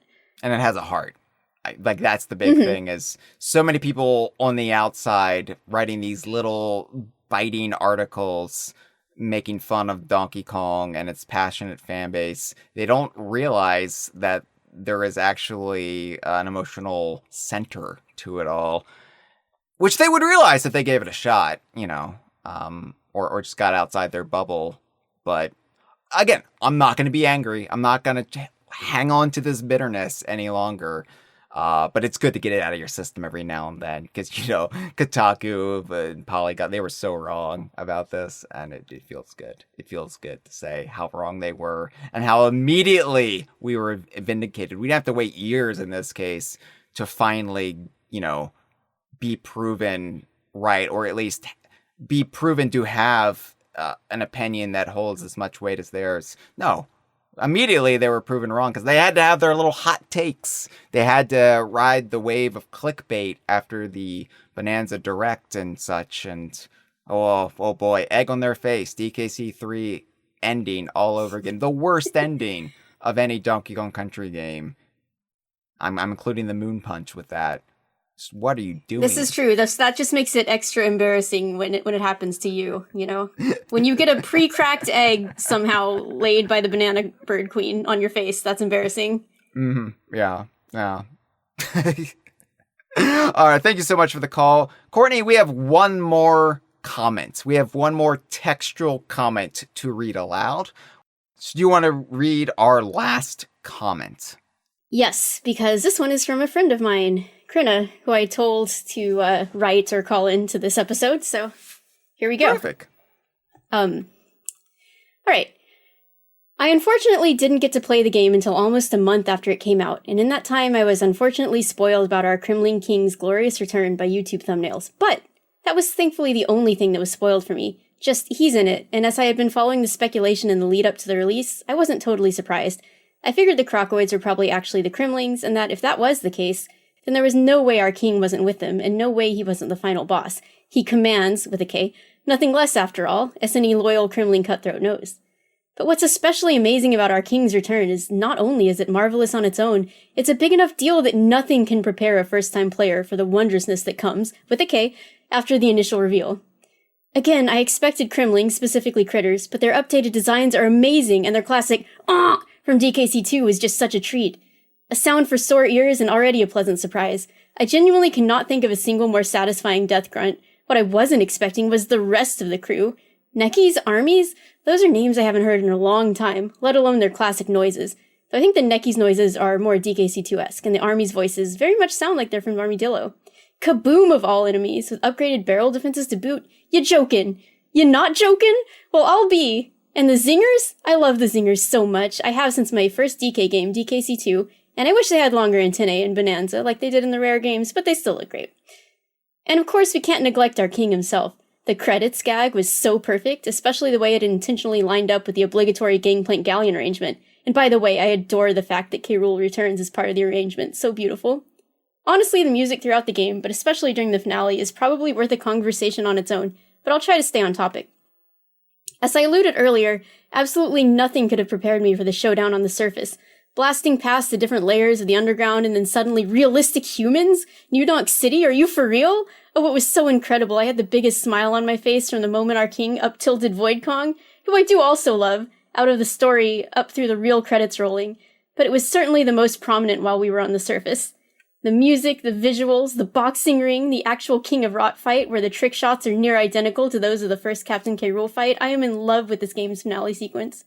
I want to emphasize again that, while I was spoiled on K. Rool's inclusion, with a K, that was all I was spoiled on. When I finally got to play the game, I gave live commentary, with a K, to Alter, that's me, over there via DM so she knows how fantastic an experience it was for me. She was very good about not saying anything even a little bit spoilery, and I thought it would be more fun for both of us if I didn't tell her I already knew. And I was right, because there was so much I actually didn't know. The entire finale sequence is so utterly wonderful and perfect that it didn't even completely, with a K, sink in until the next day that it actually happened. That actually happened in a real game. A real, official, modern Donkey Kong game, which is a thing that can actually exist. Holy shit, I love this game. It deserves to be Game of the Year. I'm so happy to have been a loyal cutthroat since the tender age of 7. All the droughts were worth it for this. Hoist the crossbones to the sky. Well, thank you so much for the comment with a K.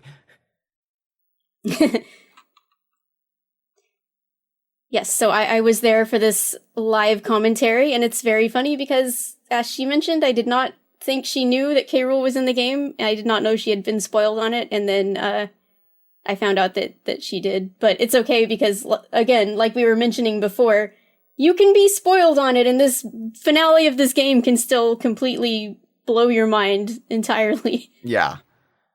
And, you know, like, I wasn't spoiled. I had somehow this blissful bubble of ignorance. But, of course, I also sort of suspected, given that several people in our community hadn't left our community. You know, they hadn't just given up all hope on the Donkey Kong series ever meeting their expectations again.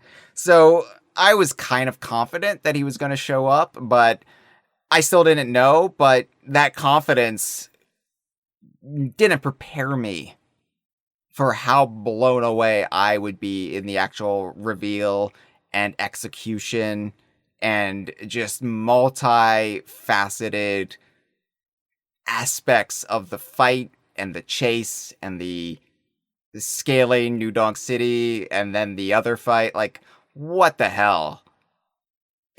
I feel like this ending, granted, yeah, I played super slow, but this ending, I didn't time myself, but it felt like it was like 40 plus minutes of just K. Rool. And I mean, it's just the most grandiose spectacle I think K. Rool fans could have imagined.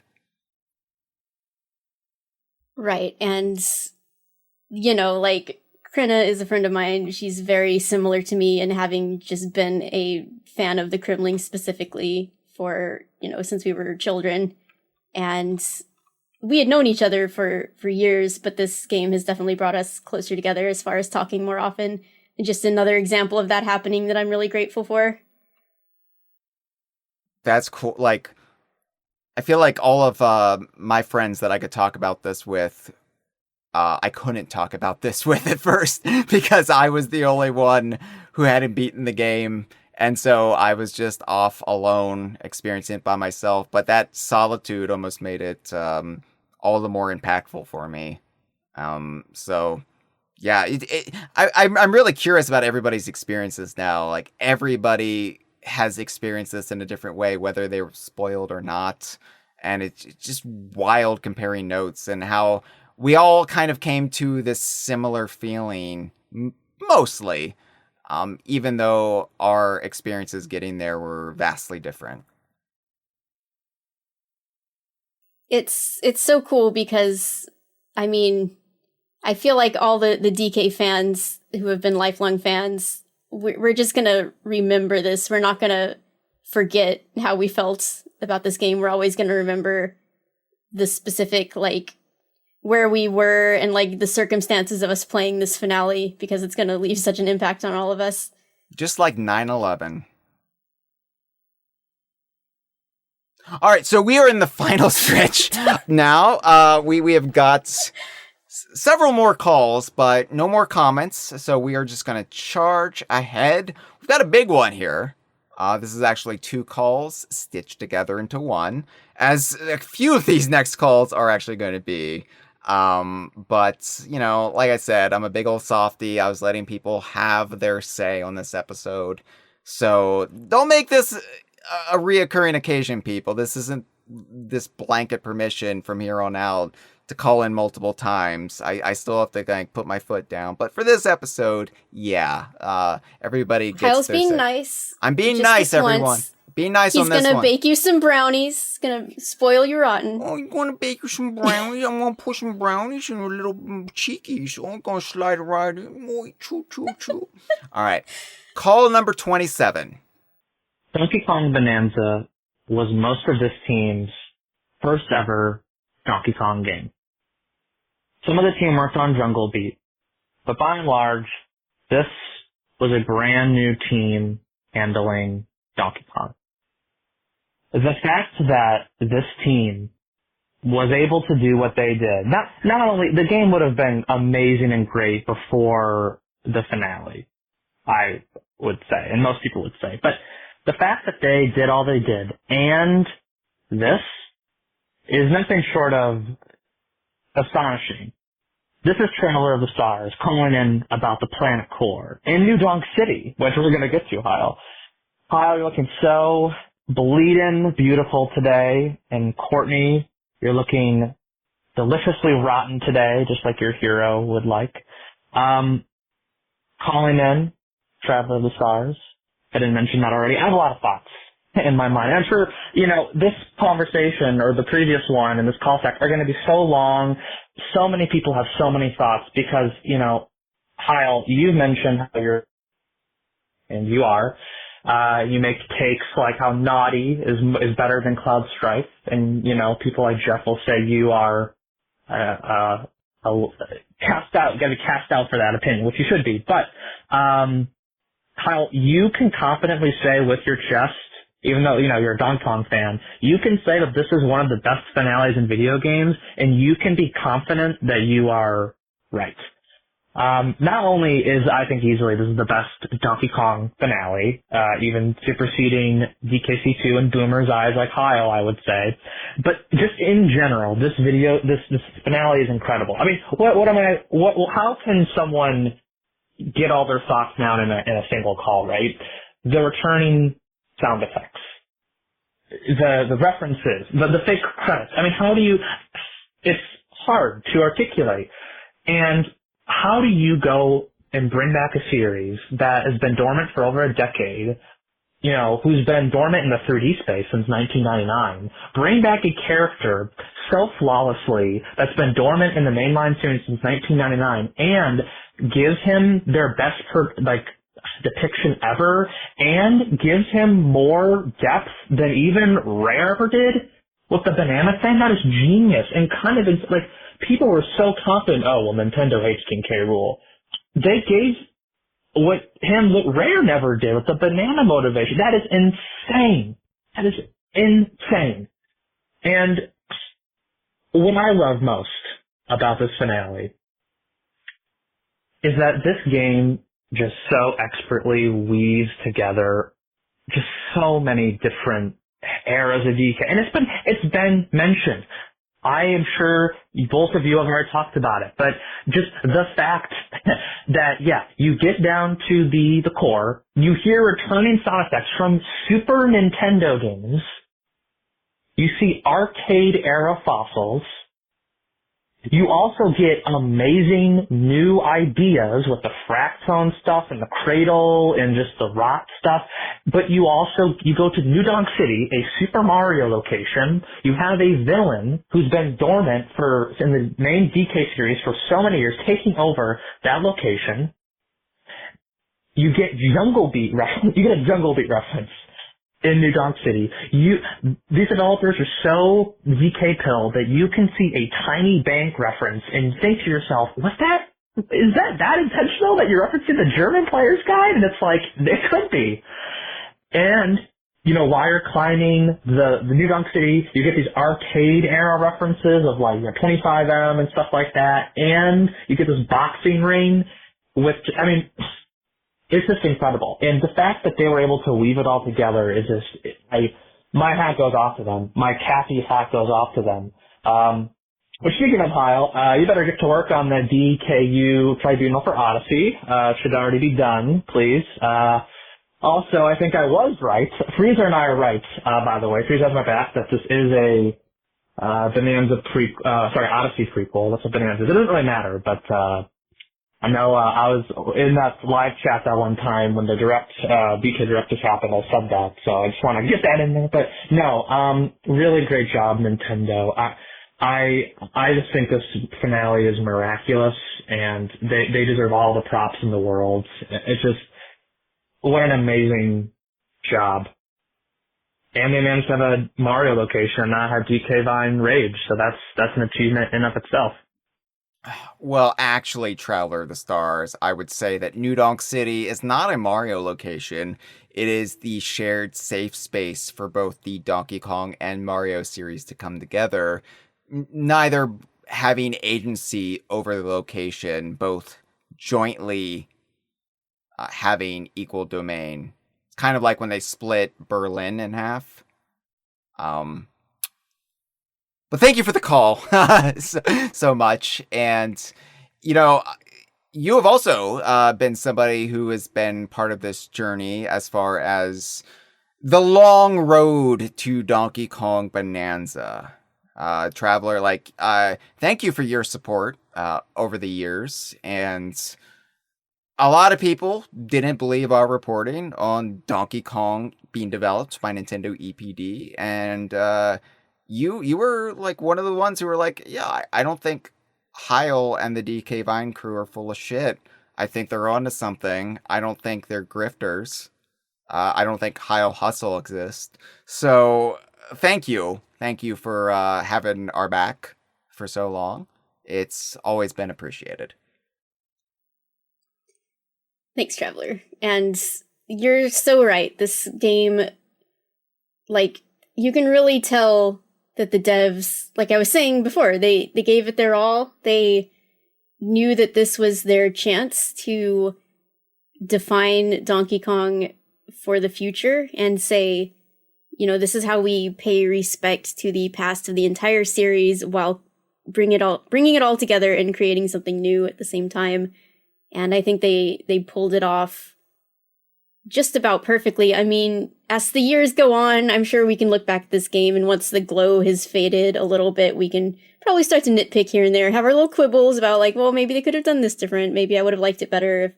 But I mean, all things considered, it's a masterpiece, just of what they were able to accomplish with this game, and take this series that has had such a difficult history, and sometimes a sad one, particularly for the fandom, or just kind of a rocky one, I guess, and bring it into such, harmony.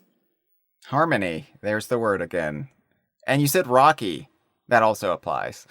I didn't. Yeah. Actual unintended pun for once. We can't help it at this point. It just spills out of your mouth. Yeah, every time. Yeah, we keep saying core. The word core has been really. I'll never hear it again. At least when we're talking about Donkey Kong, you just can't use that word anymore. There's all. I mean, that was kind of already the case because of the crocodile core, but now especially. We could get around that though by referring to the Kremling source, and I've had to train myself for so long using the word rare, referring to the scarcity of something or how seldom it comes along, and not having it conferred or with the studio, and so this game introduces so many words in our vernacular that we now have to be careful about, that we're not trying to do a pun here. We're just using this word in the traditional sense, not referring to the thing in Bonanza. Oh, but yeah, it's going to take a while to get over that and to, expand our vocabulary, break open a thesaurus and use words other than core. And, feast layer. I would always say feast layer, and now I can't say feast layer anymore because people will think I mean the Donkey Kong Bonanza world. It is true. Traveler's also pointing out in the chat that Bonanza's, looking at the actual spelling of the word Bonanza with an O, just seems really wrong now. It makes me sick. That's what it does. I get nauseous. It's horrid, and that's wrong. That's clearly wrong. And honestly, Bonanza should have always been spelled with an A. It just looks so much more aesthetically pleasing. Yeah, Mush, in Paper Mario: The Thousand-Year Door, there's a character named Prince Mush, because he's a toad, so he's like a mushroom. He's a really good character, but now every time I replay that game, I'm going to be like, Prince Mush. Yeah, I can no longer race dogs in the Arctic now. It's terrible. My favorite pastime is ruined. All right, so let's go ahead and play our 28th caller. Thank you so much for the second. A lot of these callers are repeat callers. They called in twice for both the Forbidden Layer and the Planet Core. But it's been nice that they've had different things to say on each one. So thank you so much for calling in again, Traveler. All right, call 28. Hey, this is M. I'm going to try to fit my thoughts here. I never really doubted that K. Rool was going to be in the game. but I did kind of worry about how it was executed, how it'd be executed. I felt that if he showed up too late in the story, it'd feel out of place, but he's not. He's integral to the game's themes. Void Kong has destroyed ecosystems, damaged civilizations, and exploited Pauline's artistic abilities for his own gain.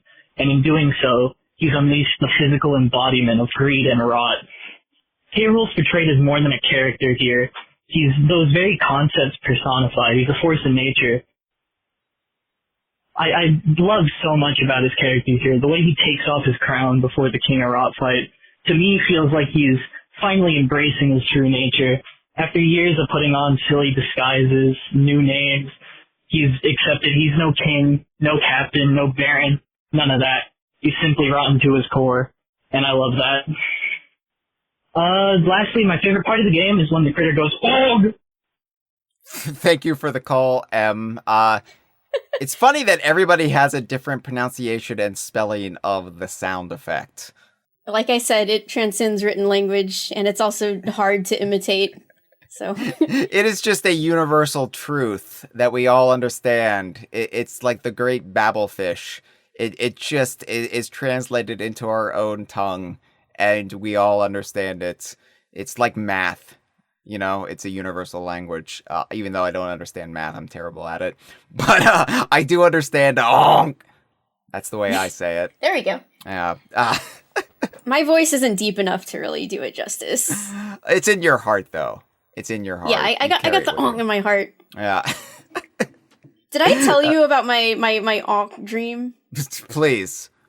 Okay, so a couple days before we recorded the core conversation, I had this dream that we recorded it, but we somehow failed to mention that whole critter sound effect the entire time. Like we just blew past it because we were talking about other things. And then when you uploaded the podcast to YouTube, all of the comments, every single comment was just where's the just they forgot the that's all the comments were. So yeah. I'm glad we mentioned it. I'm glad we mentioned that. I'm glad all the comments were instead about me missing the physical claptrap inside the Munchoid shell. Yeah.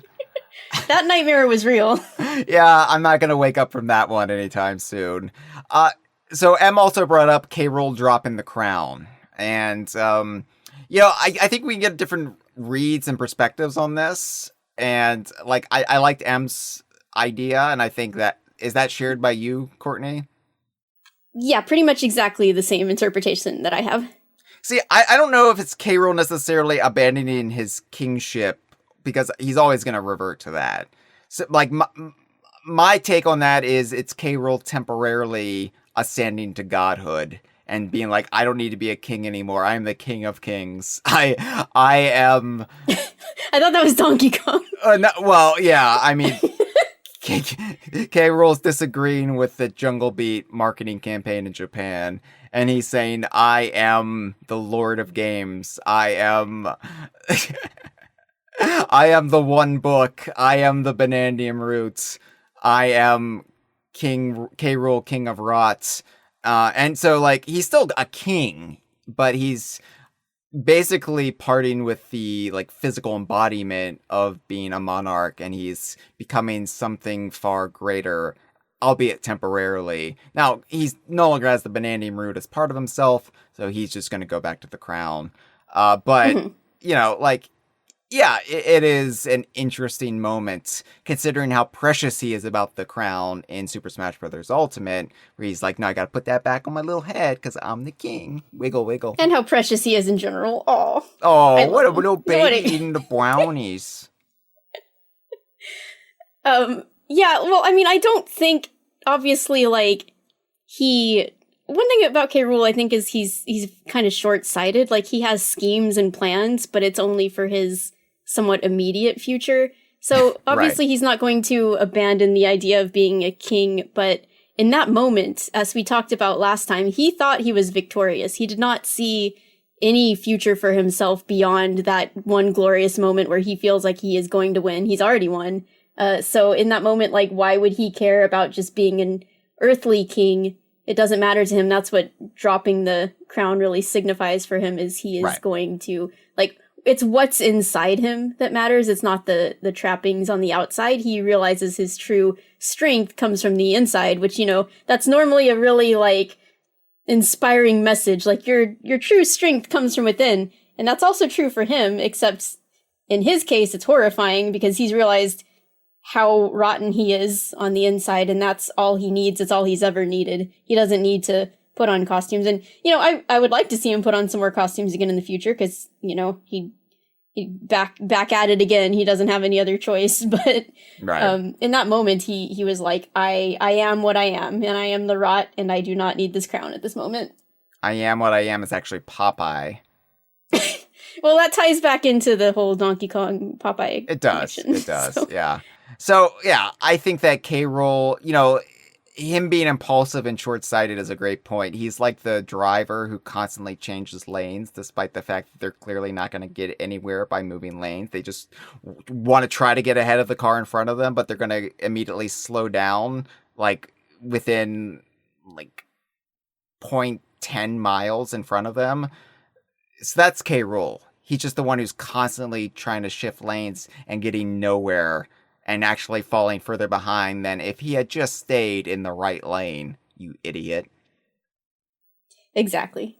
Yeah, God, I hate those drivers. Anyway, thank you so much for the call, Em. All right, call number 29 is another two-parter that's stitched together by my generous Dr. Frankenstein-like hands. My Dr. Crackpot from Off of Grab by the Ghoulies, or in this case, Baron K. Rulenstein. God, can you imagine if those two got together, what monsters they would create? Oh, I'd love to see it. This is our new game pitch, is the Ghoulies Donkey Kong crossover. But yeah, where just all the weapons are just in guard the swordfish and his many relatives. All right, call number 29. Let's do this. Hi, Courtney. Hi, Hyle. This is Jeff Onan, first-time listener, long-time caller. I love calls. I think the calls aren't long enough. Anyway, I've been theory crafting with Courtney and Just Andre that Donkey Kong Bananza is actually quietly a direct sequel to Donkey Kong Country 3. First, I'm going to assume a couple things. You guys could go ahead and elaborate on if you want. Namely, Donkey Kong Bananza takes place beneath the Northern Hemisphere because of those fossil maps, and the Kremling source power in the Lost World of DKC2 is just a channel of Banergy coming from the planet core. That mining mountain on Ingot Isle is specifically Krematoa, the Lost World from DKC3, which explains why it's so easily caved in down to sublayer 10, because it already has caved in and been risen back up at least once before. The question is, why? Why would the Bananza dev team choose to set the location of their game in Krematoa specifically? It's so random. But it's not random. You see, Bananza is inspired by a classic literary journey, but I'm not talking about Journey to the West or even Steve Perry. I'm referring to Journey to the Center of the Earth by Jules Verne, the story that originated the kinds of hollow earth adventures that Bananza trades in. If indeed that was a big inspiration, why don't we ask where else the Donkey Kong series has paid homage to Jules Verne? That's right, Krematoa, where we see K. Rool's submersible, the Nautilus, an obvious reference to another explorative adventure to the depths, 20,000 Leagues Under the Sea by Jules Verne. Now, in some adaptations of Jules Verne's classics, they combine these two stories into one canon and one setting. Notably, there's a Jules Verne theme park land in Tokyo Disney Sea Theme Park in which you visit a mysterious island, encounter the Nautilus submarine, and then in the mouth of a volcano, much like Krematoa, you begin the titular journey to the center of the Earth, or planet core. I posit that the devs at Nintendo are likely to have experienced this theme park land in Tokyo, and if so, it would make them look at the ending of DKC3 differently, as simply the starting hub of a journey to the center of the Earth, which happened to be the kind of plot they wanted to tell in this new game. So when K. Rool went down there and got trapped for over a decade, that wasn't his first attempt to reach the planet core. That's why K. Rool had the Nautilus. That's why he was dressed as a scientist. He was looking for another source of that sweet Banergy power. By the way, just as an aside, the Nautilus ship in the novel has the ability to mine for minerals. I just thought that was interesting to throw out there. What else did K. Rool invent in his quest to find an alternative Kremling source? Chaos the Robot, which he brings back in 2.0 form and utilized in Bananza on his second attempted quest down through Krematoa to the planet core. To me, bringing back Chaos recontextualizes the original purpose of Chaos all along. It has spinning blades, it throws bombs, it has punching gloves. Chaos is and always has been a digging machine. Why was it powered by Donkey Kong and Diddy Kong's brains? Because Kongs are like scent hounds for the powerful aroma of bananas. How's that for an ice cream observation? Courtney, Hyle, it's Jeff Onan again. The calls aren't long enough. The calls get too much longer, and then they'd have to be 2 calls. So this is my second call. As a follow-up to my point before about how K. Rool had attempted to reach the planet core all the way back in the events of DKC3, that begs the question, how come he never tried again between DKC3 all the way up until around 2008-ish when he finally succeeded and got trapped there? Well, I think the humiliation of a banana bird egg drop from a queen's cloaca is so great that K. Rool became overcome with a blinding desire to get revenge, and that overtook his main priority. His all-consuming need to get one up on the Kongs distracted him for over a decade. I theorize that the only way to break this pattern so he could return to his quest for the source, 2 things needed to happen. He likely needed more information. He may not have understood exactly what the source power was or where it came from, but if a new revelation came along, it could reignite his desire to seek out that path. The second thing, though, which is key, is that he needed a win. He needed some pound of flesh on some level to his petty, spiteful desire for revenge was satiated. Well, with regards to that key new information, during his last big villainous plot in Donkey Kong's Jungle Climber, he became aware of the power of some crystalline bananas from space. And maybe this was the eureka moment he needed, where he first connected the dots that the Kremling source power was coming from crystallized bananas called Banandium gems. Or maybe it wasn't new information, he just jogged his memory. Now, on the topic of getting revenge, if we take the Super Smash Bros. Ultimate trailers as canon, which we do because we're not cowards, then at one point between the games, K. Rool succeeded in his DK64 era plot of blowing up the Kong face on Donkey Kong Island. That's why it no longer looked right in DKC Returns, even though they would eventually fix it. Of course, this attack would prompt Banjo-Kazooie to get involved, leading to K. Rool being trapped underneath a rock and knocked underground, perhaps into an underground cavern with Banandium gems. With his need for a symbolic revenge victory satisfied and his more recent understanding of Banandium power in mind, he returned to that DKC3 era mission of finding the planet core. He returned to Krematoa, he rebuilt Chaos, and he gathered his troops for a grand expedition. But, as we know, Chaos needs a Kong brain to power it if it's going to be useful in tracking those banana stunts. So which Kong brain could K. Rool use that nobody would miss? Which Kong hasn't been seen since the first time K. Rool tried to reach the core? That's right. The new Chaos backpack model has been the whereabouts all this time of Kiddy Kong. So there's a little bird shit for you. Jeff, you're an idiot. I love you so much. That was perfect. That was like if Jeff smoked the same like metaphorical cocaine that I get high off of when I go on a long rant about how the lore of the DKU is all interconnected. That was brilliant. And I'm almost in complete agreement with everything you just said.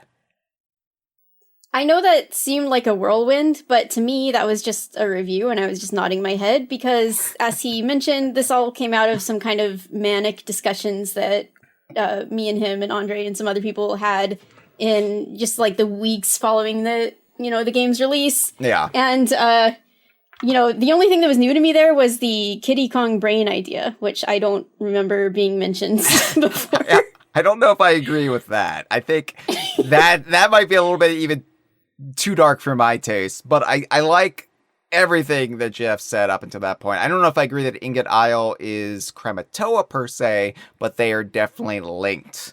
They are definitely, like, Ingot Isle is supposed to invoke Krematoa. You're supposed to make that connection subconsciously. And yes, the Northern Kremisphere is the location of Ingot Isle. It all fits. And yeah, that would be what K. Rool would be doing in DKC 3. He would be looking for an alternate source of the Kremling source. He would be looking to dig deeper and looking for what he didn't realize at the time was the Banandium root.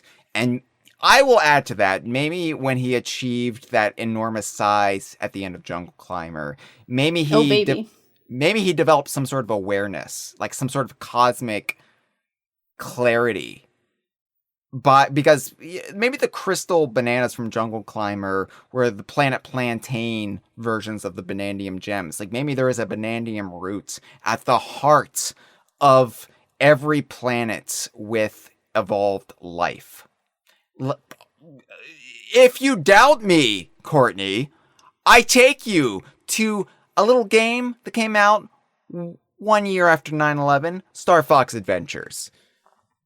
The planet Saria had mystical force point temples that channeled the mystical magical energies deep within the planet core of Saria that, just happened to look like the crocodile core, that happened to resemble the Kremling source. I posit to you, what if there is a bananium root at the heart of Dinosaur Planet as well?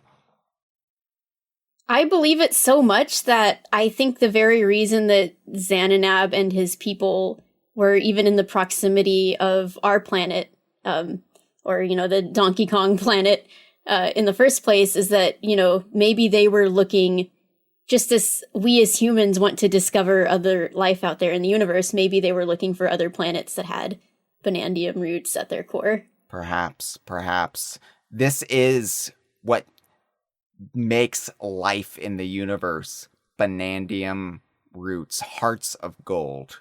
And it's all connected, and I think Jeff, and by extension you, and just Andre, and you know what, I'm going to throw myself in there as well, because I came to a lot of these conclusions independently of all of you months later, but I think it's screaming from the subtext of Bananza that, at the very least, maybe not the Star Fox Adventure stuff, although that is owned by Nintendo, so it's not even as big of a leap as me saying grab by the ghoulies nonsense.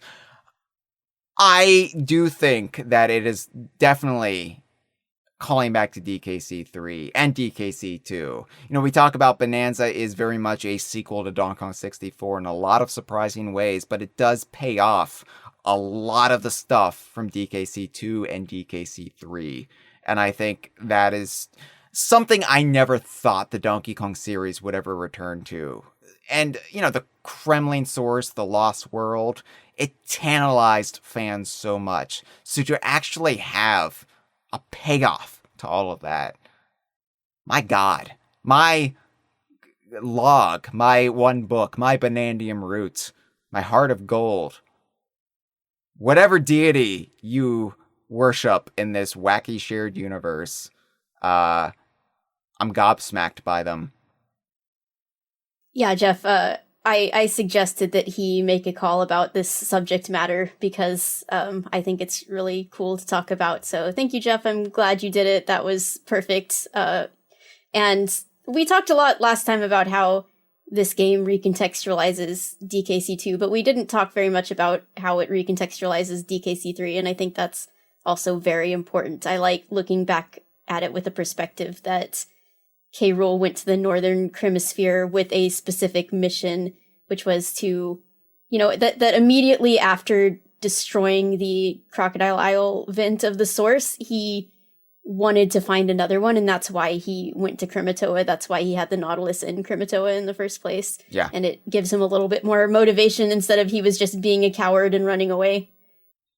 No, exactly. And also it helps recontextualize the Lost World of Krematoa and maybe the dumb Lost World from Donkey Kong Land 3 a little bit. Maybe that's in Good Isle, for all we know. But it helps recontextualize all of that and helps bring it further in line with the Lost World of the Kremlings, which is all connected to the underground world. That's amazing. That's just deep, deep Donkey Kong lore, and it's blowing my mind. Yeah, I mean, it helps us understand maybe why the Northern Kremisphere exists in the first place, why Kremlings live there, why they would be interested in this region and have a war with the bears over it. Yeah, and the bears drove them off, but then they came back in 1996, and they said, what are you going to do about it? And the bears were like, we're going to trade mirrors and shit. And it worked. the bears drove them off again. Yeah. So anyway, thank you so much for the calls, Jeff Onan. All right. Call number 30. We're getting there. We now have as many calls as there have been years since Donkey Kong Country 2. So, wow. All right, let's play it. Let's go. Hey, Hyle. Hey, Courtney. It's Ban the Bear here. Hope y'all are doing well. Calling in for the final big Grand Climax call sack. And so, he's back. K. Rool is back. He's back and better than ever. Literally everything I could have hoped for and then some. So, obviously, like, I called in previously, like, I was, like, starting to get nervous, but I was trying to assure myself, like, oh, the voice coach, he's so cool. Like, it'll be fine either way. But oh my god, K. Rool is back, and seemingly for good, and I'm just so thrilled with it. But instead of just geeking it out about K. Rool, like I imagine most of the calls are going to be, I really wanted to just take this chance to give Void Kong his flowers, because Void Kong is a character I have grown to absolutely love.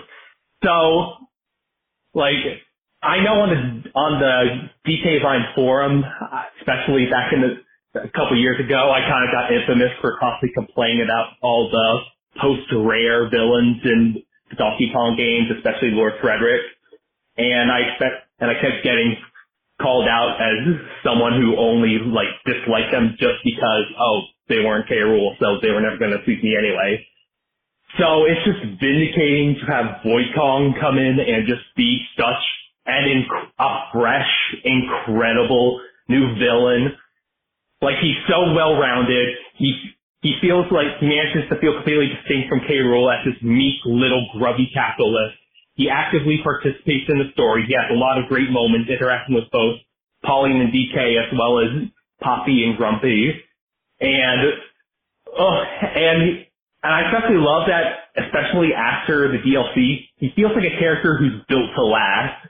Because, like, as the Emerald Rush extension shows, not that we're there yet in the conversation, like, you know, Void Kong can still reappear in the series and still have a role, even if he's not the main villain, which I really appreciate, because I'm not sure if they're going to do anything with after him, but he feels like he's a character who can come back anytime. He doesn't feel like just a disposable one-off villain, which is kind of the sense I got from the other main villains we've had up until now.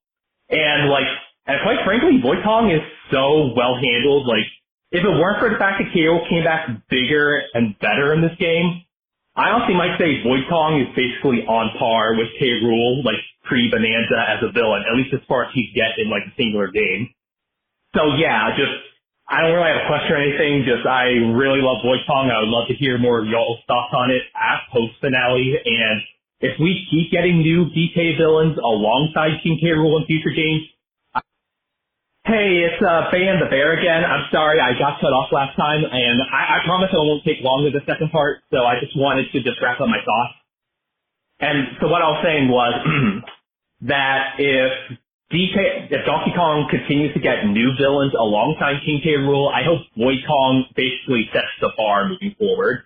Like I'm all for DK having a rogues gallery aside from K. Rool. It's just like Void Kong, I want them to be fun, memorable characters who can stand proudly alongside K. Rool and the other main cast members, and be characters who can fill completely new roles and especially be characters that we are actively rallying to see again. So yeah, that's all I had. Bye guys. Thank you for the calls, Ban the Bear. You know, I'm gonna go ahead and say it. I love the retro games. I love both of them. They're great games. And I like the Tikis. And I like the Snowmads. But their actual final bosses as characters have no sauce. They are not very fun. I always have been a little hater of Frederick. I do not think Frederick he is not an endearing character. He's kind of boring. I don't like him. Tiki Tong, classic, head and hands boss. There's not a lot going on with him. I'm sorry, Traveler. No, Traveler's saying that he agrees with me. Okay, all right, relief. So, yeah, I mean, it's not just that we were mad that, we didn't get K. Rool and we weren't giving other villains a chance. The final bosses of those games didn't even live up to some of the bosses that had come before them. Everybody says Bashmaster is more fun of a character than Frederick, and it's true. Everyone, I don't know about everyone, but so many people just got endeared to Void Kong immediately, to the effect that, I've seen lots of people in the fandom focusing on him or having him as their icons or whatever, and all it takes is making an actually good, endearing villain, fascinating, who actually serves a role in the plot and a good dichotomy with the protagonists, and Like, you know, like they just gotta have some personality to him. Like, it's not that people were just bitter over the lack of K. Rool and to some extent, yes, but it's also just that Frederick and Tiki Tong were not very good characters. I'm sorry. Yeah, So, like, yeah, I get it. I like Tiki Tong way more than I like Lord Frederick. I like the Snowmads way more than I like the Tiki Tak tribe. So the paradox there. But yeah, like I feel like the Snowmads, as you said, Bashmaster, but I'm thinking like Scowl, even Pompey.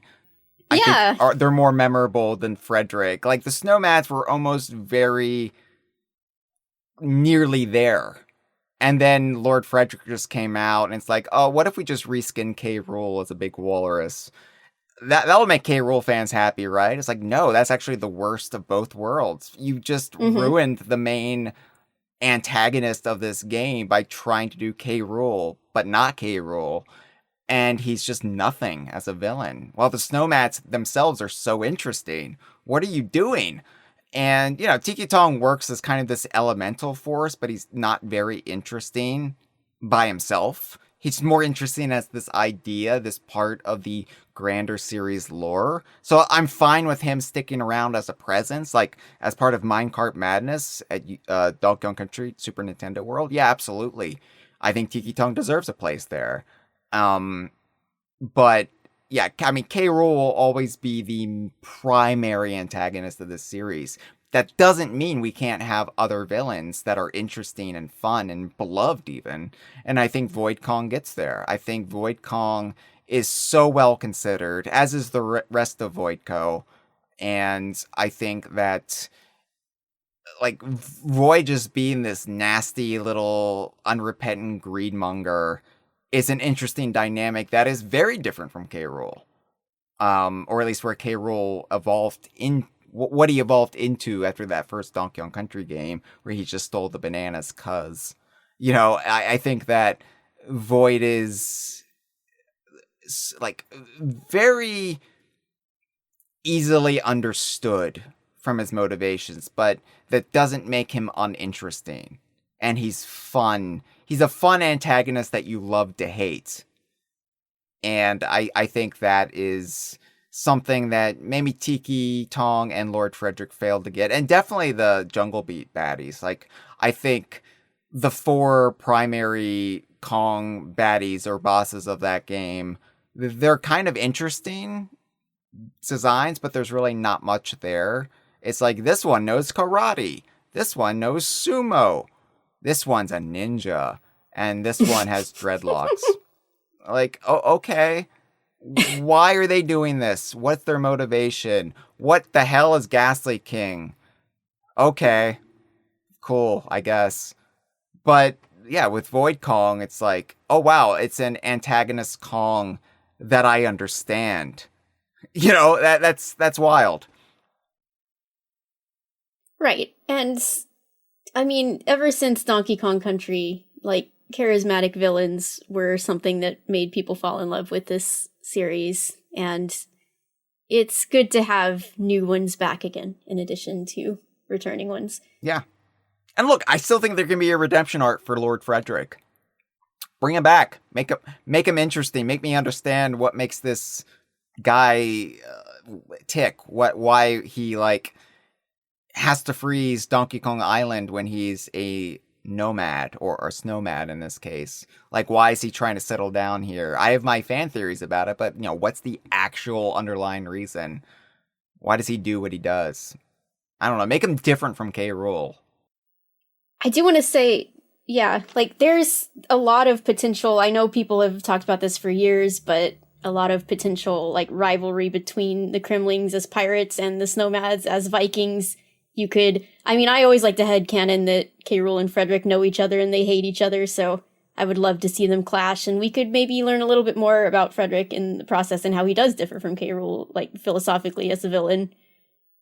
Maybe Frederick was the one covertly feeding K. Rool information about the Banandium root because Frederick wanted K. Rool imprisoned so he could then have dibs on Donkey Kong Island. Like, that would be stuff I wouldn't say is out of the realm of possibility at this point, knowing how just intense into Donkey Kong history and lore Bananza's team went.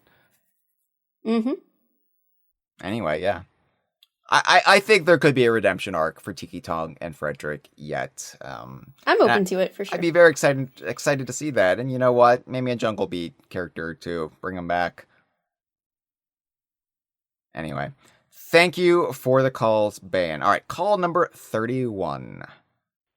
Hello, DK Vine. MZ here. I'm a first-time caller.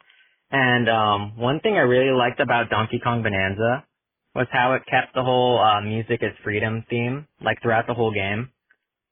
Like, from how Pauline is able to, like, unseal, like, Void Coast tape from, like, singing, and also is able to unseal King K. Rool from the core. I also really like how the music is freedom theme has been prevalent throughout all of Donkey Kong's games. Like, from how you have to play musical Simon Says, the Freedom Banana Birds, also how from Lord Frederick is able to take over Donkey Kong Island on, like, with his horn, and also how DK is able to free the island from, like, the Snowman's influence with the same horn, and also with how the Tiki Tap tribe uses music. Honestly, I like Donkey Kong Bananza so much that I already thought of a sequel idea, which I know it's kind of crazy since the game literally just came out, but for my idea, like, Donkey Kong is in space, and he's able to punch, like, planets, so, like, where he's able to jump from planet to planet, and depending on how hard you punch the planet, that'll determine the distance. So if any of you guys played Mario Galaxy 2 at the ending of the game, Mario has to ground pound, like, these, like, planets Bowser spawns. So I'm thinking about, like, how it could be something like that, like, from, like, depending on how hard, like, Donkey Kong punches the planet, you can, like, determine its distance. It'd kind of be like Galactic Pool Table, and I honestly think that's kind of cool. And something that I kind of realized, like, Mario and Donkey Kong exist in the same world, and something I think is kind of weird is how the planet, like, at the center of, like, the planet that Mario's on, like, it's like the Bananium Root. Like, at the center of like, anytime whenever you're playing a Mario game, like, there's the Bananium Root's always there. So, yeah, that's it. Thank you. Well, thank you for the call. And it's because Donkey Kong is at the center of everything, and Mario is just a pathetic hanger-on. It's confirmed. It's confirmed in Donkey Kong Bananza. K. Rool was the center of the world for quite some time. A brief moment, yeah. A brief shining moment. Look, I would accept a Donkey Kong game that's set in space if it just means we get Xanana back. Yeah. I like this Donkey Kong Galaxy idea. Because, right, we need to get Xanana back, and I believe it could happen at this point. Like, maybe this is, like, too much in the realm of me thinking, like, oh, you know, Mother Nature, oh, the bosom of Gaia, oh, other witchy Stevie Nicks philosophies, but I like the Donkey Kong series because it is so rooted in Earth, in nature. Yeah. I know. I'm tired. I said it, but it is so rooted in, like, Earth, and, you know, like, I still very much view the Donkey Kong series as taking place on our planet. I know there is now the question of, well, Mario, but it's so much a mirror reflection of natural environments on the planet Earth that, for me, it's, I don't know, it's going too far astray. Like, I'm fine with Donkey Kong going into space on occasion, for like a world or a ending set piece here or there, but I like that Bananza just went deeper into the planet. And that's how it, like, got away from previously existing locations while still eventually returning there. But I'm not dismissing your idea. I just think maybe as an end of the game thing, I still very much like Donkey Kong games taking place on Earth, because that is, I think, what they represent so much to me. In addition to music and harmony and like Jungle Beat, for all of the controversies that it brought to light in the fandom, it did really have a great message that is kind of the unifying message of the series, is harmony with nature. The Jungle Beat is Donkey Kong being at one with the rhythm of the forest. And I think like that is what the Donkey Kong series means to me, and how it relates to music, as you said. And so I don't know, like I don't know if I want Donkey Kong in space for an entire game, but every now and then, why not? I do agree. Obviously, the connection to nature is such an important part of the Donkey Kong series, and being based more on real world animals and that sort of thing. And I think it's an interesting contrast too between the Mario series, which has all this iconography of stars and it's a lot more cosmic, and the Donkey Kong series, which, as this game exemplifies so well, is more based on the power of the earth itself. Yeah. And deals more with those more grounded sort of power sources, and represented by things like bananas, which are the fruits of the earth. So I think that, you know, I guess I could see a whole game where Donkey Kong's in space, but I do think this like punching planets into other planets idea might work for maybe just a final level or something. Right. Again, not dismissing your idea. There are no bad ideas. And like, once upon a time, Bananza, if you pitched that game to me, I'd be like, get out of here. Go to hell. Yeah, I mean, it could be all about Donkey Kong discovering the power of nature on other planets, you know? Going... That's right. He just has to get to the Banandium root on other planets before K. Rool gets there. Yeah. Or, you know, Nintendo can buy the rights to WizPig, because it doesn't seem like Rare's going to use them anytime soon. And, we can get WizPig back in the Donkey Kong series. I want to see that relationship between WizPig and K. Rool finally. Anyway, yeah. Thank you for the call. And then, you know, music has been a part of the Donkey Kong series. I mean, Donkey Kong Country opened up with Cranky Kong and his phonograph, and then Donkey Kong dropping a big boombox on him. So it's been part of the series from the start. And Donkey Konga wouldn't have felt so wrong had they actually incorporated real Donkey Kong music in the game. Donkey Konga's biggest flaw, besides Donkey Konga 2 being a miserable experience, the 100% complete, is its track selection and trying to be something for everyone and being nothing for nobody. All right. Before we move on to the next call, sorry, I just really like this comment from Andre in the chat. Oh, okay. It says, Mario is Mr. Video Game because his series is about reveling in total unmoored imagination. Donkey Kong is about how the world is so wondrous that you don't need to take refuge in imagination. Is this why I don't play other video games? Is because Donkey Kong has taught me that I need to turn off the video games and go outside? Donkey Kong wants us all to touch grass. That would be a good name for a Donkey Kong game, like Donkey Kong Country. Donkey Kong Touch Grass. Country Touch Grass. Yeah. Let's go for it. Baja Blast is dead, everyone. Donkey Kong Country Touch Grass coming 2027 to your Switch 2. All right. Call number 32. Hello there, DK Vine. This is Saj from Chile, first time caller. So, aside for everything I said in the DM, I have some thoughts on the fossils of the planet core. I don't think those are fossils per se, or like archaeology relics. I think of it because of the Donkey Kong Country Returns level wonky waterway of the Ruins world, where at the near end of the level you can see a giant 8-bit Donkey Kong monument-like structure.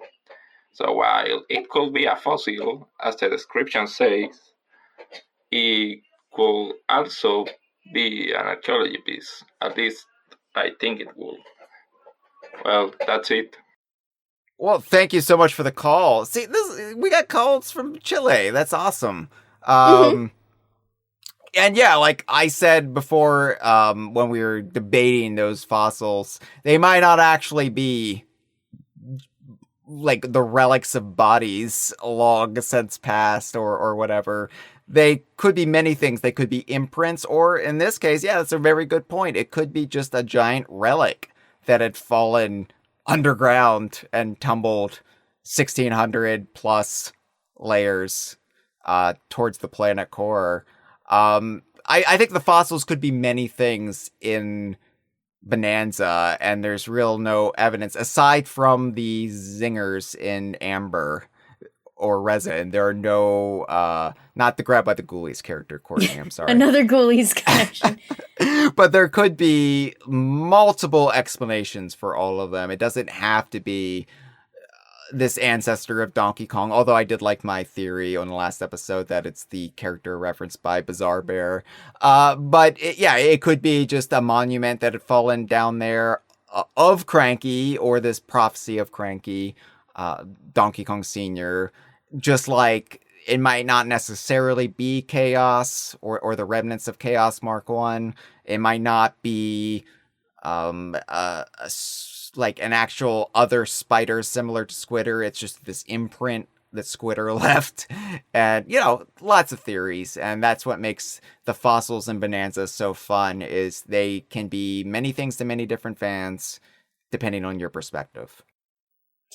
Yeah, I'm starting, I don't know, like, I don't know if they should have called them fossils, because it doesn't really make sense. I do think some of them are more likely to be relics or carvings or what have you, because fossils don't really work this way, where they're just like an imprint of the whole creature preserved, like down to all the details. I mean, it would just be like their bones for the most part if it was a real fossil. So I tend to think that not all of them, There are the fossils, like, I think the definition of fossil does extend to, like, the imprinted indentations. True, yeah, like footprints and stuff, I guess that's true. Or leaves, or, like, any evidence of things from prehistory that have persevered to the modern day or era.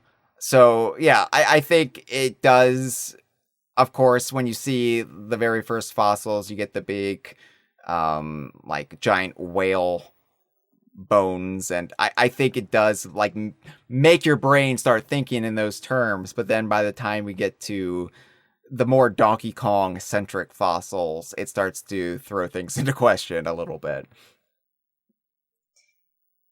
Yeah, it's they're a very, like, I don't know, there's lots of different ways to interpret them for sure.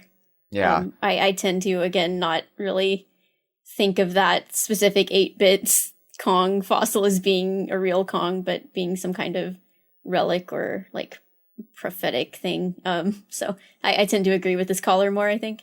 Yeah. I mean, I'm open to anything, and I don't think we're ever going to get an answer to this, but yeah, I do like the idea that the mirror-owning ancestor of Cranky had just maybe was looking for an entry into the underground world and just took a wrong turn and fell very, very far. All right. I'm exhausted, Courtney, and part of me doesn't even want to play this last call, but then the guilty part of me springs in and says, Hyle, you've got to play all the calls. You've got to play this last call. And I'm sure this is a caller who had really wanted to get their 2 cents in about this monumentous occasion in Donkey Kong fandom. Our history, our shared collective journey has culminated with Donkey Kong Bananza. And who am I to deprive them of this platform? I'm nobody. So even though we have been recording now for over 6 hours, this is the second longest conversation of all time, Courtney. How do you feel to hold the record for number 1 and number 2? You are the Donkey Kong Country 2 and the Donkey Kong Bananza in the rankings. Not for best of, but for length. Although I would say the last episode was maybe my favorite conversation, so who knows? How does it feel? You know, it's they call me the marathon runner. It's nice to hold records for length, considering how short I am in real life. So There you I go. appreciate that. This is just you entering Bonanza form. You're just becoming larger than life vis-a-vis the Bananergy of the Kongversation podcast. So, anyway, that being said, I would feel bad leaving out this last caller. So, even though I am on my last legs as far as Bananergy goes, we will play this. Alright, I guess we can do it. Let's go. Hello, you two. It's Courtney's sister, Captain Courtney. Courtney had a few things she wanted to mention last episode, but 7.5 hours just wasn't enough, so I took the initiative to make this call for her. Specifically, I want to talk about K. Rool's relation to music and to the root, which is harmony itself. Now, in all of K. Rool's long history, we've never seen him express a particular fondness or aptitude for music, outside of his fantastic singing in the cartoon, of course, but we're talking about the games alone here. I'm sure he appreciates music just as much as most people do, and Donkey Konga showed us he can jam out with the best of them. But considering how the guy has brought with him some absolutely unforgettable final boss anthems, it's almost surprising how little he textually engages with the idea of music.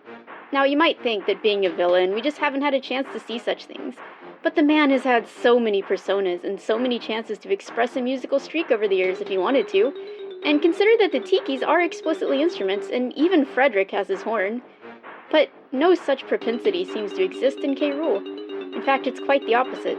We often talk about the chemical pollution K. Rool has presided over, but one thing that's been less considered is noise pollution. Think about how his factories and theme parks must drown out the noises of the jungle and forest. Did K. Rool ever just stop and listen to the wind through the brambles? Probably not. The despot is a disruptor of harmony. In the DK64 randomizer community, for which music is incredibly important, there's a room in Frantic Factory that players often call the Loud Room. This is because, although there's a unique song assigned to this room in each seed, it is so filled with banging and fireballs and explosions that you will not be able to hear it. And if that doesn't just neatly sum up K. Rool, I don't know what does. This is why, as we know from a certain statue, Core K. Rool is spelled with a C, not a K. This resplendent form does not represent who he truly is. It's him trying to cheat his way to the root's power without letting himself be in harmony with it. He makes a demand of it, as opposed to Pauline and DK's more humble prayer. You will grant my wish, he says, and it does. And yet he still has a plume of banandium you can sometimes see sprouting from his head. He's still sublimated to the root, and he hates it. No wonder his armor is cracking. He is at war with himself and with the power within him. Only when he accepts that he is rot incarnate does he settle into a form that truly belongs to him. Perhaps somewhere out there is another Kremling, one who the root itself may have chosen and guided, one who is so naturally harmonious with such a strong desire to never harm the innocents around him, that he grew to the size of an elder even at a relatively young age. One who is so naturally harmonious that his joyous dancing could manage to shake the earth in just such a fashion as to open up exactly the right paths the Kongs needed to progress. One who, the hushed rumors say, might be K. Rool's very own brother, though neither of them will own up to that. The point is, K. Rool himself is the crocodile cacophony. At the end of Bananza, he finally embraces the power of his own beat, but it's too little too late. Maybe one day he'll make a serious attempt to feel the harmony of the world around him, but until then his defeats will continue to blindside him, because he didn't listen, so he couldn't hear it coming. Do you also have a sister who's a mad scientist?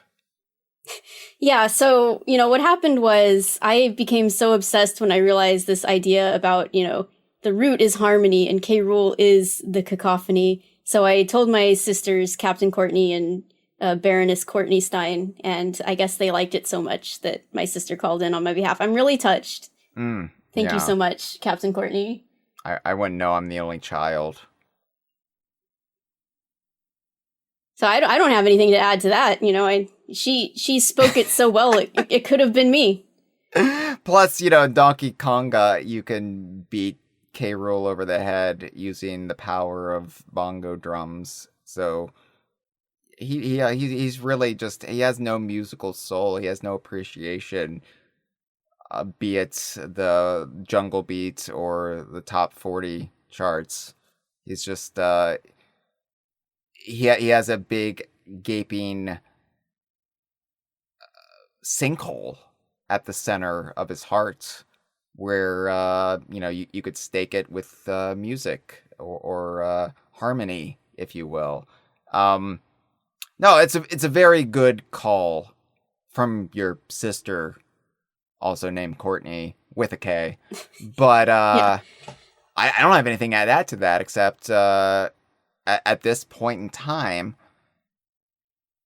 I really don't have anything else to say about Donkey Kong Bananza. So tune in next time as Just Andre and I talk about Donkey Kong Bananza, the post game. Good night, everybody. This has been a File 2 production. Que rico.